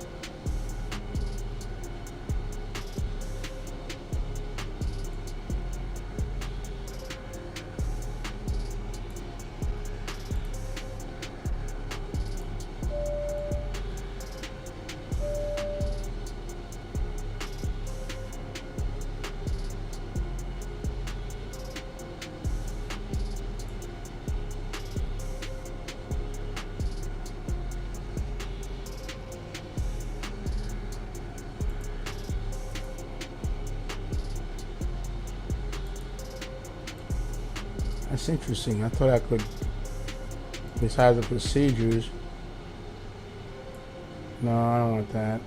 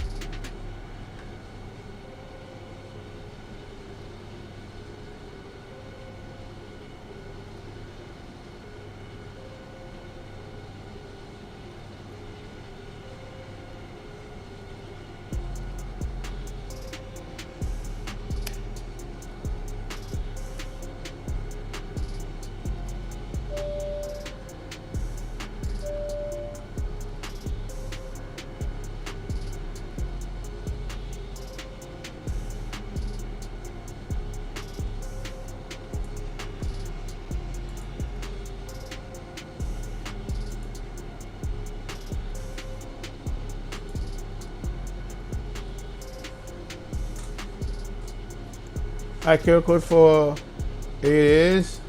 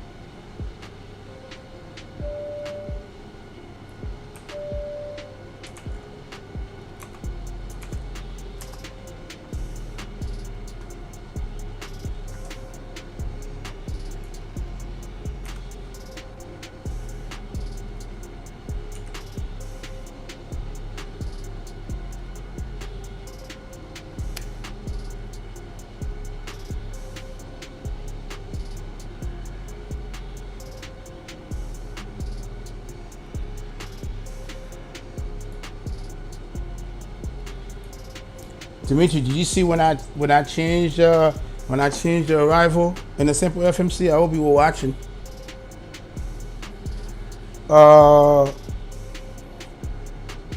I'm doing booth. Well, it shows booth 1 here. That's what you see there. Can you see on my screen? Booth 1, 8 right. Unless they change it to booth 2. If booth 1 is booth 2 now, then that's what I'm doing. Because remember, I don't have the latest air rack.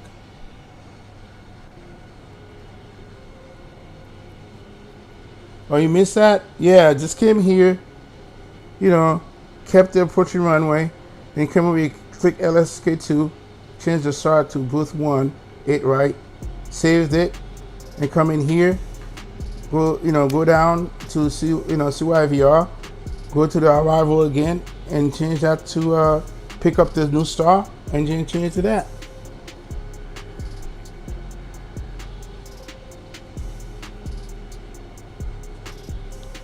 Yep, that's what I did.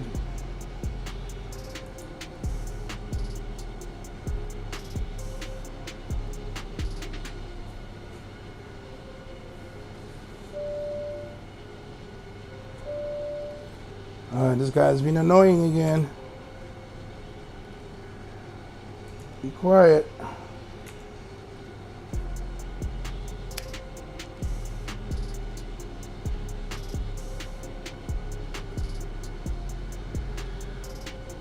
Oh, okay. Well, cool. That's what I'm doing. So booth 2, 8 right, booth 2. So when I talk to him, I'll say booth 2, not booth 1.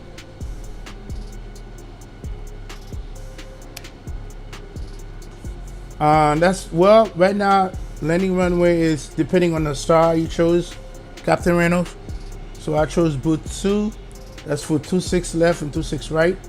8 right and 8 left. I'm doing 8 right.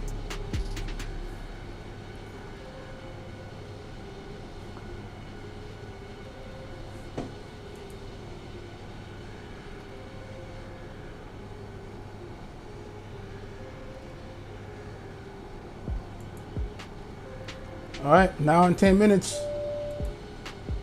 An hour and 10 minutes left until we get into the madness.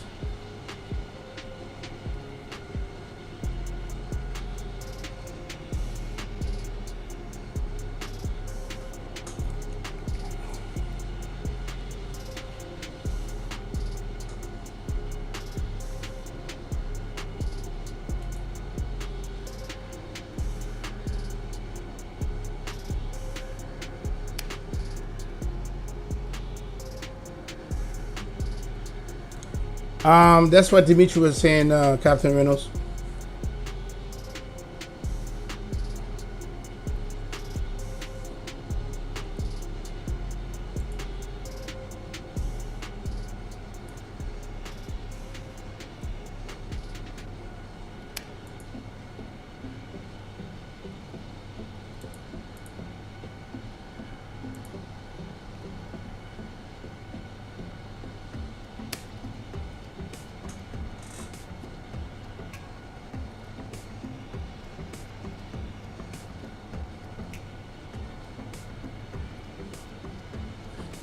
Yeah, you could do 26 right or 26 left. But if I can get, I'm not, you know, I'm trying not to change mine. Unless, if they tell me otherwise, then I will. Yep.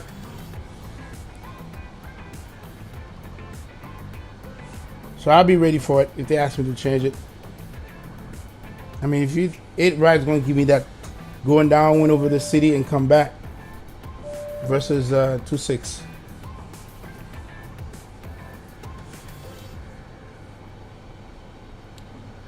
But we shall see what it is.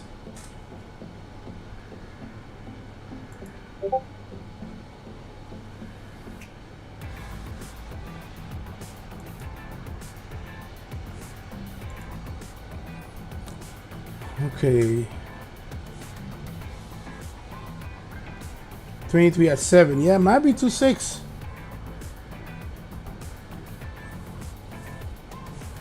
If it's 26, I'll do 26 right.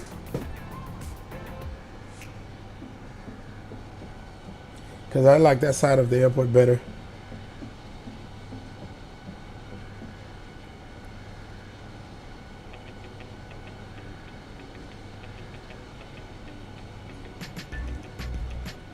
$27 arrivals. Man.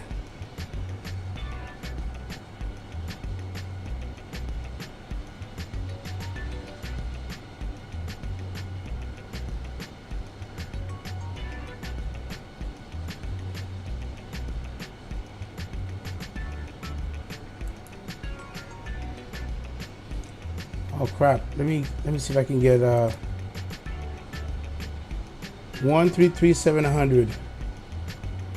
I'm gonna find out where they're landing at. 133,700.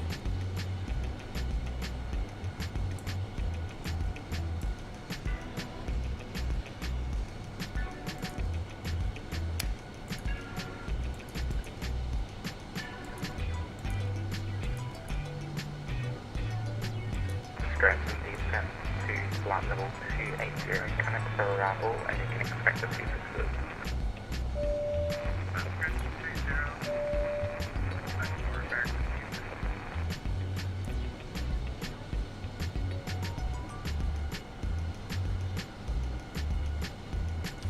Alright. I'm gonna see if I can contact him.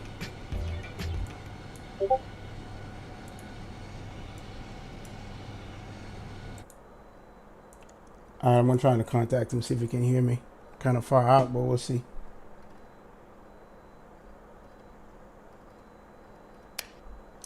Vancouver Center, Air Canada 617, radio check.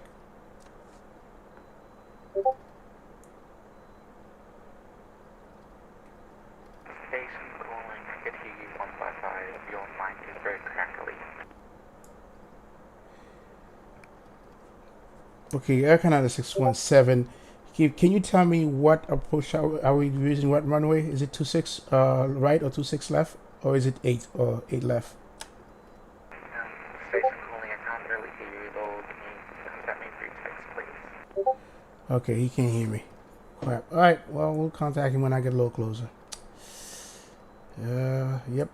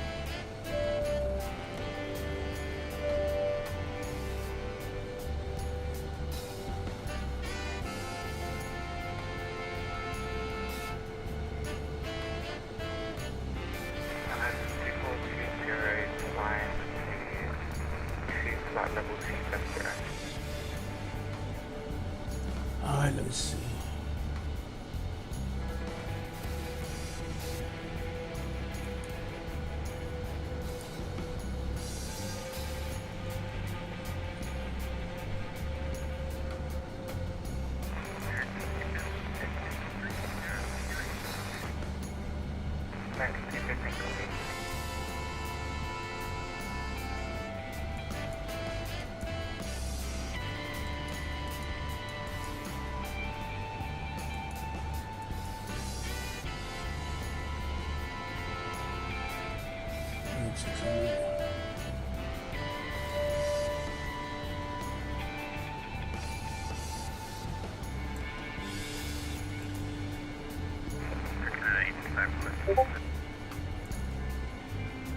Canada 855 standby, very great.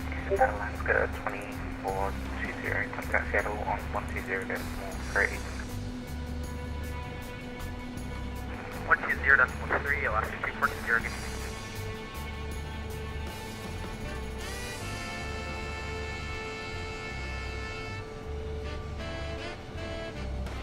Air Canada 855, run ready, descent to flight level 280, and we'll be on a route for 6 round. You can expect the 260s. Alright, pass discretion down to 280 on the Grizzly 6. Or I'm sorry, the Whistler 6, or American 5. Did he say, damn it, I didn't get that.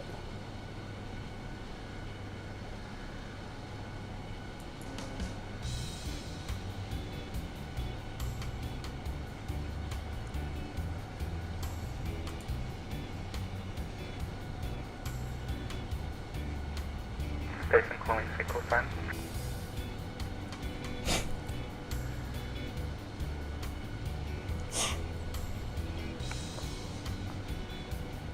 Alaska 845, confirm score King 0710.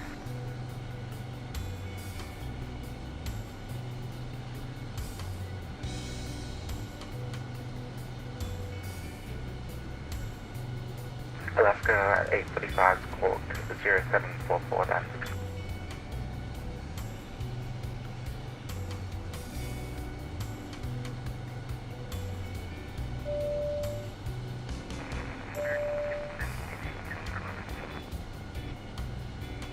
American 215, descent to 230, sorry, flight level 230.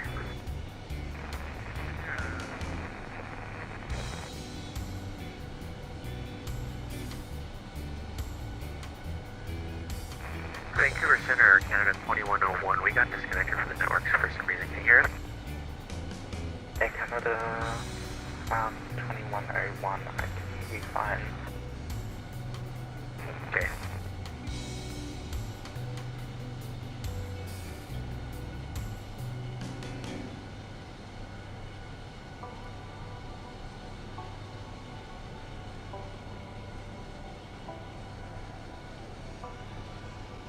And Canada 2101, if you're not already, head over to Seattle on 120.3.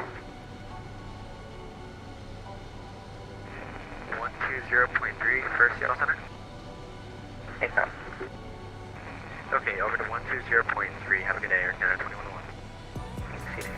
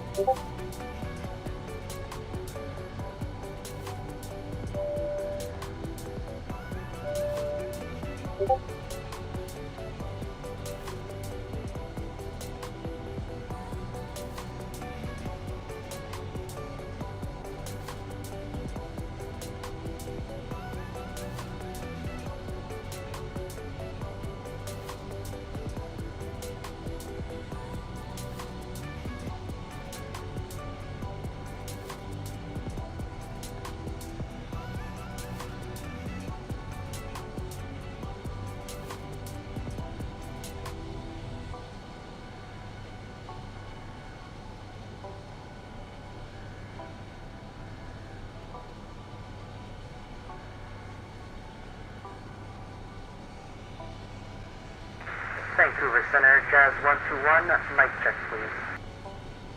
Jazz 121, I hear you, 555.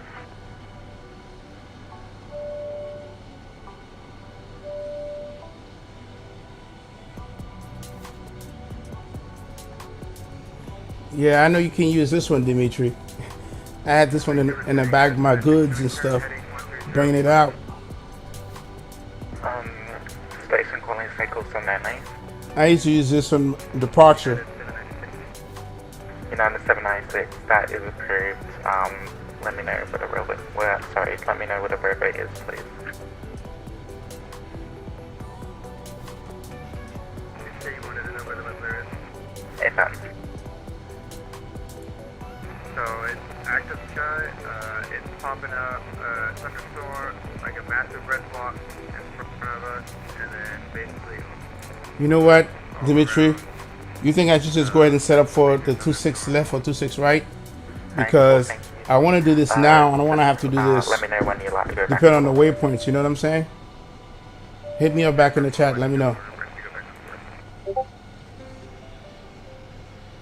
I don't have no problems. American 215. See, it's before a boost. I'm doing a boost too, so if I need to do it, I need to do it right now. I might hold you off on your descent for a little bit just to comply with restrictions.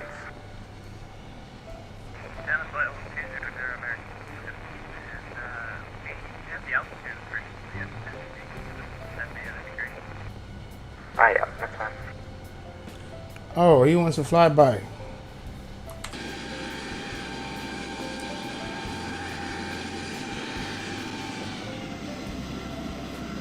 Another one for Captain K.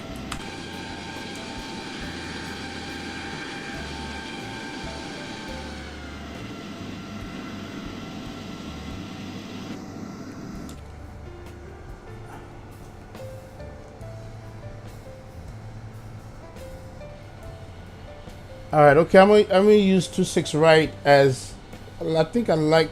No, 26. 26 right. Which side of the face the city? Is it 26 right or 26 left, Dimitri? I mean, I know I can see the city, but I want to be the closest to the city. Is it 26 right or 26 left?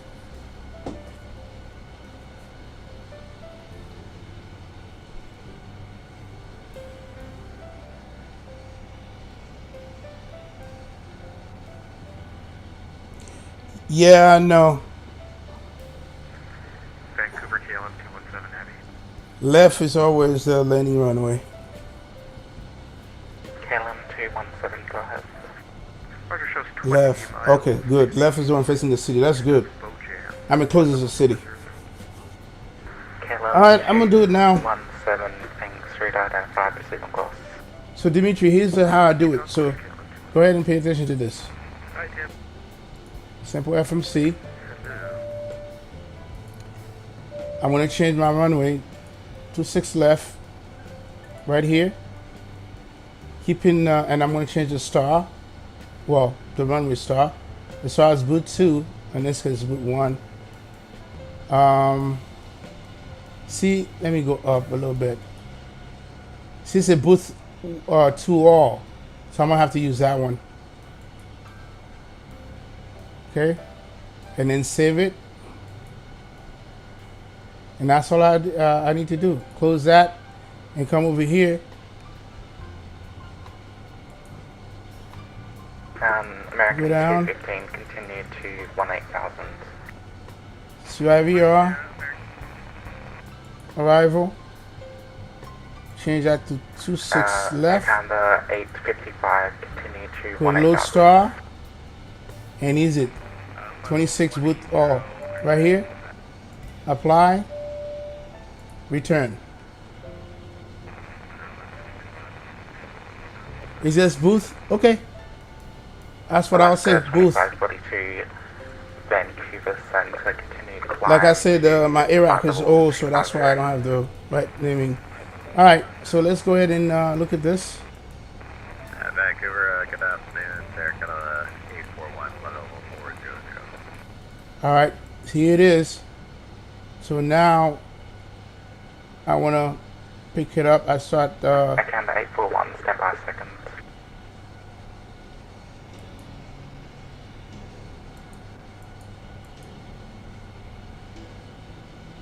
All right, so hang on a second here. Start delete.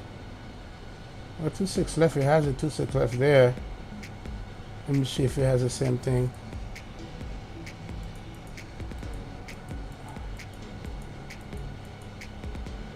Okay.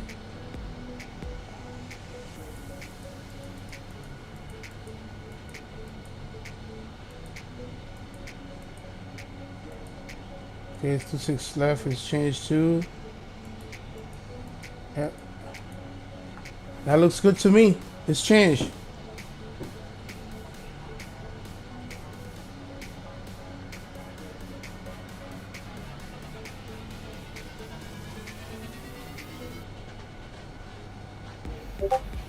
Plus retail at 12,000. So they have the wrong instruction in here. Stab at 10,000, but they have, you said course retail at 10,000, 12,000.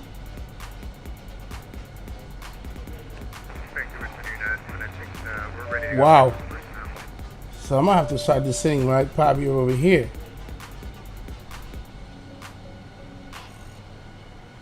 Yep, I did. I did, Captain Rona. Proceed back and course, thanks.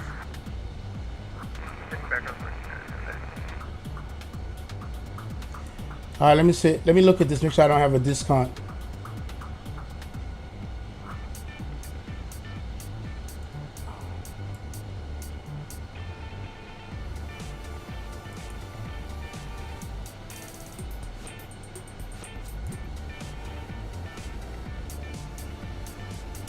No, I'm going the other way.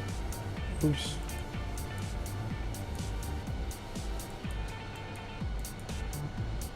Oh, I'll just send the American guy. Oh, sorry, that was over. Let me speak. American 215, continue descent to 1000. Altimeter is 2972.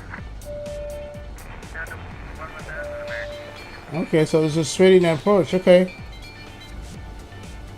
And I see why you say you have to be at. American 215. I see it. I see it now.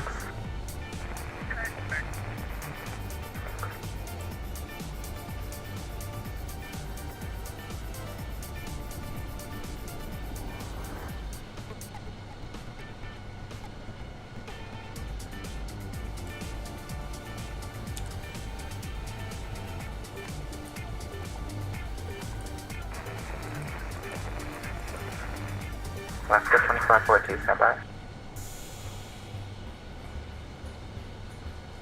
All right, let's see what ILS is for that. 110.70.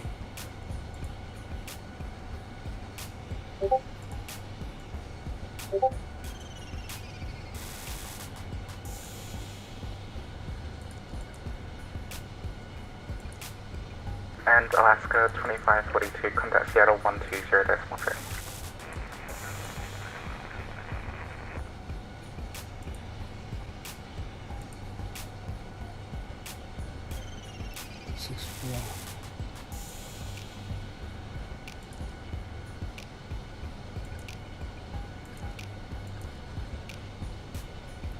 So Dimitri, did you see how I did? It was pretty straightforward, pretty simple when changing it.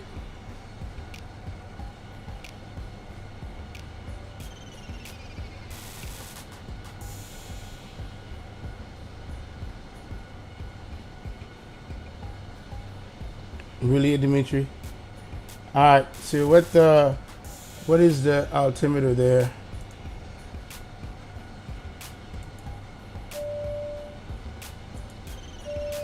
The altimeter is 2972.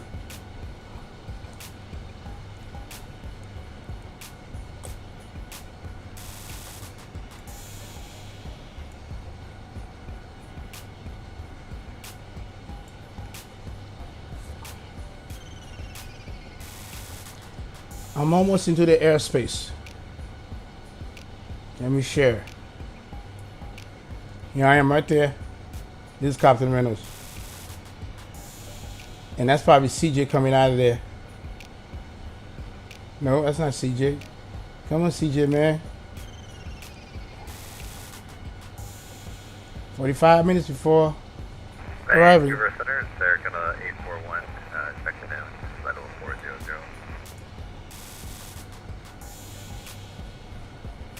Air Canada 841, Vancouver Center, squawks 0703. 0703 for Canada. Hey, what's happening here, Sandra? Welcome aboard.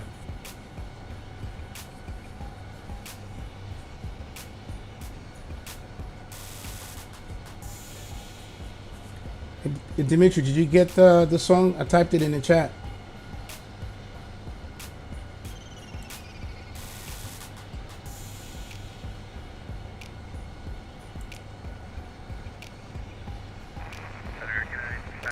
Yeah, and I hope I can see it, Dimitri.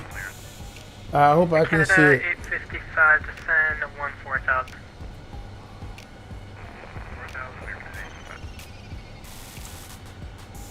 Yes, look at my auto. Well, I got these damn clouds.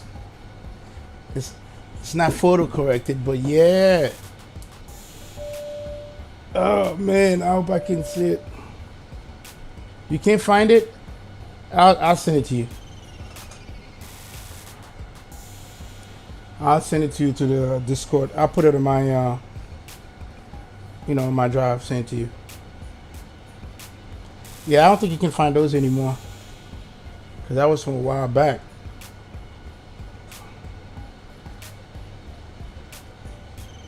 Yo, Shane Tube TV. Yes, it is. It's the A350. Welcome aboard, Yo, Shane Tube TV. Yes, it is. It's the version 1 that they brought over to X-2011.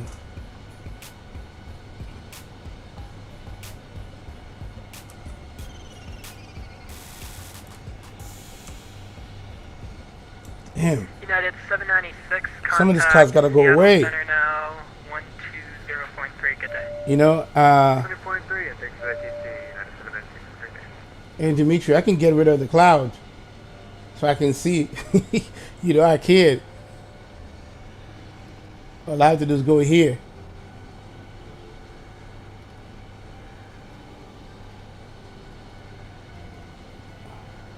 There you go.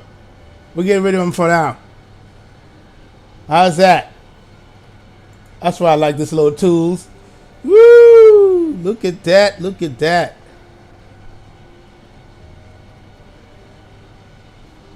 Yes, sir.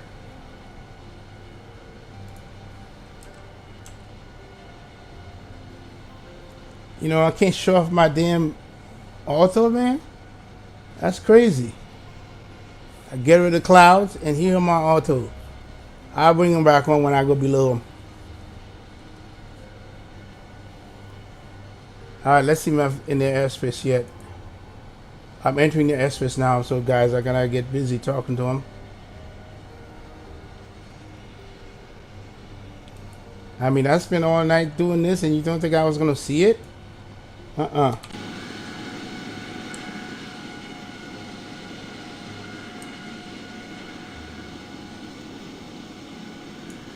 Oh, there's an airport down there.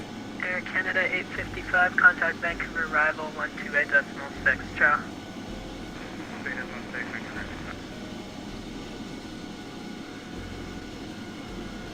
Yes, sir. This is what I'm talking about. Yep, you're right. Screenshot. Got it. I got the screenshot.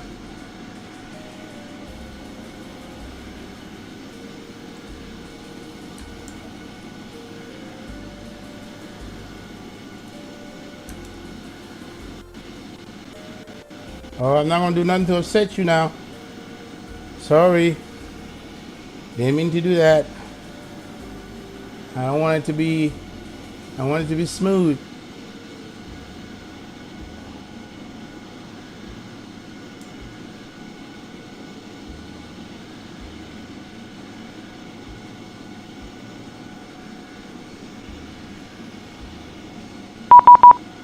Okay. Game is over. It's it for me to contact him. Alright, I got you, bro. I got you. Now, one more shot. Let me take one more shot right there. Bam. I had to take that. Alright, let's get inside.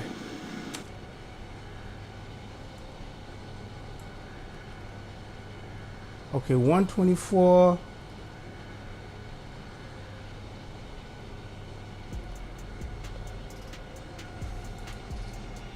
One 327.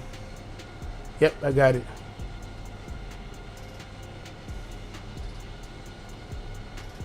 Hey, yeah, man, we're here to help.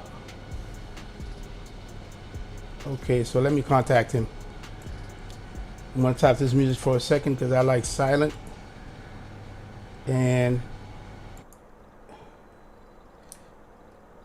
Vancouver Center, Air Canada 617 checking in at flight level 360 for the booth arrival. Canada 617, Vancouver Center, good day, squawk ident. Squawk ident.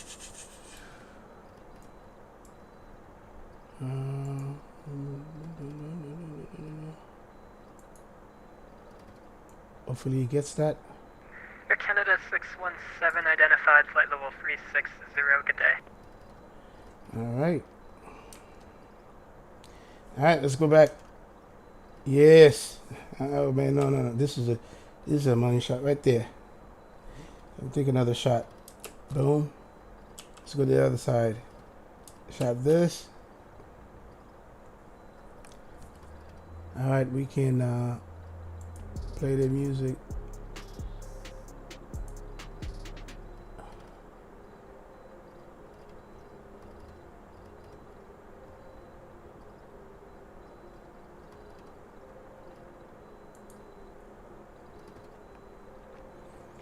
Yep. You know, I was gonna get rid of that cloud, man.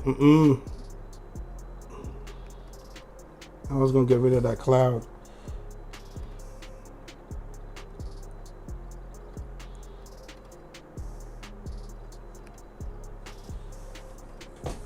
All right, let's go to that overview shot right there.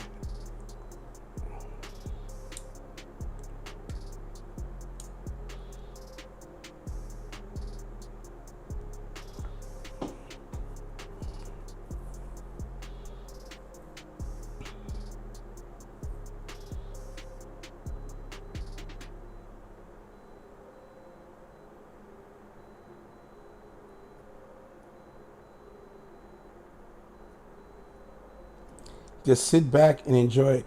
Yeah, you're Shane, man. It's just depending on your budget. Oh, after. Okay. All right. Wait a minute. Let me go inside. Try to see where I'm at. Oh, man, that's coming into your city. Yeah, I'm taking this screenshot out of the Rockies, man. I know I'm gonna take a screenshot when I come in. What is that snow called?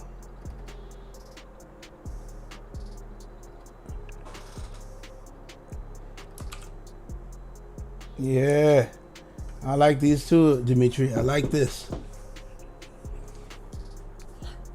You know, when I build all those tiles, I said, shit, I'll be damned if I'm gonna see them.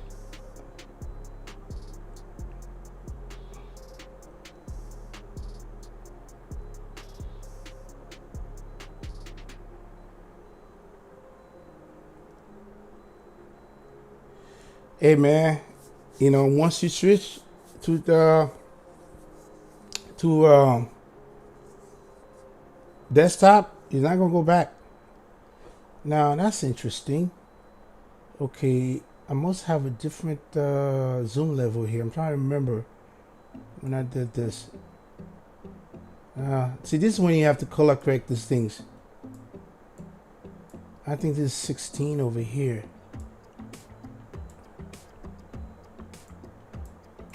Yeah, and this is 18.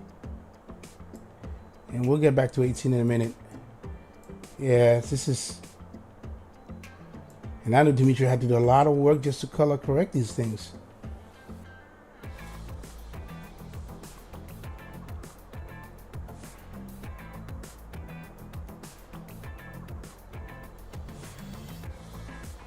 Oh, side power plant, nice. Nice, Dimitri. So, all right, we're gonna be ready, asking for descent pretty soon. Here, let me come back inside. I think once I get to, I'm not gonna wait for it here because Dimitri's talking about stab of 10,000 here, Vita of 12,000. So I'm gonna ask for descent very soon. Let's see how far we are to Loken.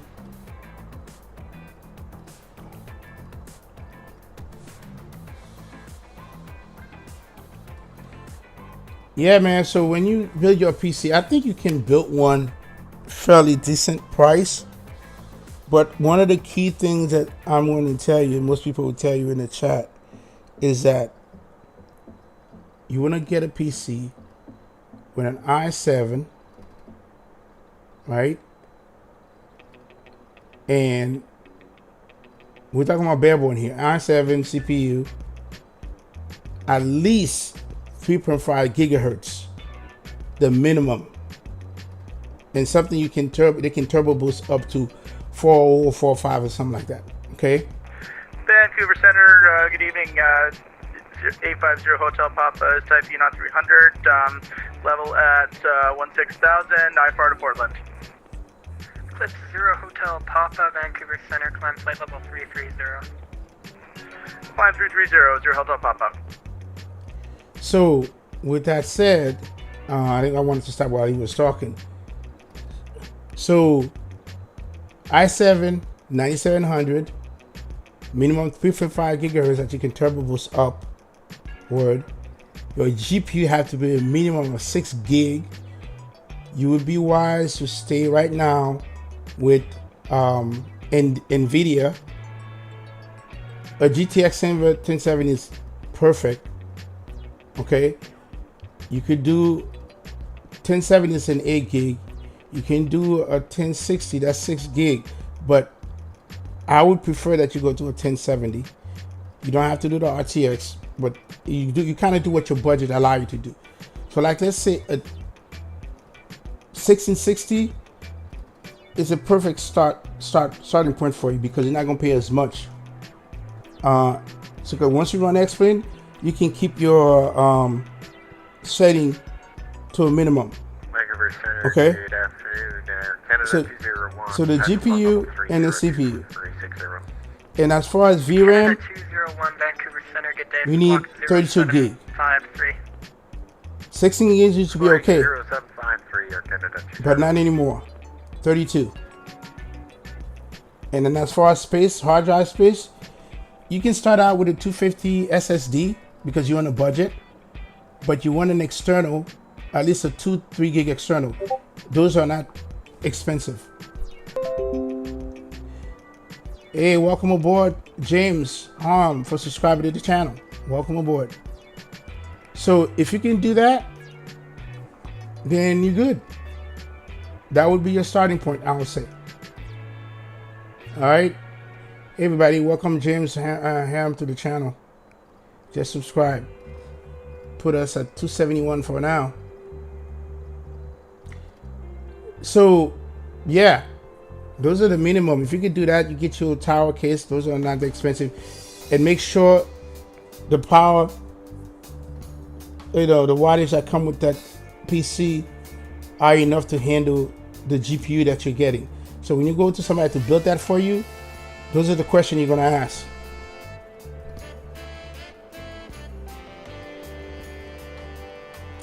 Hey man, well, thank you, James. Thank you for subscribing. Thank you, man. Everybody, welcome James to the stream. Thank you.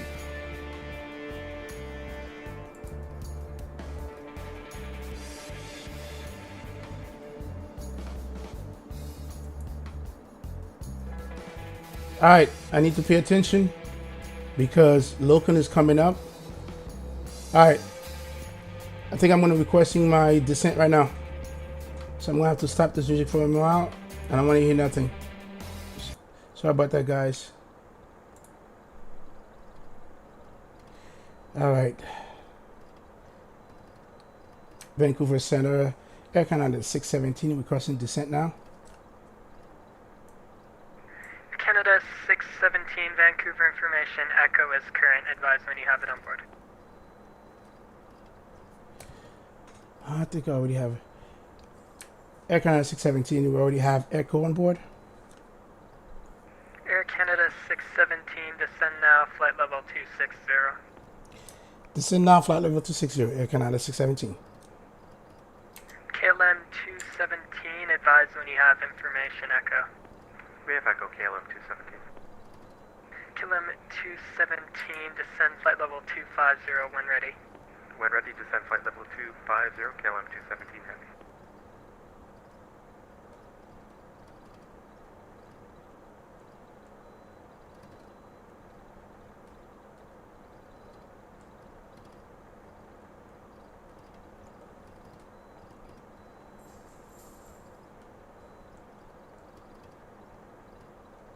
Okay, let's do 2000.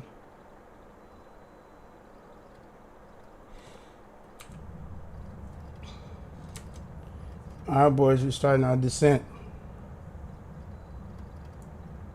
Eclipse 0 Hotel Papa, contact Seattle Center 120.3, good day. 120.3 over to Seattle Center, thanks for the ATC, 0 Hotel Papa.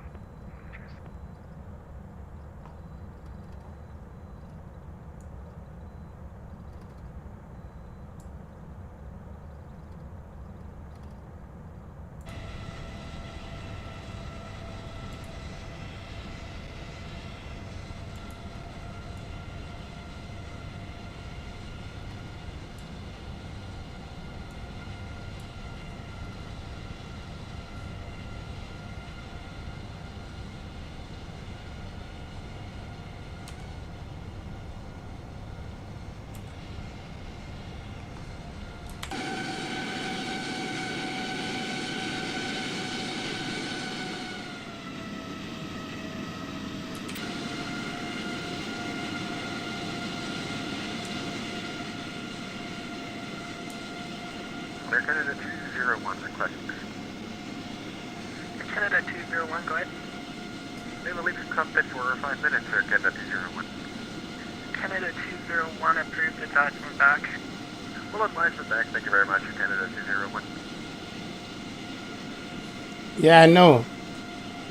I wanna watch a video of A350 wing view to see if those are modeled properly.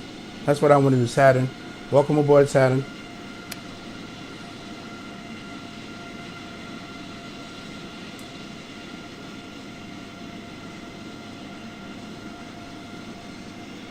KLM 217 heavies, setting at a flight level 400. KLM 217, roger, thanks.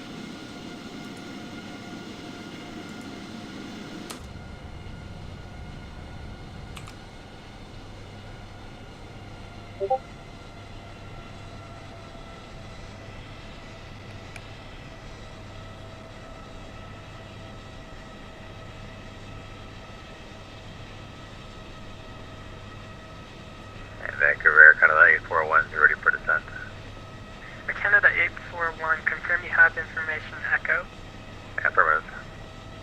Canada 841, descend flight level 2. They were shaking.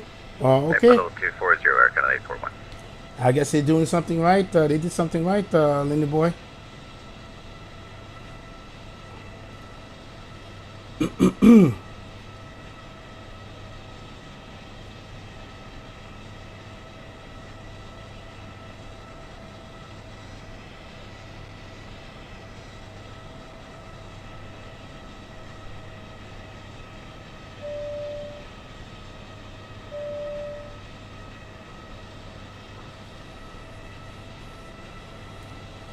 Especially when you get in the 56 side wind 200. Yeah.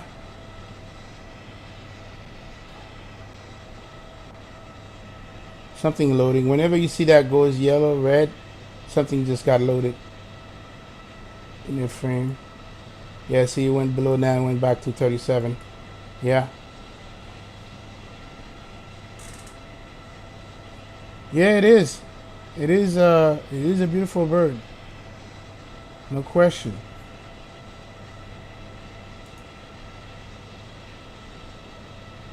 All right, wait a minute. I'm over speed. Let me put. All right, we need to decrease.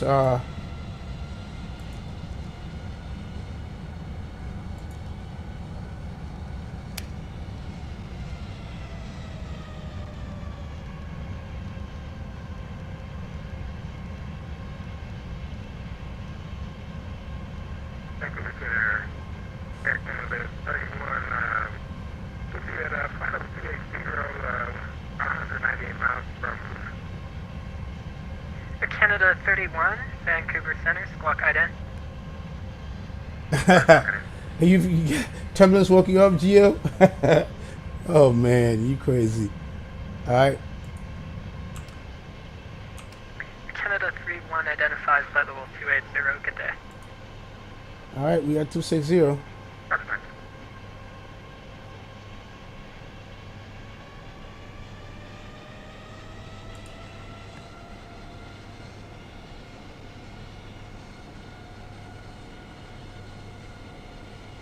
Yeah, it's probably that speed brake I put on will come up, Captain Reynolds.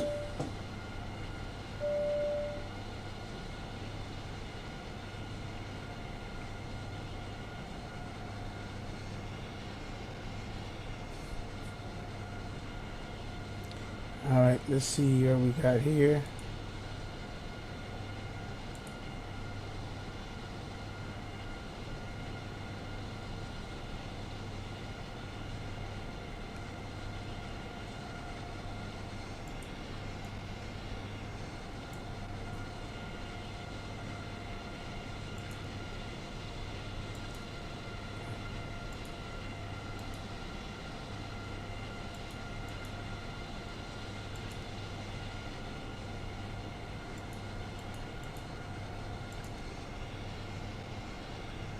KLM 217, descend 14,000.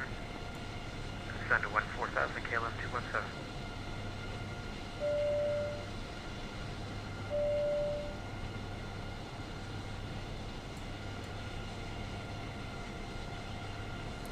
Let's see what our push speed's gonna be. KLM 217, the Vancouver altimeter 2971. All right, approach is gonna be 143.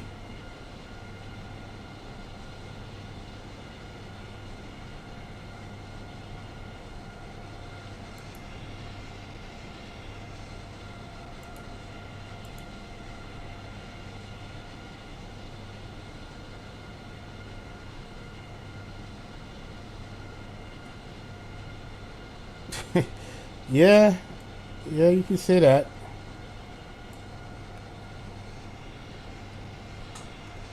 Vancouver Center, Air Canada 617 at 26,000. Canada 617, roger, expect lower in about 40 miles. Roger that. Canada 201, back to flight. Canada 201, roger, thanks.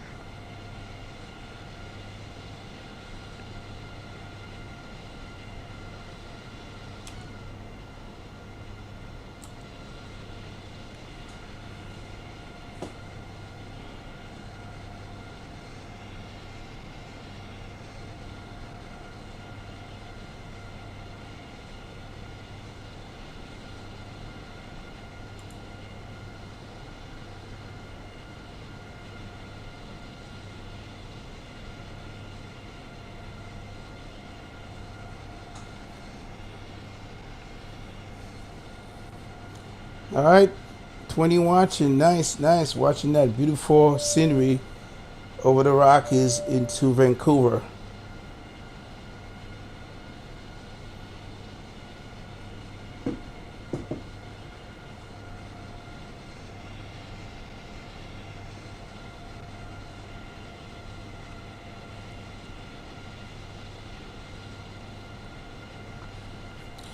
Hey, what city is this, Dimitri? Right here. And we're going, let me see, Avitab says.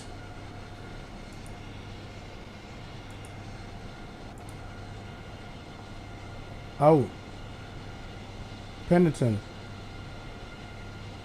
Man, we're not far at all.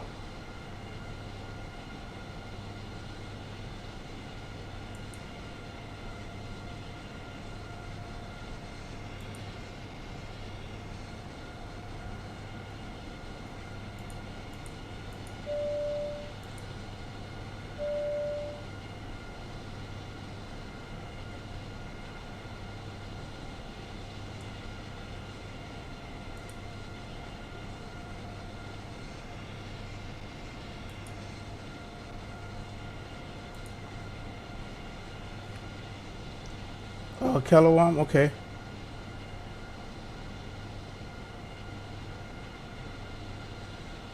All right, nice.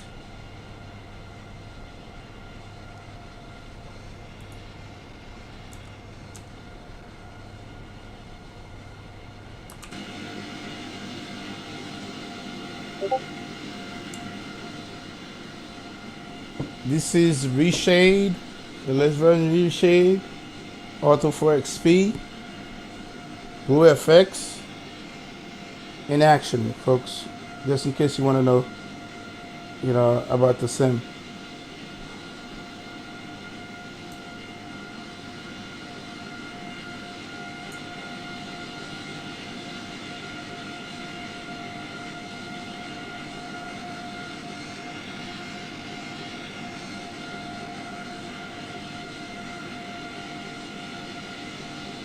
Yes, it is. The 900, yep.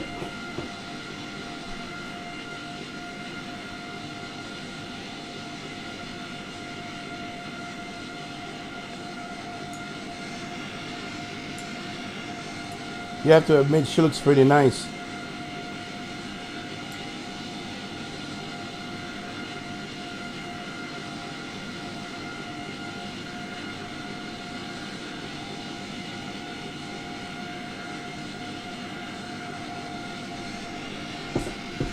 KLM 217 heavy, contact Vancouver arrival 128.6, good day. 28 seconds, KLM 217.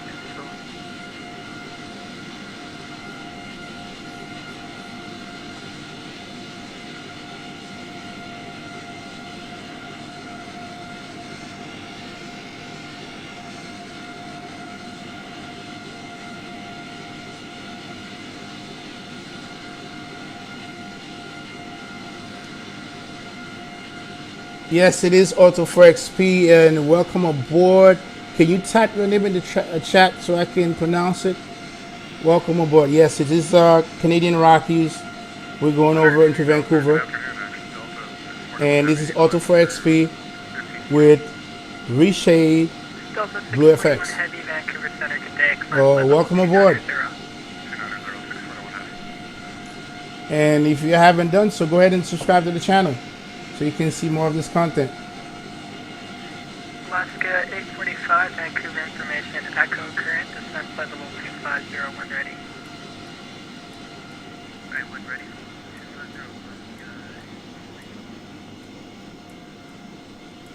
Air Vancouver Center today, Air Canada 22 heavy, intersection of East Air Flight level 380.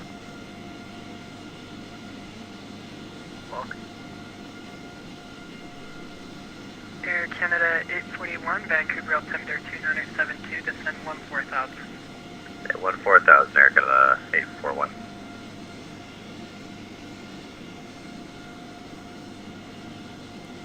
Air Canada 617, Vancouver altimeter 2972, descend 14,000.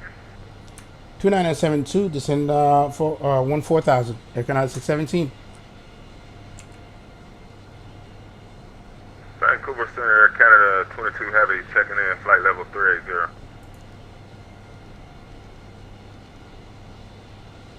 Air Canada 22 heavy, Vancouver Center, good day, squawk it in. I didn't run it.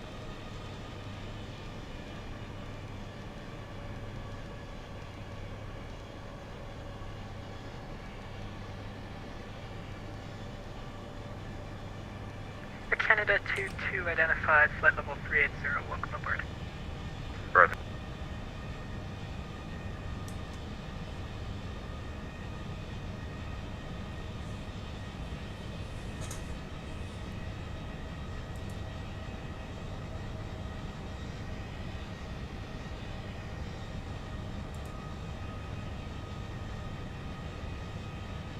Air Canada 201, Vancouver information, echo current, descend now, flight level 240.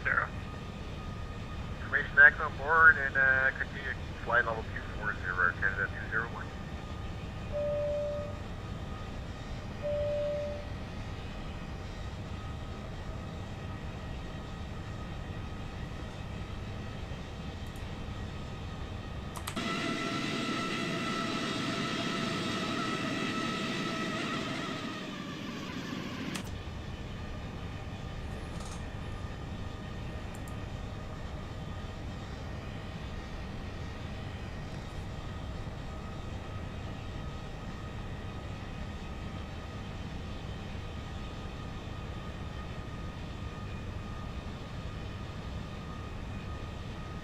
Yeah, things about to get real, Captain Reynolds.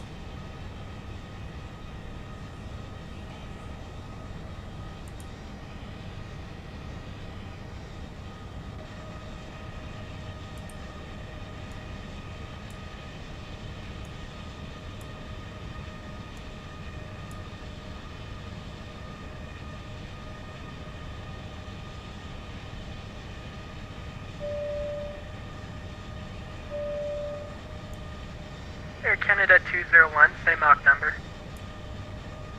Air Canada 201, currently decimal 75. Yeah, Roger, and Air Canada we should be at same Mach number. we should be at that flight level you were talking about, Dimitri. Yeah, Mach 0.978 Air Canada 31, reduce speed, Mach decimal 75.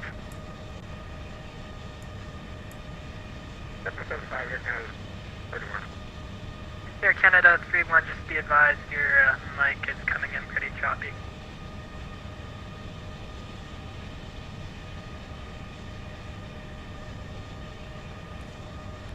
Air Canada 201, if you want to, we can speed up a little bit if you want. Air Canada 201, yeah, that'd be great. Best available speed. If you're going best available speed up to Mach decimal 80, then Canada 201. Roger, thanks.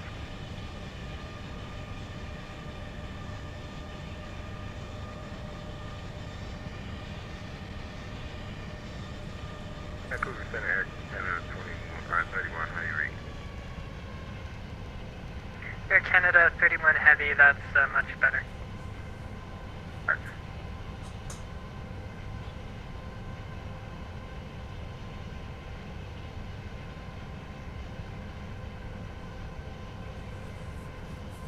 Yes, sir. Coming in into Vancouver, the beautiful Vancouver.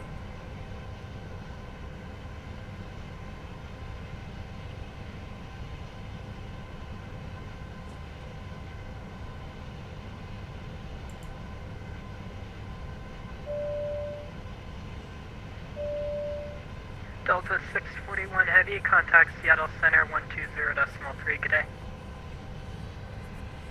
120.3, 641 heavy, thank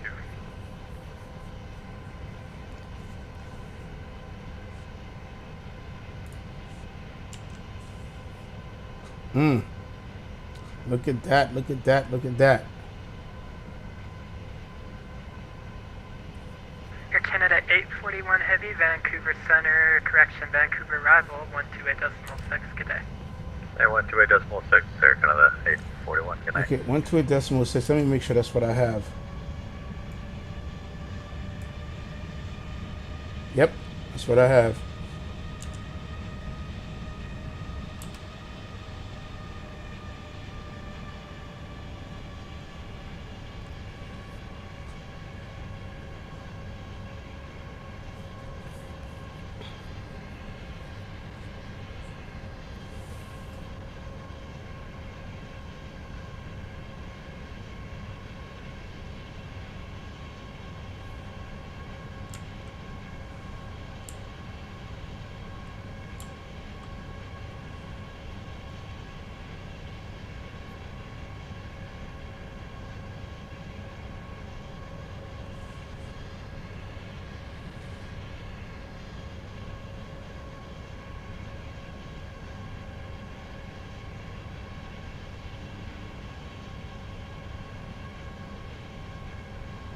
All right, let's see to touchdown. See where we at. Oh, I'm almost there. 4 more minutes. Cool.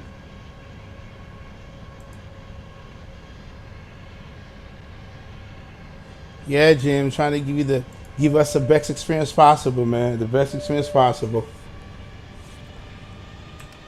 When you hear that engine coming up like that, that's when speed brake have to come off. Let's see. I'm at 280. I'm at flight level 14,000.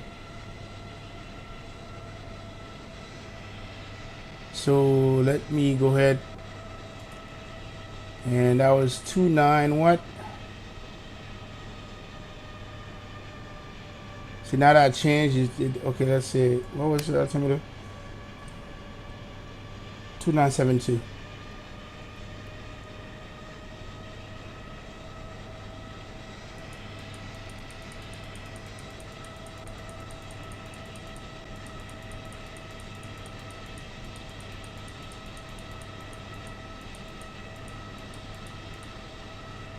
Okay.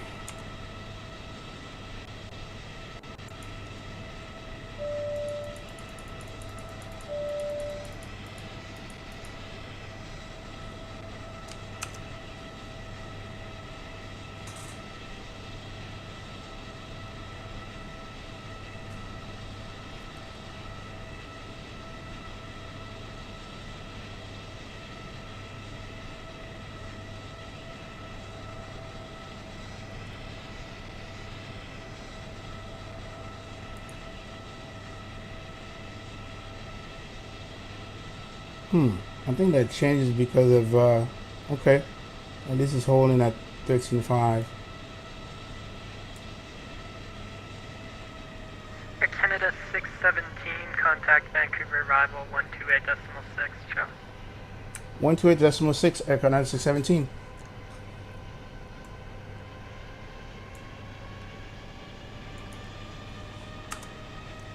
Arrival, Air Canada 617 at flight level 14,000.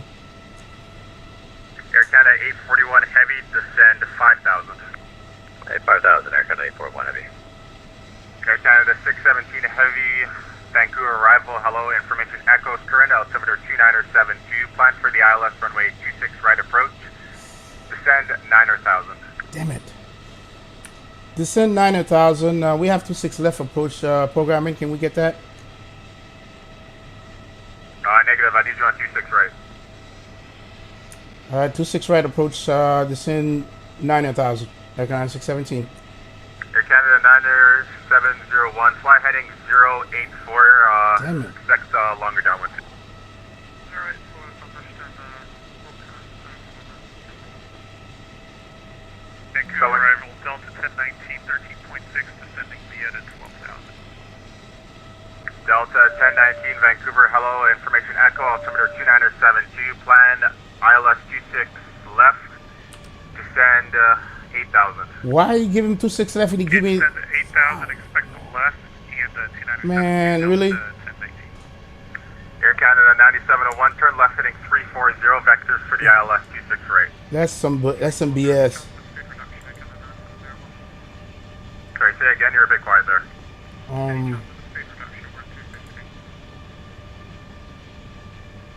Yeah, speed is at your discretion. Skywest 5488, descend 4,000. 4,000, Skywest 5488. Following 1356, contact tower now 118.7, bye-bye. 118.7, bye-bye, something 1356.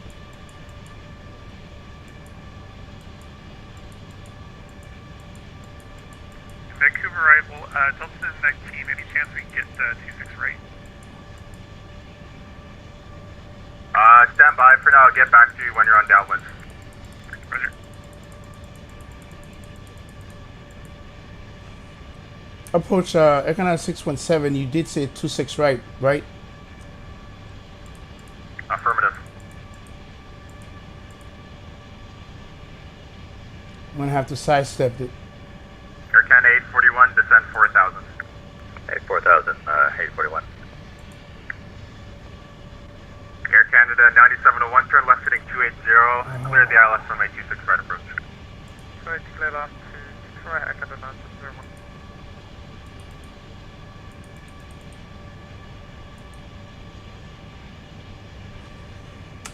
Oh, man.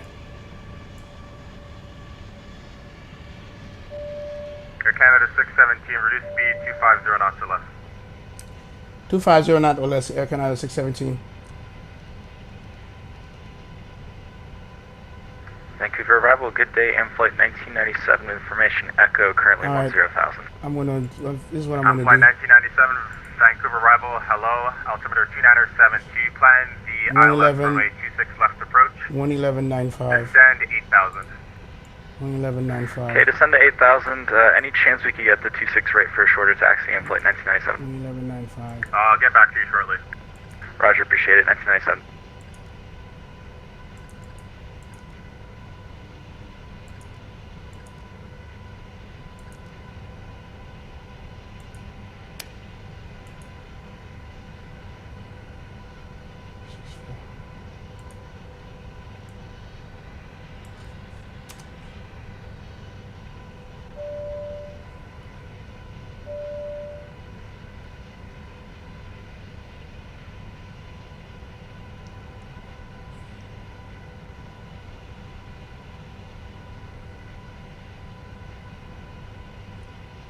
Oh, okay.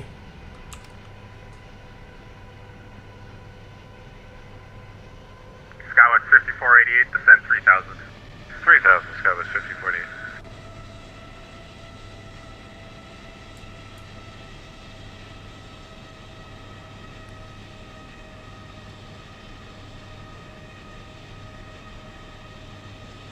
Yep, at 2972. That's the altimeter. Skywatch 5488, turn left heading 350, vectors for the ILS 26 right. Left 350, checker mark, Skywatch 5448. Air Canada 617, turn left heading 160, vectors for the ILS 26 right. Left heading 160, vector 5 left 26 right. Air Canada 617. Air Canada 9701, contact tower now, Woman 9.55. Bye bye. 955, thanks. Air Canada 9701. Approach, can you repeat the vector again for Air Canada 617? Left heading 160. Left heading 160. Air Canada 617.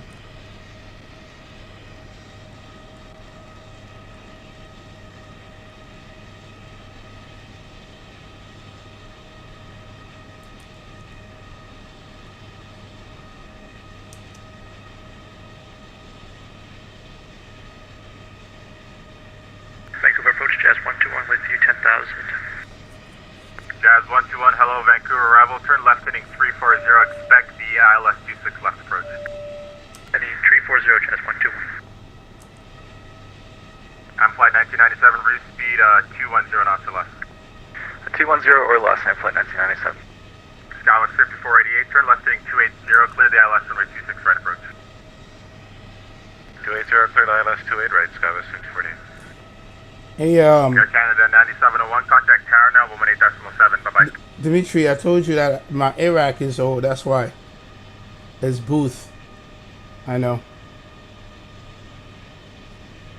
Salim Raj. Hey, we here. Air Canada 841 heavy, descend 3,000. 3,000, Air Canada 841.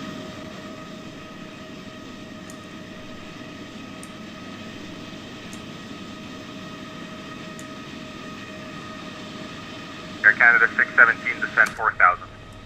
4,000. Air Canada 617. Air Canada 9701, Vancouver.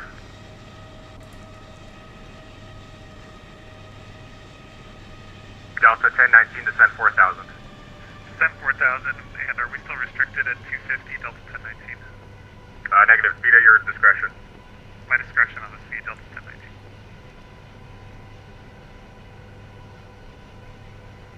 Air Canada 617, reduce speed 200 knots or less. 200 knot or less. Air Canada 617.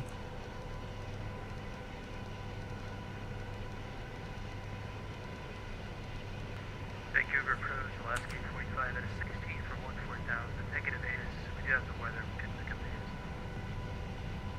Alpha is Echo, altimeter 2972, plan for the ILS 26, right approach, descend 8,000. Right down to 8,000, 26, right left. Air Canada 841, turn right, heading 180, vectors for the ILS 26, right approach. Hey, you're right, heading 180, Air Canada 841. Air Canada 617, turn left, heading 020. Left heading 020, Air Canada 617.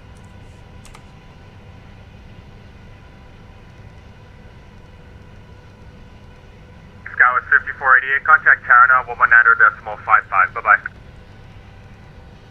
1955 switching, Scout 5488, good evening. He's spinning me back around. I see.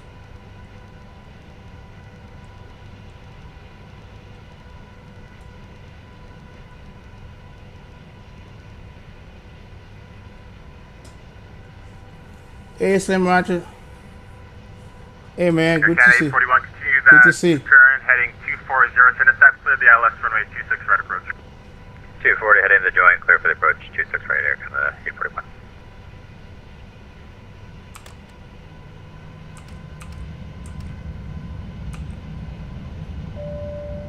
Jazz 121, descend 8,000, turn right, heading 070.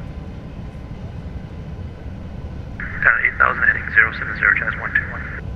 And flight 1997, descend 6,000.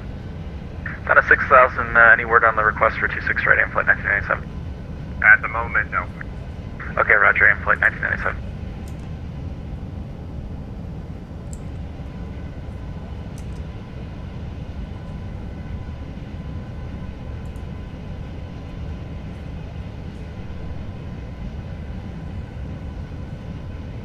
He's gonna give me a turn here pretty soon.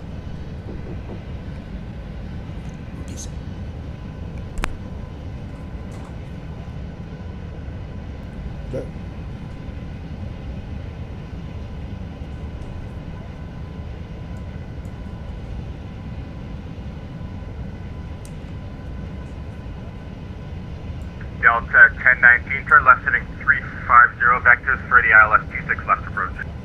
Left 350 for ILS 26 left, Delta 1019. Air Canada 617, turn left heading 250, speed restrictions cancelled. Turn left heading 250, Air Canada 617. Jazz 121, descend 4,000. Down to 4,000, Jazz 121. Air Canada 841, heavy contact tower now, 119.55, bye-bye. 2 south of Watcom, 6,000 feet. With you. Air Canada 841, heavy contact tower now, 119.55, bye-bye. 1955 for tower, see you later, Air Canada 841.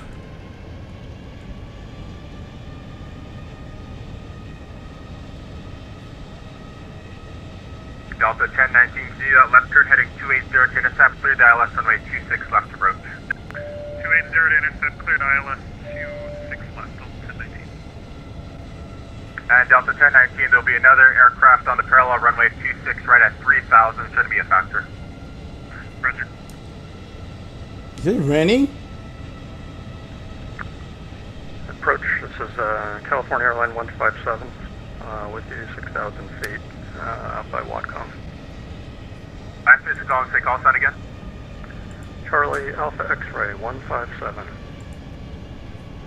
Charlie Alpha 1, X-Ray file 157, hello Vancouver, arrival information echo, altimeter 2972, plan the ILS for 26 left, fly heading 350, descend 4,000. Okay, heading 350 now, and down to 4,000 for X-Ray 157. Alaska 845, descend 4,000. 4,000, Alaska 845. Vancouver approach. Air Canada 31, with you, 14,000, with information Charlie. Delta 1019, confirm you have the ILS for 26 left? ILS 26 left, sir. Oh, negative, that was for Delta 1019. Yeah, affirmative, we are tracking 110.7. Okay, because it shows you're right behind the other aircraft on the right side. Okay, roger, stand by. Could just be our older scenery. Air Canada 617, descend 3000, fly heading 240 to intercept, clear the ILS runway 26 right approach.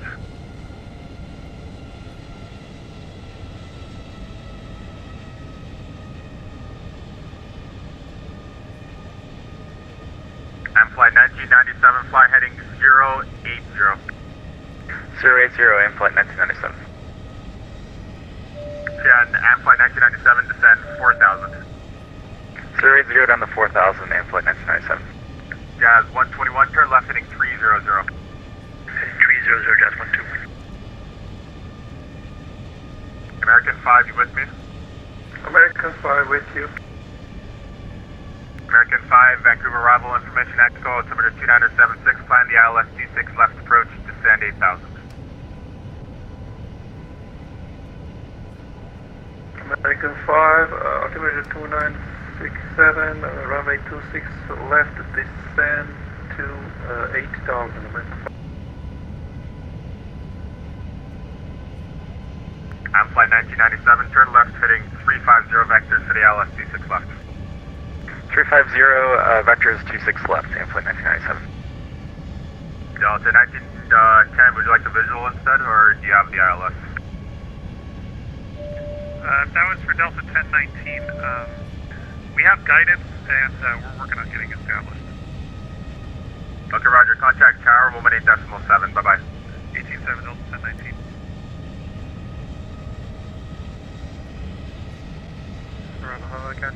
Canada 1, full time. Jazz 121, reduce speed to 170 knots or less. 170 less, Jazz 121. Actually, Jazz 121, make that 160 knots or less. 160 less, Jazz 121.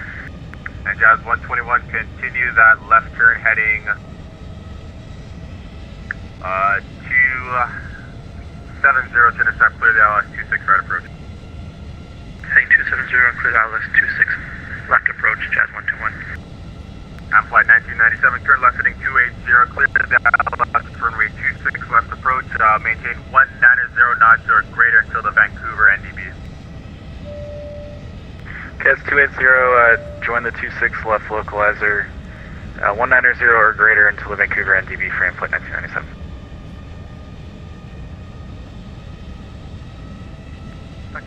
Hello again, I can pronounce 0, full time.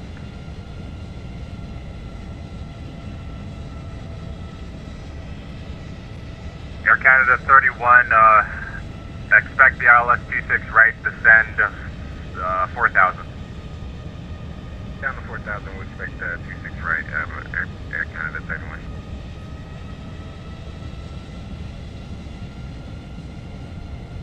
And let's see, last correction, Air Canada 9701, expect an extended down for now, I'll get a fit you in shortly. No worries. Approach Jazz 120, verify 26 left approach. That's affirmative. Thank you.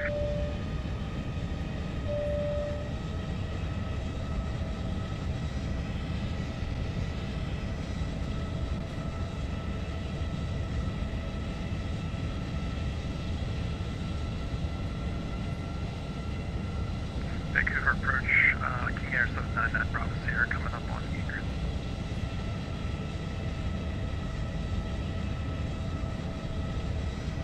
9 Bravo Sierra, Vancouver arrival, hello, information Echo, altimeter 2972, plan the ILS 26 left approach, descend 8000. 26 left, descend to 8,000, 26, sorry, what was the altimeter? 2972. 2972, so it's not that Bravo. Guys, 121, if you're on the ILS 26 right, that's fine. Actually, no localizer right now, Jazz 121. Okay, Jazz 121, say again. No localizer captured yet, Jazz 121. Okay, you're on the 26 right side, so I need you to deviate over to the 26 left behind the Beechcraft 190 at 4000. Okay, I'll turn about 10 degrees left and hopefully catch a localizer on 26 left, Jazz 121. Roger. And Alaska 845, fly heading 080, expect extended downwind. 8080,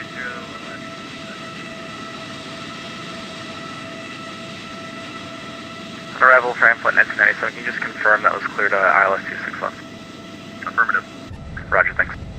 And I'm flight 1997, contact tower 118.7.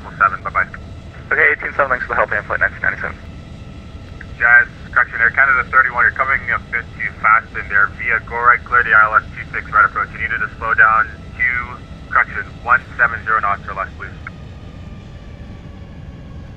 Down to 170 knots and Phoenix 26 right approach. That's affirmative, you're cleared the ILS 26 right by go right. Clear 26 right, Air Canada 31.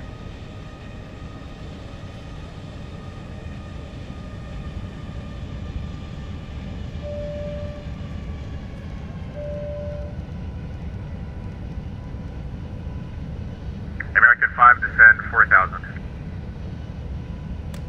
American 5, 4,000. Alaska 845, turn right heading 190, vectors for the ILS 26 right. 2,500. Right, 190, Alaska 845. Air Canada 617, contact tower, 190.55, bye-bye.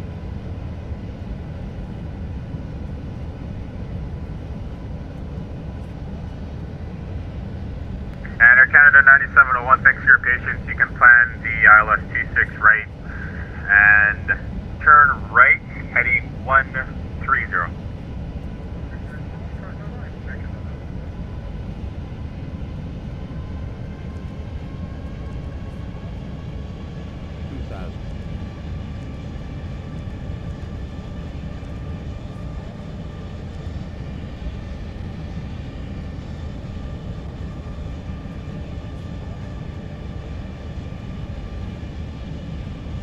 That's aircraft calling, you're coming in unreadable. Tower, Air Canada 617 on the 26 right approach. Air Canada 617, wind 240 at 7 knots, clear to land, runway 26 right. Clear the land, runway 26 right, Air Canada 617. Alright, flaps full, gear down, 3 greens, rotor brake is armed. Let's do this, boys. Let's do it.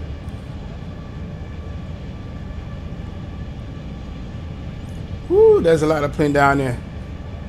Look at the city. We're just gonna see it on the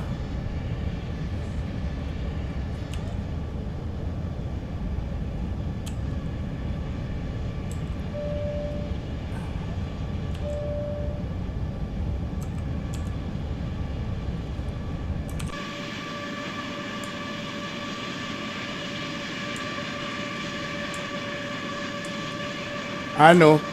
I'm not supposed to be looking outside, but I am.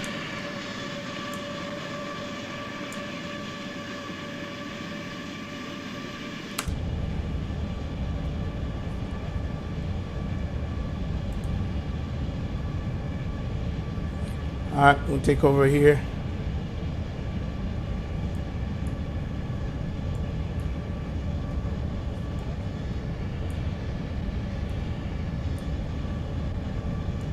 Vancouver Tower, Air Canada 31 with you, runway 26 right. Air Canada 31, Vancouver Tower, good day, you're number 2. Number 2, Air Canada 31. 500. Check.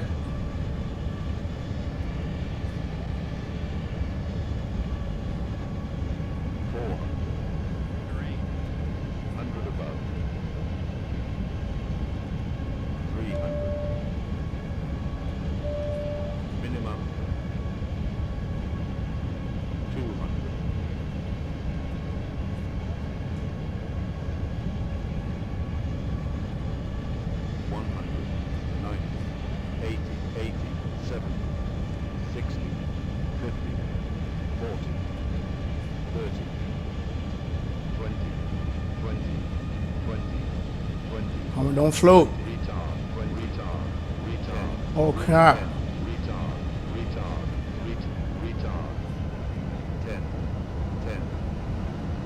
Air Canada 617, ground 127.15, wind clear. I flowed this damn thing. Jesus. Alright, can I take this turn?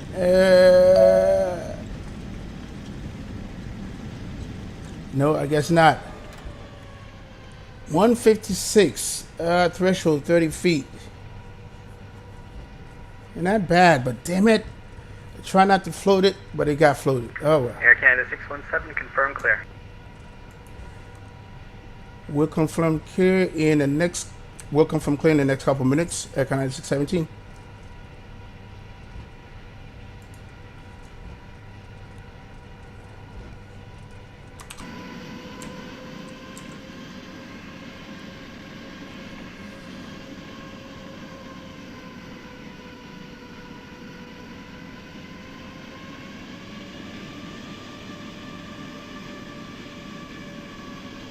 Air Canada 31, pull up, go around, call departure 132.3.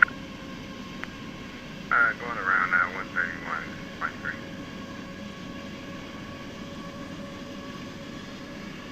Tower, Air Canada 617, clear of active.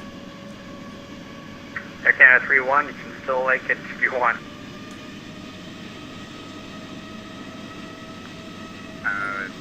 We've already got the gear up. We'll go ahead and go around. Oh, he's on. Air Canada 31, not a problem, departure on 132.3. 132.3, thanks. Air Canada 617, ground 127.15. 127.15, Air Canada 617. Tower Alaska 45 to the DU, ILS 26 right. Alaska 845, winds 240 at 7 knots, clear to land runway 26 right. Clear to land 26 right, Alaska 845. 0.15. Yep, 0.15.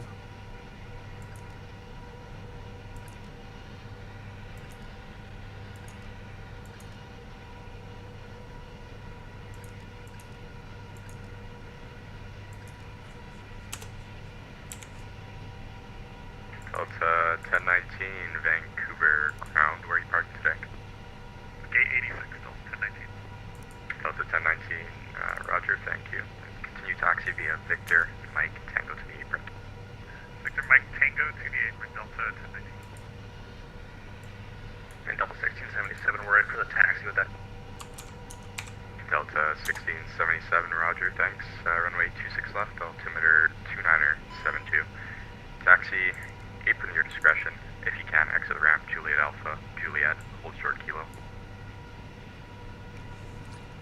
Okay, Juliet Alpha, exit point, and then Juliet and Kilo for Delta 1677. Roger, thanks. Yeah, I just got a FD who's going to be coming in, Mike Tango to the apron.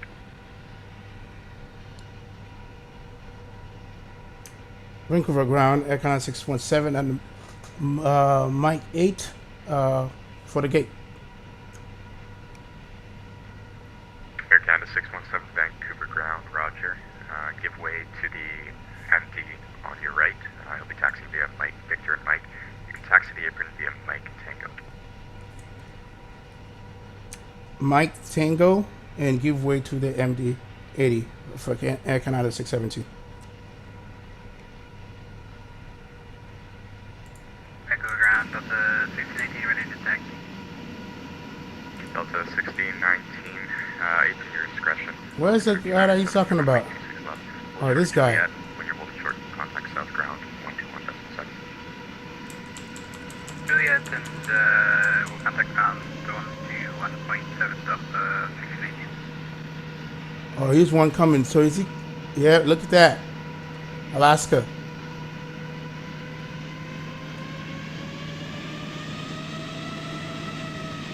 Okay, you did tell me. What did you tell me?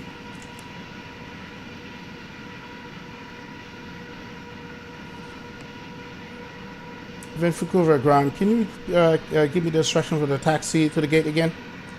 That's Air Canada 617. Air Canada 617, you can taxi via Mike Tango to the apron. Follow the MD on Mike.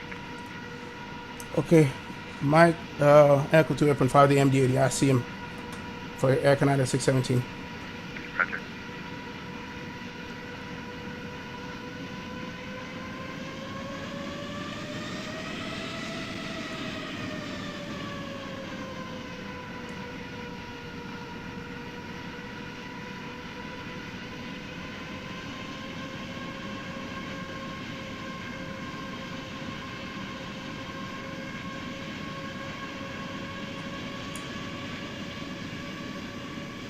Alaska 845, you with me?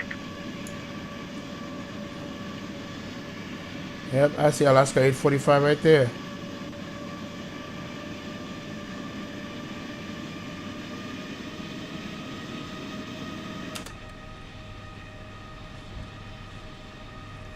I know my bricks are hot.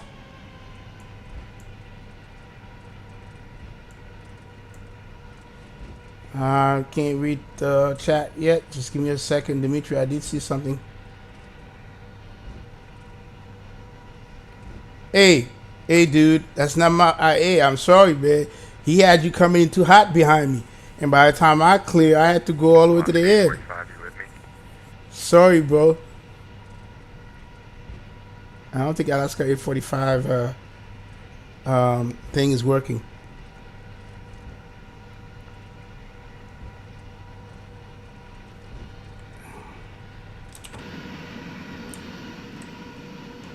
You were coming in too hot, man. All right. I think I'm going to take one gate right there. I think he's waiting for me to go by. You don't want to hear it? Dude, thing went all the way, you know. Look, I tried to take that turn, but this thing is too big, man. Vancouver ground, Alaska 845 with you, clear of 26 right, going on gate 7. Alaska 845, Vancouver ground, give way to the Air Canada passing right to left. I texted you Mike pop into the apron. Alright, Mike pop into the apron, give way to the Airbus 320 Alaska 845. North ground, hello, AM flight 1997. We're on Victor holding short kilo, taxiing to the UPS ramp at the 26 right threshold. Previous aircraft calling, so your call setting in, please. That's AM flight. It's Alpha Mike flight, AM flight. AM flight 1997, roger. Yeah, I floated XP. This damn bird, man. Victor, hold short Mike, AM flight. If you're not careful, you're going to float this damn thing. I mean, it was, you know, landing wasn't bad, but except for the float. And Delta 1677, we're holding keel. Delta 6077. Beautiful approach, though. Ground now, 121.7. 21.7, Delta 67.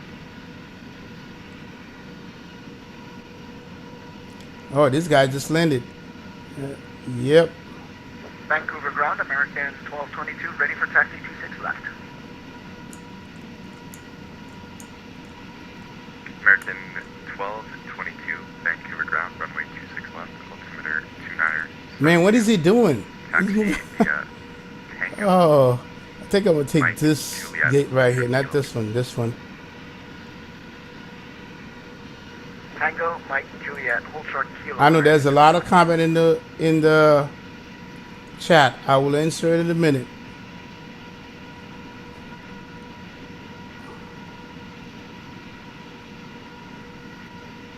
I'm flight 1997, you continue taxi to the Mike 7, hold short of runway 26 right. Continue Mike 7, hold short 26 right, AM flight 1997.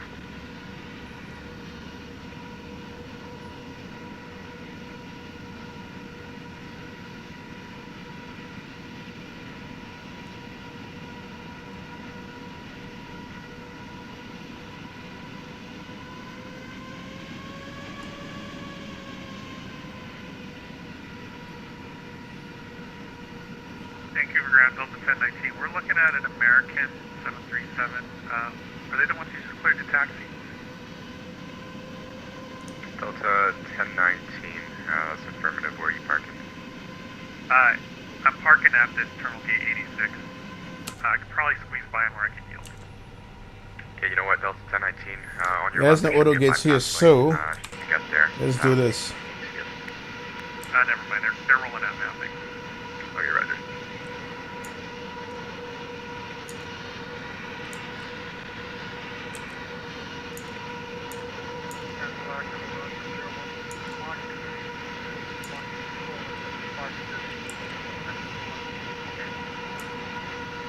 Air Canada 9701, taxi the apron to Link Juliet.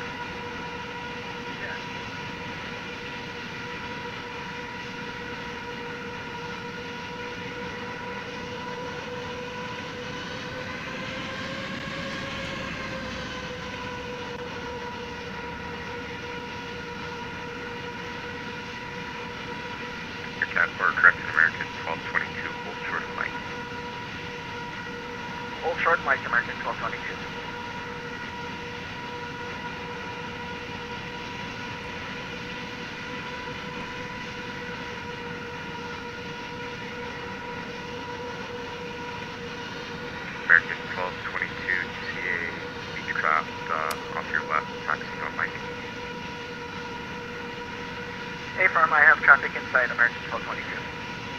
American 1222, after that traffic passes left to right, you can continue taxiing. Continue taxi after traffic, American 1222. All right. We are here.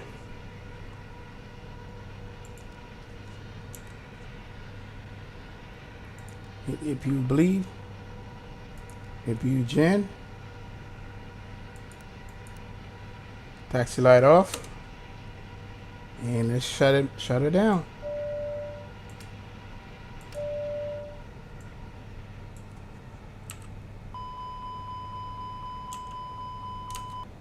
Why? Yeah.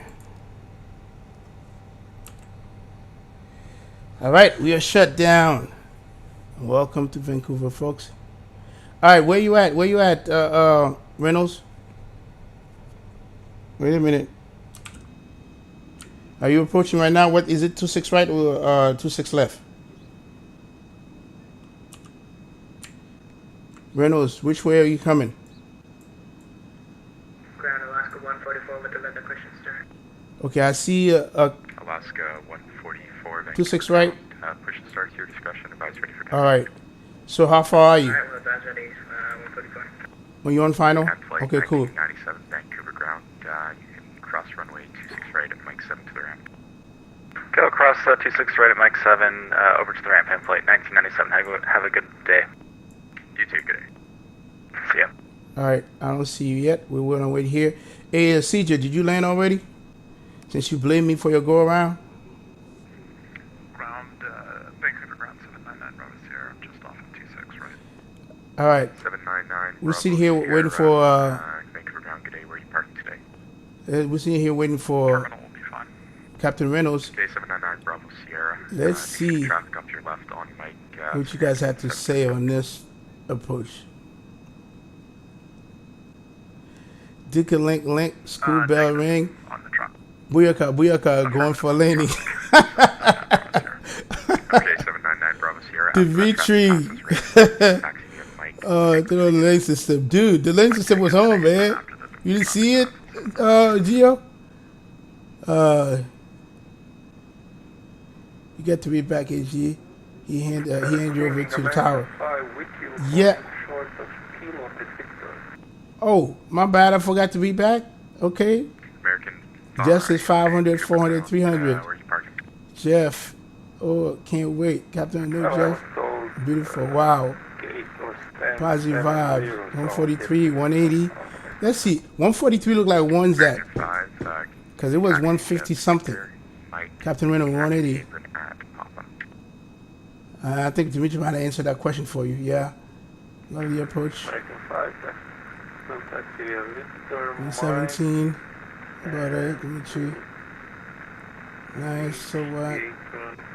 Nicely done. Thank you, Captain Reynolds, Captain Gio. Jeff, hey, you wasn't that late. All right, I think I see Captain Reynolds in the horizon coming. American 1222 holding short of kilo. Solomon Ranch, very nice landing. Dimitri, no comment.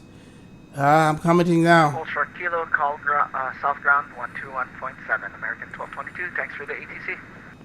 No worries, have a good day. November 799 Bravo Sierra. I see you took a right on Mike. Hey, where do you like to go? I don't know what Gio. I know what you're talking about, Gio. Nice, great stream. Thank you. That was a great stream. Okay, it was. Not sure what scenery you have, but if you got parking gear. Dimitri, all was good until that float. Yeah, float around. Yeah, it was. It was. The float, man. Vancouver ground, good evening. Delta 1874 is ready for push to start. We're at gate 17 with information echo. You know what, Dimitri? Because I knew I had room, because I mean it just want to come back up. So yeah, I could have made the decision to go around, but I also saw that I had to bring it down because, you know, the wifey is gonna be coming home soon, so I can mess around with that, man.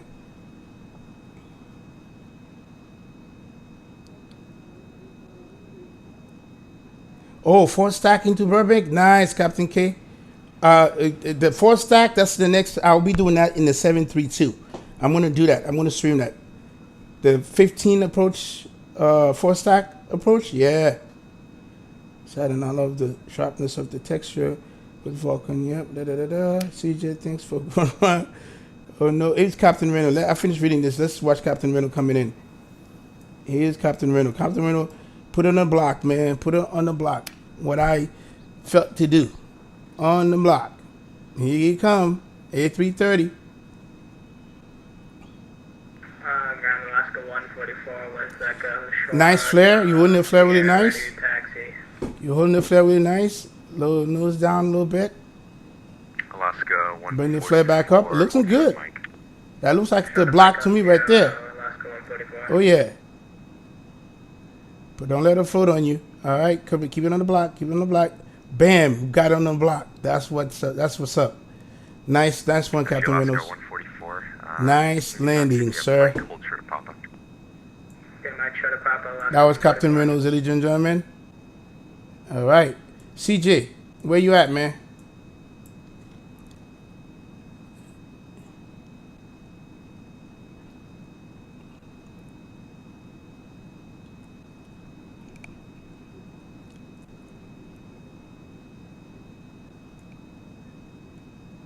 Thanks, CJ, for the landing.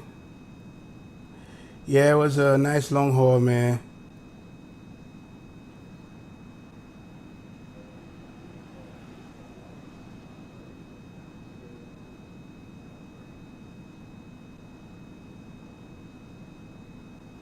AC-131 is CJ. 50-mile final. Are you doing? Okay, so I'll wait for you. Vancouver ground, Alaska 1977 is ready for push and start. All right, CJ. Alaska 1977, contact ground 121. Where you at? 21.7 for Alaska 1977. 15 miles. I probably can't see you. Oh, here's CJ right there. Here's CJ right there. All right. You next, Alaska CJ. 144, runway 26 left, altimeter 2971, taxi via Mike Juliet, hold short of kilo. Hey, Dimitri, you heard what I said? Short of Kilo, Alaska 144. I had to, land it, man, because my time is short here. Air Canada 22, are you with me? But other than that, I'm pleased with the whole stream. Besides floating her. Hey, Captain Reynolds, was that for me? When you say that I'm flying? Hey, Vancouver ground, good day, Air Canada 22 Heavy, just off runway 26 right, looking for the Charlie apron. Air Canada 22, Vancouver ground, sorry, which apron are you looking for?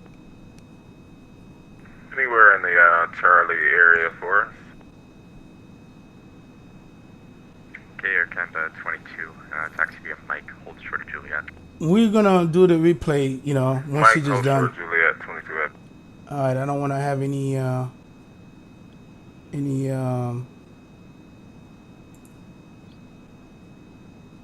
Okay, all right. I think the Canada 22 actually. FPS is right back. So you know what? Just can you taxi via Mike Juliet to the apron? Mike Juliet, appreciate that. 22 Heavy, thanks. No problem. Good day. All right. Ground power 248, ready for push. All right, let's give CJ a little music. So your call sign again. Power 248. Oh, Power 248 is on. Vancouver ground, push and start your discretion. Advise ready for taxi. What advice for taxi? Power 248. All right, Power. 144, contact ground 120. Here comes CJ. 2172. Ground Delta 692, gate 43, ready to push and start with Echo. Delta 692, hold the push. There'll be 737 traffic passing left to right on Juliet.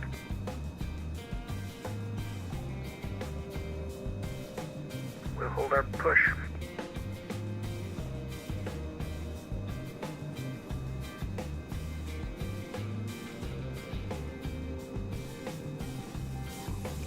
Mr. CJ Hollister. Bring it in, man. Bring it in.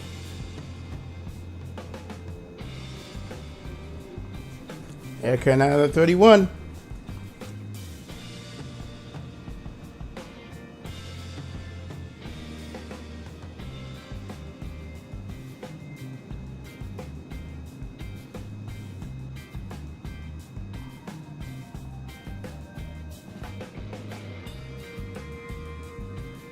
All right, bring it in, CJ. Bring it in.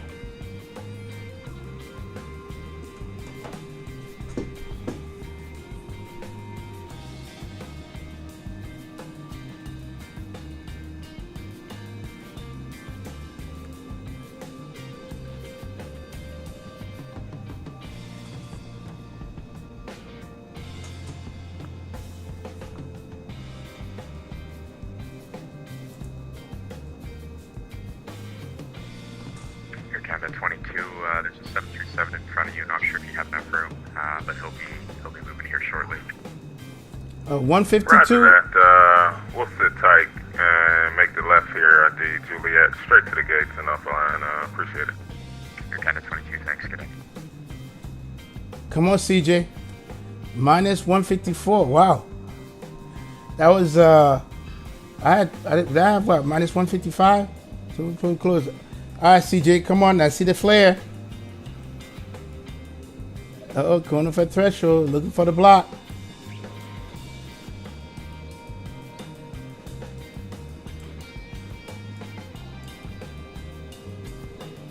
Ooh, it looked like you centered that. Did you? That looks good, man. All right, nice landing, CJ.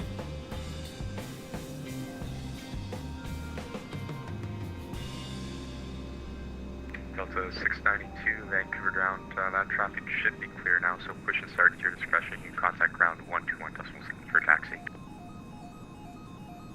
Push and start and over to ground on 121.7 for taxi, Delta 692. You were spot on, super nice.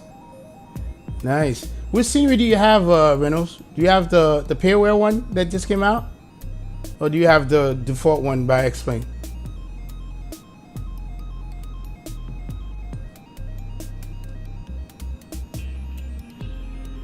All right, so let's do some replay for the freeware. Nope. Hey, Dimitri, I love the scenery, man. I love it. I love the Rockies. So I wanted to do this flight, and yeah. Now that will not be the last time. I think XP will be doing this next. So XP is on the deck for this flight. Well, XP, you gotta do a long haul though. Can't do a short flight, man. Not from LAX to here. You gotta come across the country. I'm putting pressure on the XP.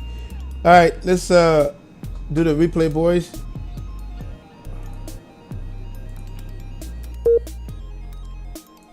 Yep, disconnect already.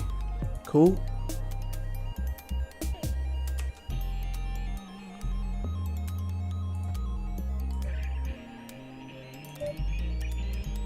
Man, I don't know what the hell. I couldn't see nothing.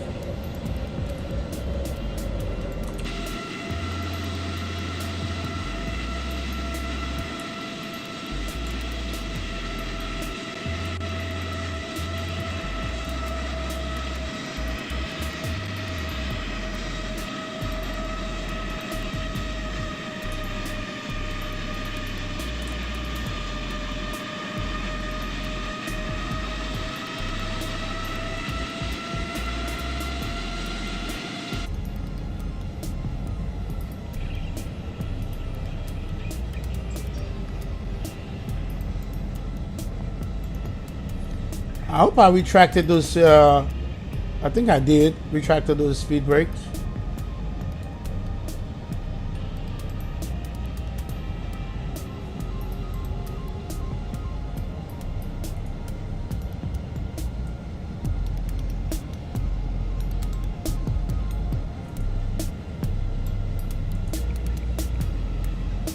Wow, beautiful scenery, man. That VFR.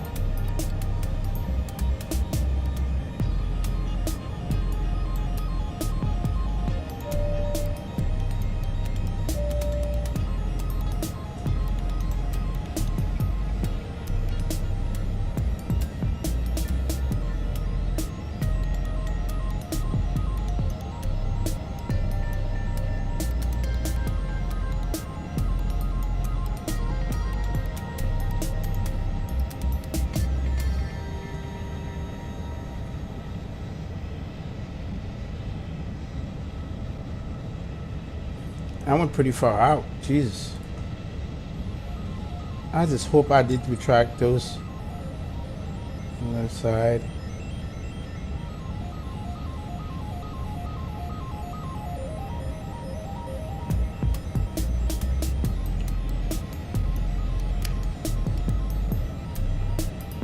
I think the heat blur effect makes it is kind of not focused, so don't pay attention to that. When we do the engine view, you'll see a little better.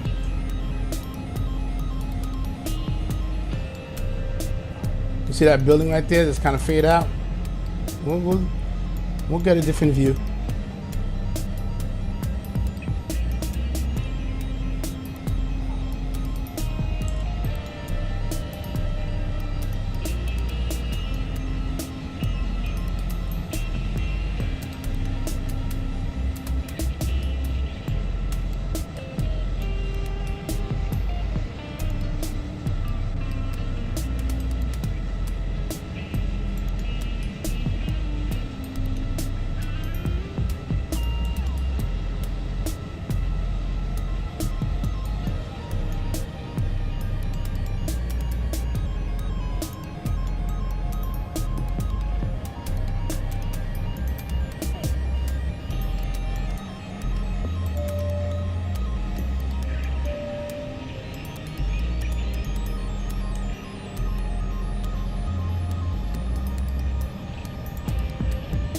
Yep, here's the gear. Yeah, they took it kind of far back.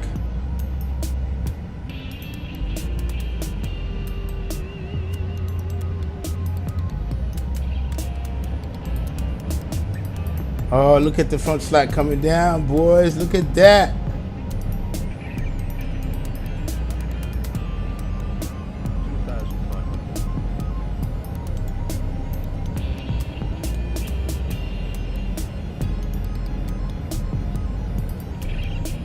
Yep, I did retrieve the seat brake. Good.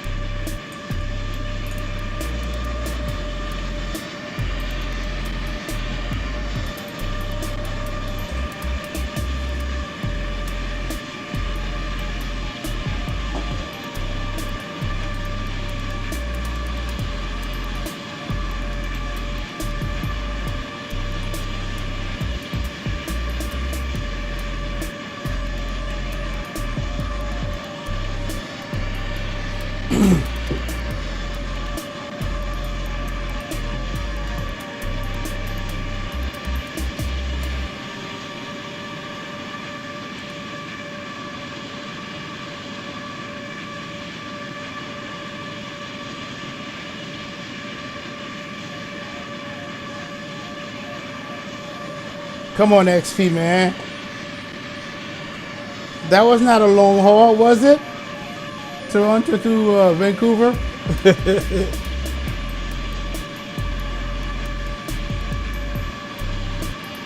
Yeah, thanks for about the auto, Captain Rico. Dimitri got a nicer one. He has to do some things to it. When he does that, I'll probably rock that.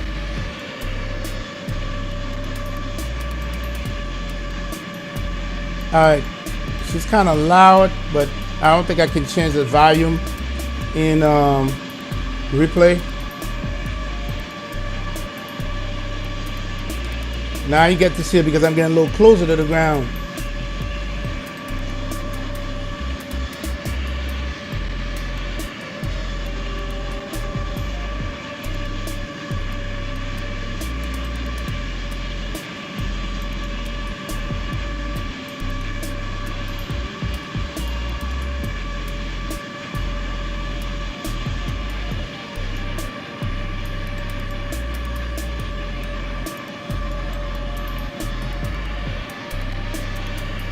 Man, that's a beautiful approach.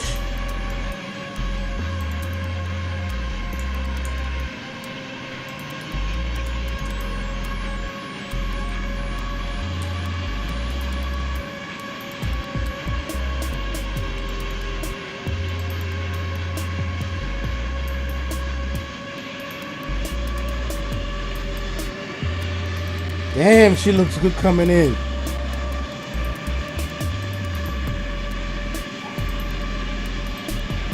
See right there, that flare right there, I messed up. I should have never did that. See that again? Yeah, I gotta adjust those, calibrate this a little bit more. Okay, left of the, to the, right up the center line.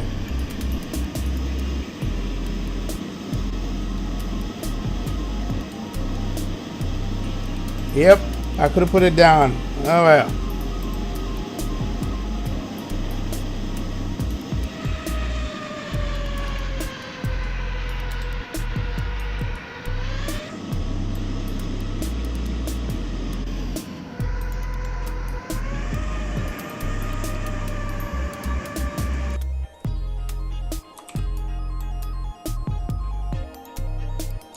Damn.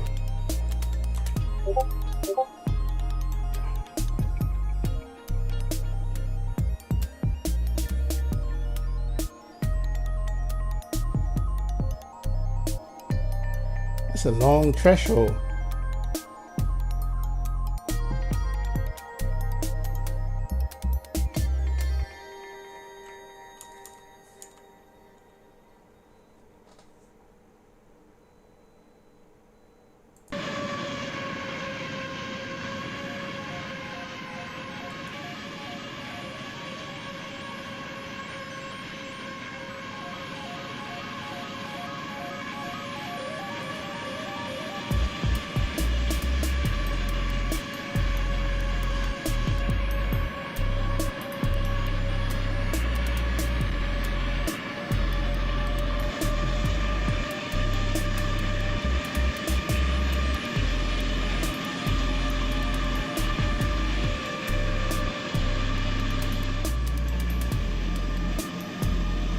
Yeah, I should have put it down right there. I'm gonna try flying her more again so I can get the hang of it. So it's cool. All right, let's do this view by itself. Let's do this. It's gonna be short.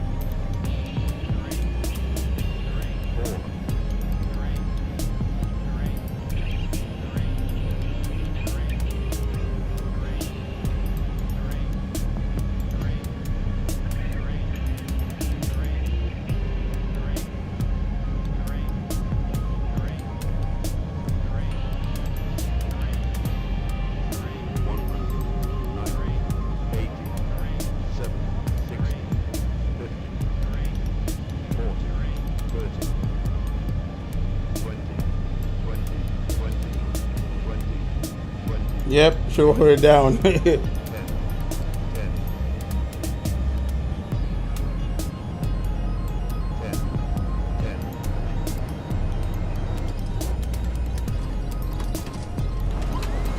All right, let's look at the other side. Probably see a little bit more of the city.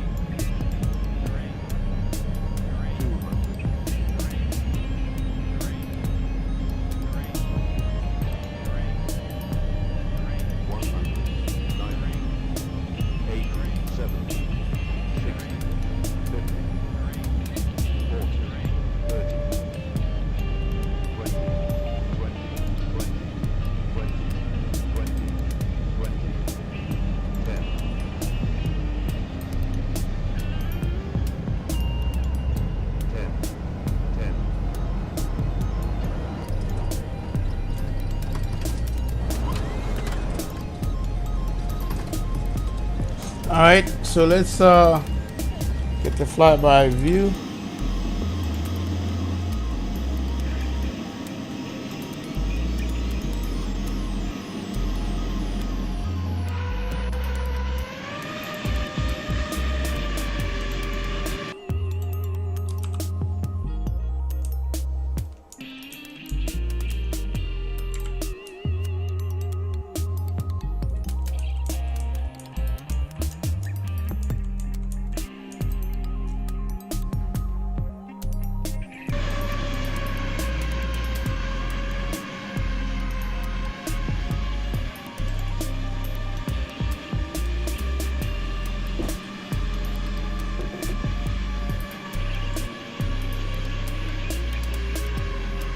All right, see you, Salim.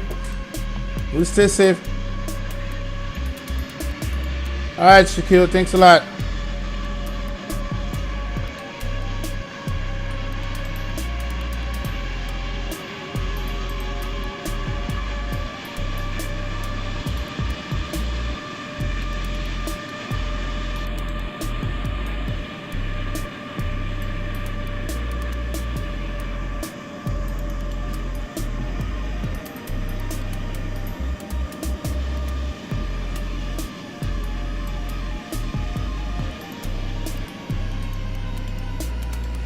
Okay, after the replay, guys, I'm gonna show off the city a little bit, so don't go nowhere because we can see everything. Oh crap.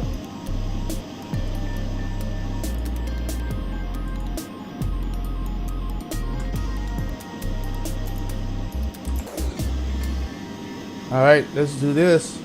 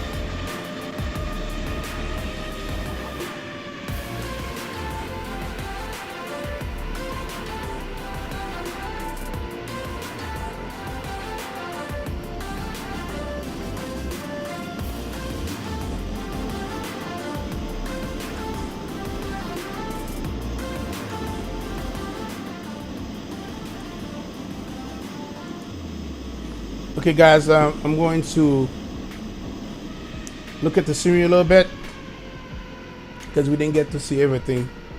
It doesn't do it any justice, you know. So that's the end of the replay, but just stay tuned. Do a little VFR roundabout in the city.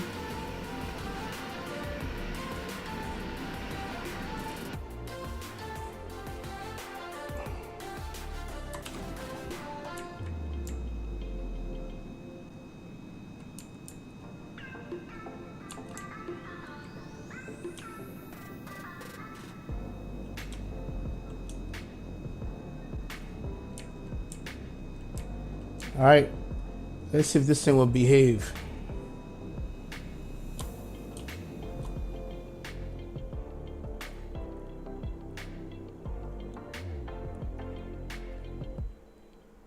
Yep, this is the scenery.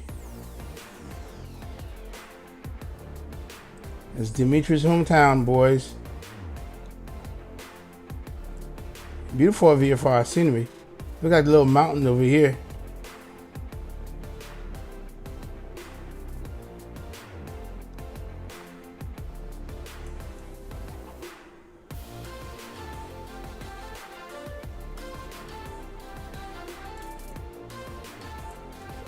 Yeah, buddy. Look at that. Huh? Tell me that's not nice. Check it out. Yes, sir. Yeah, Dimitri gonna say thank you, sir. Thank you. I gotta show it off, Dimitri, man. It's a beautiful scenery. And then Dimitri lives somewhere back here.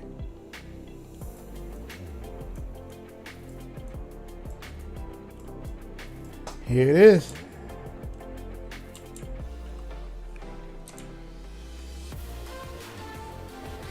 Here it is. Now I don't know if back here is model, but I know over here was model. Oh, CJ Hollis is doing CYYZ KPDX. Yo, man, I'm gonna be watching. So if I go over here, you're gonna see stuff. Now it's like that because let me see if I can get it.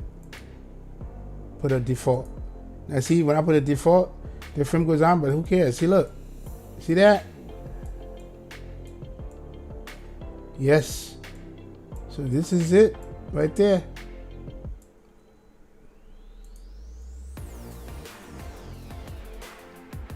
Yep. So if we come over here, do a little scoot down here.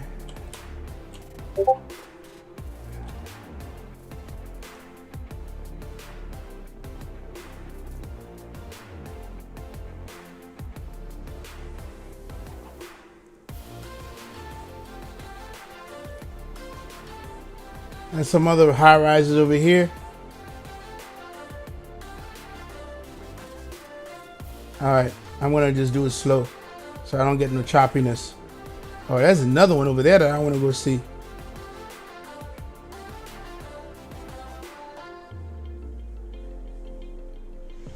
Okay. You know what? Let me turn on the detail. I'll see it as I get to it.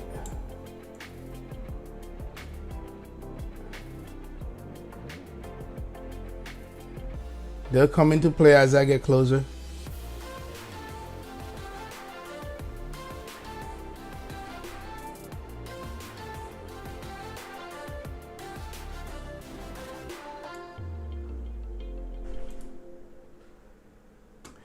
I don't know why it's choppy.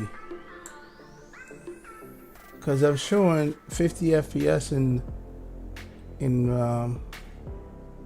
OBS.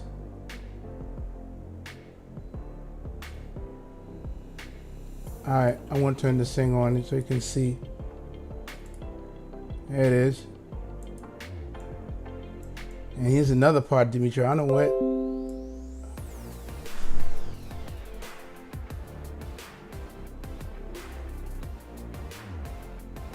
Replay failed. Well, actually, you just post something. I gotta check that out. Whatever you just posted.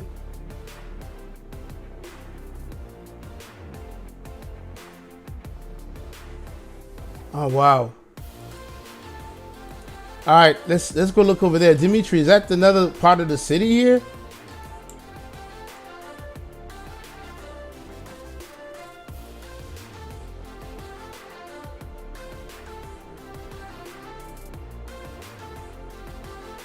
All right, I gotta go a little faster.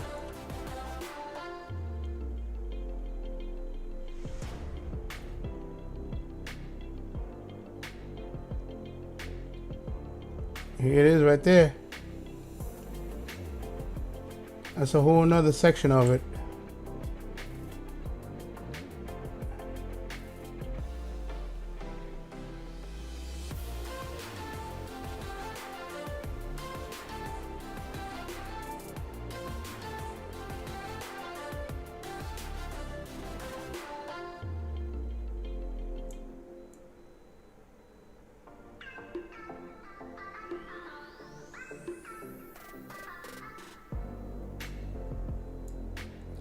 Oh damn, okay.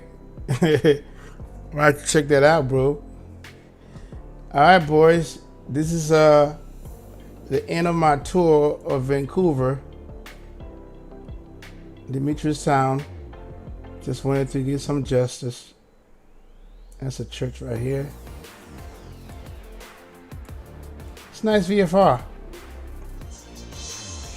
All right, that's it. That's when I gotta go, boys.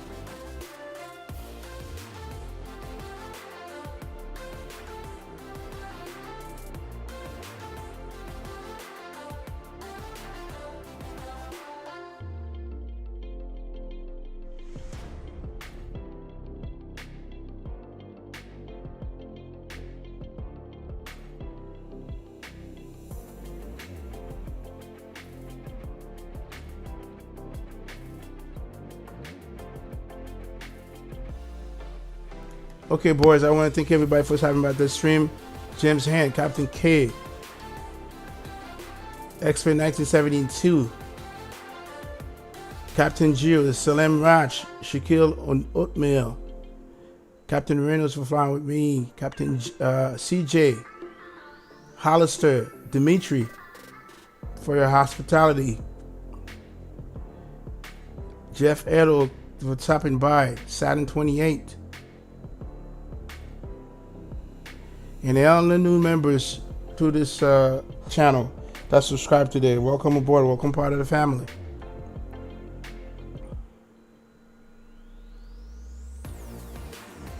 And I don't want to miss anybody. James, Salim, Jeff Ibbo, I already called you out. So if I miss you, I apologize. But I thank you. It was a long stream and a good stream. All right. I'll talk to you all later. Gotta go check my man out. CJ flying to Portland. All right. Later, folks. Bye.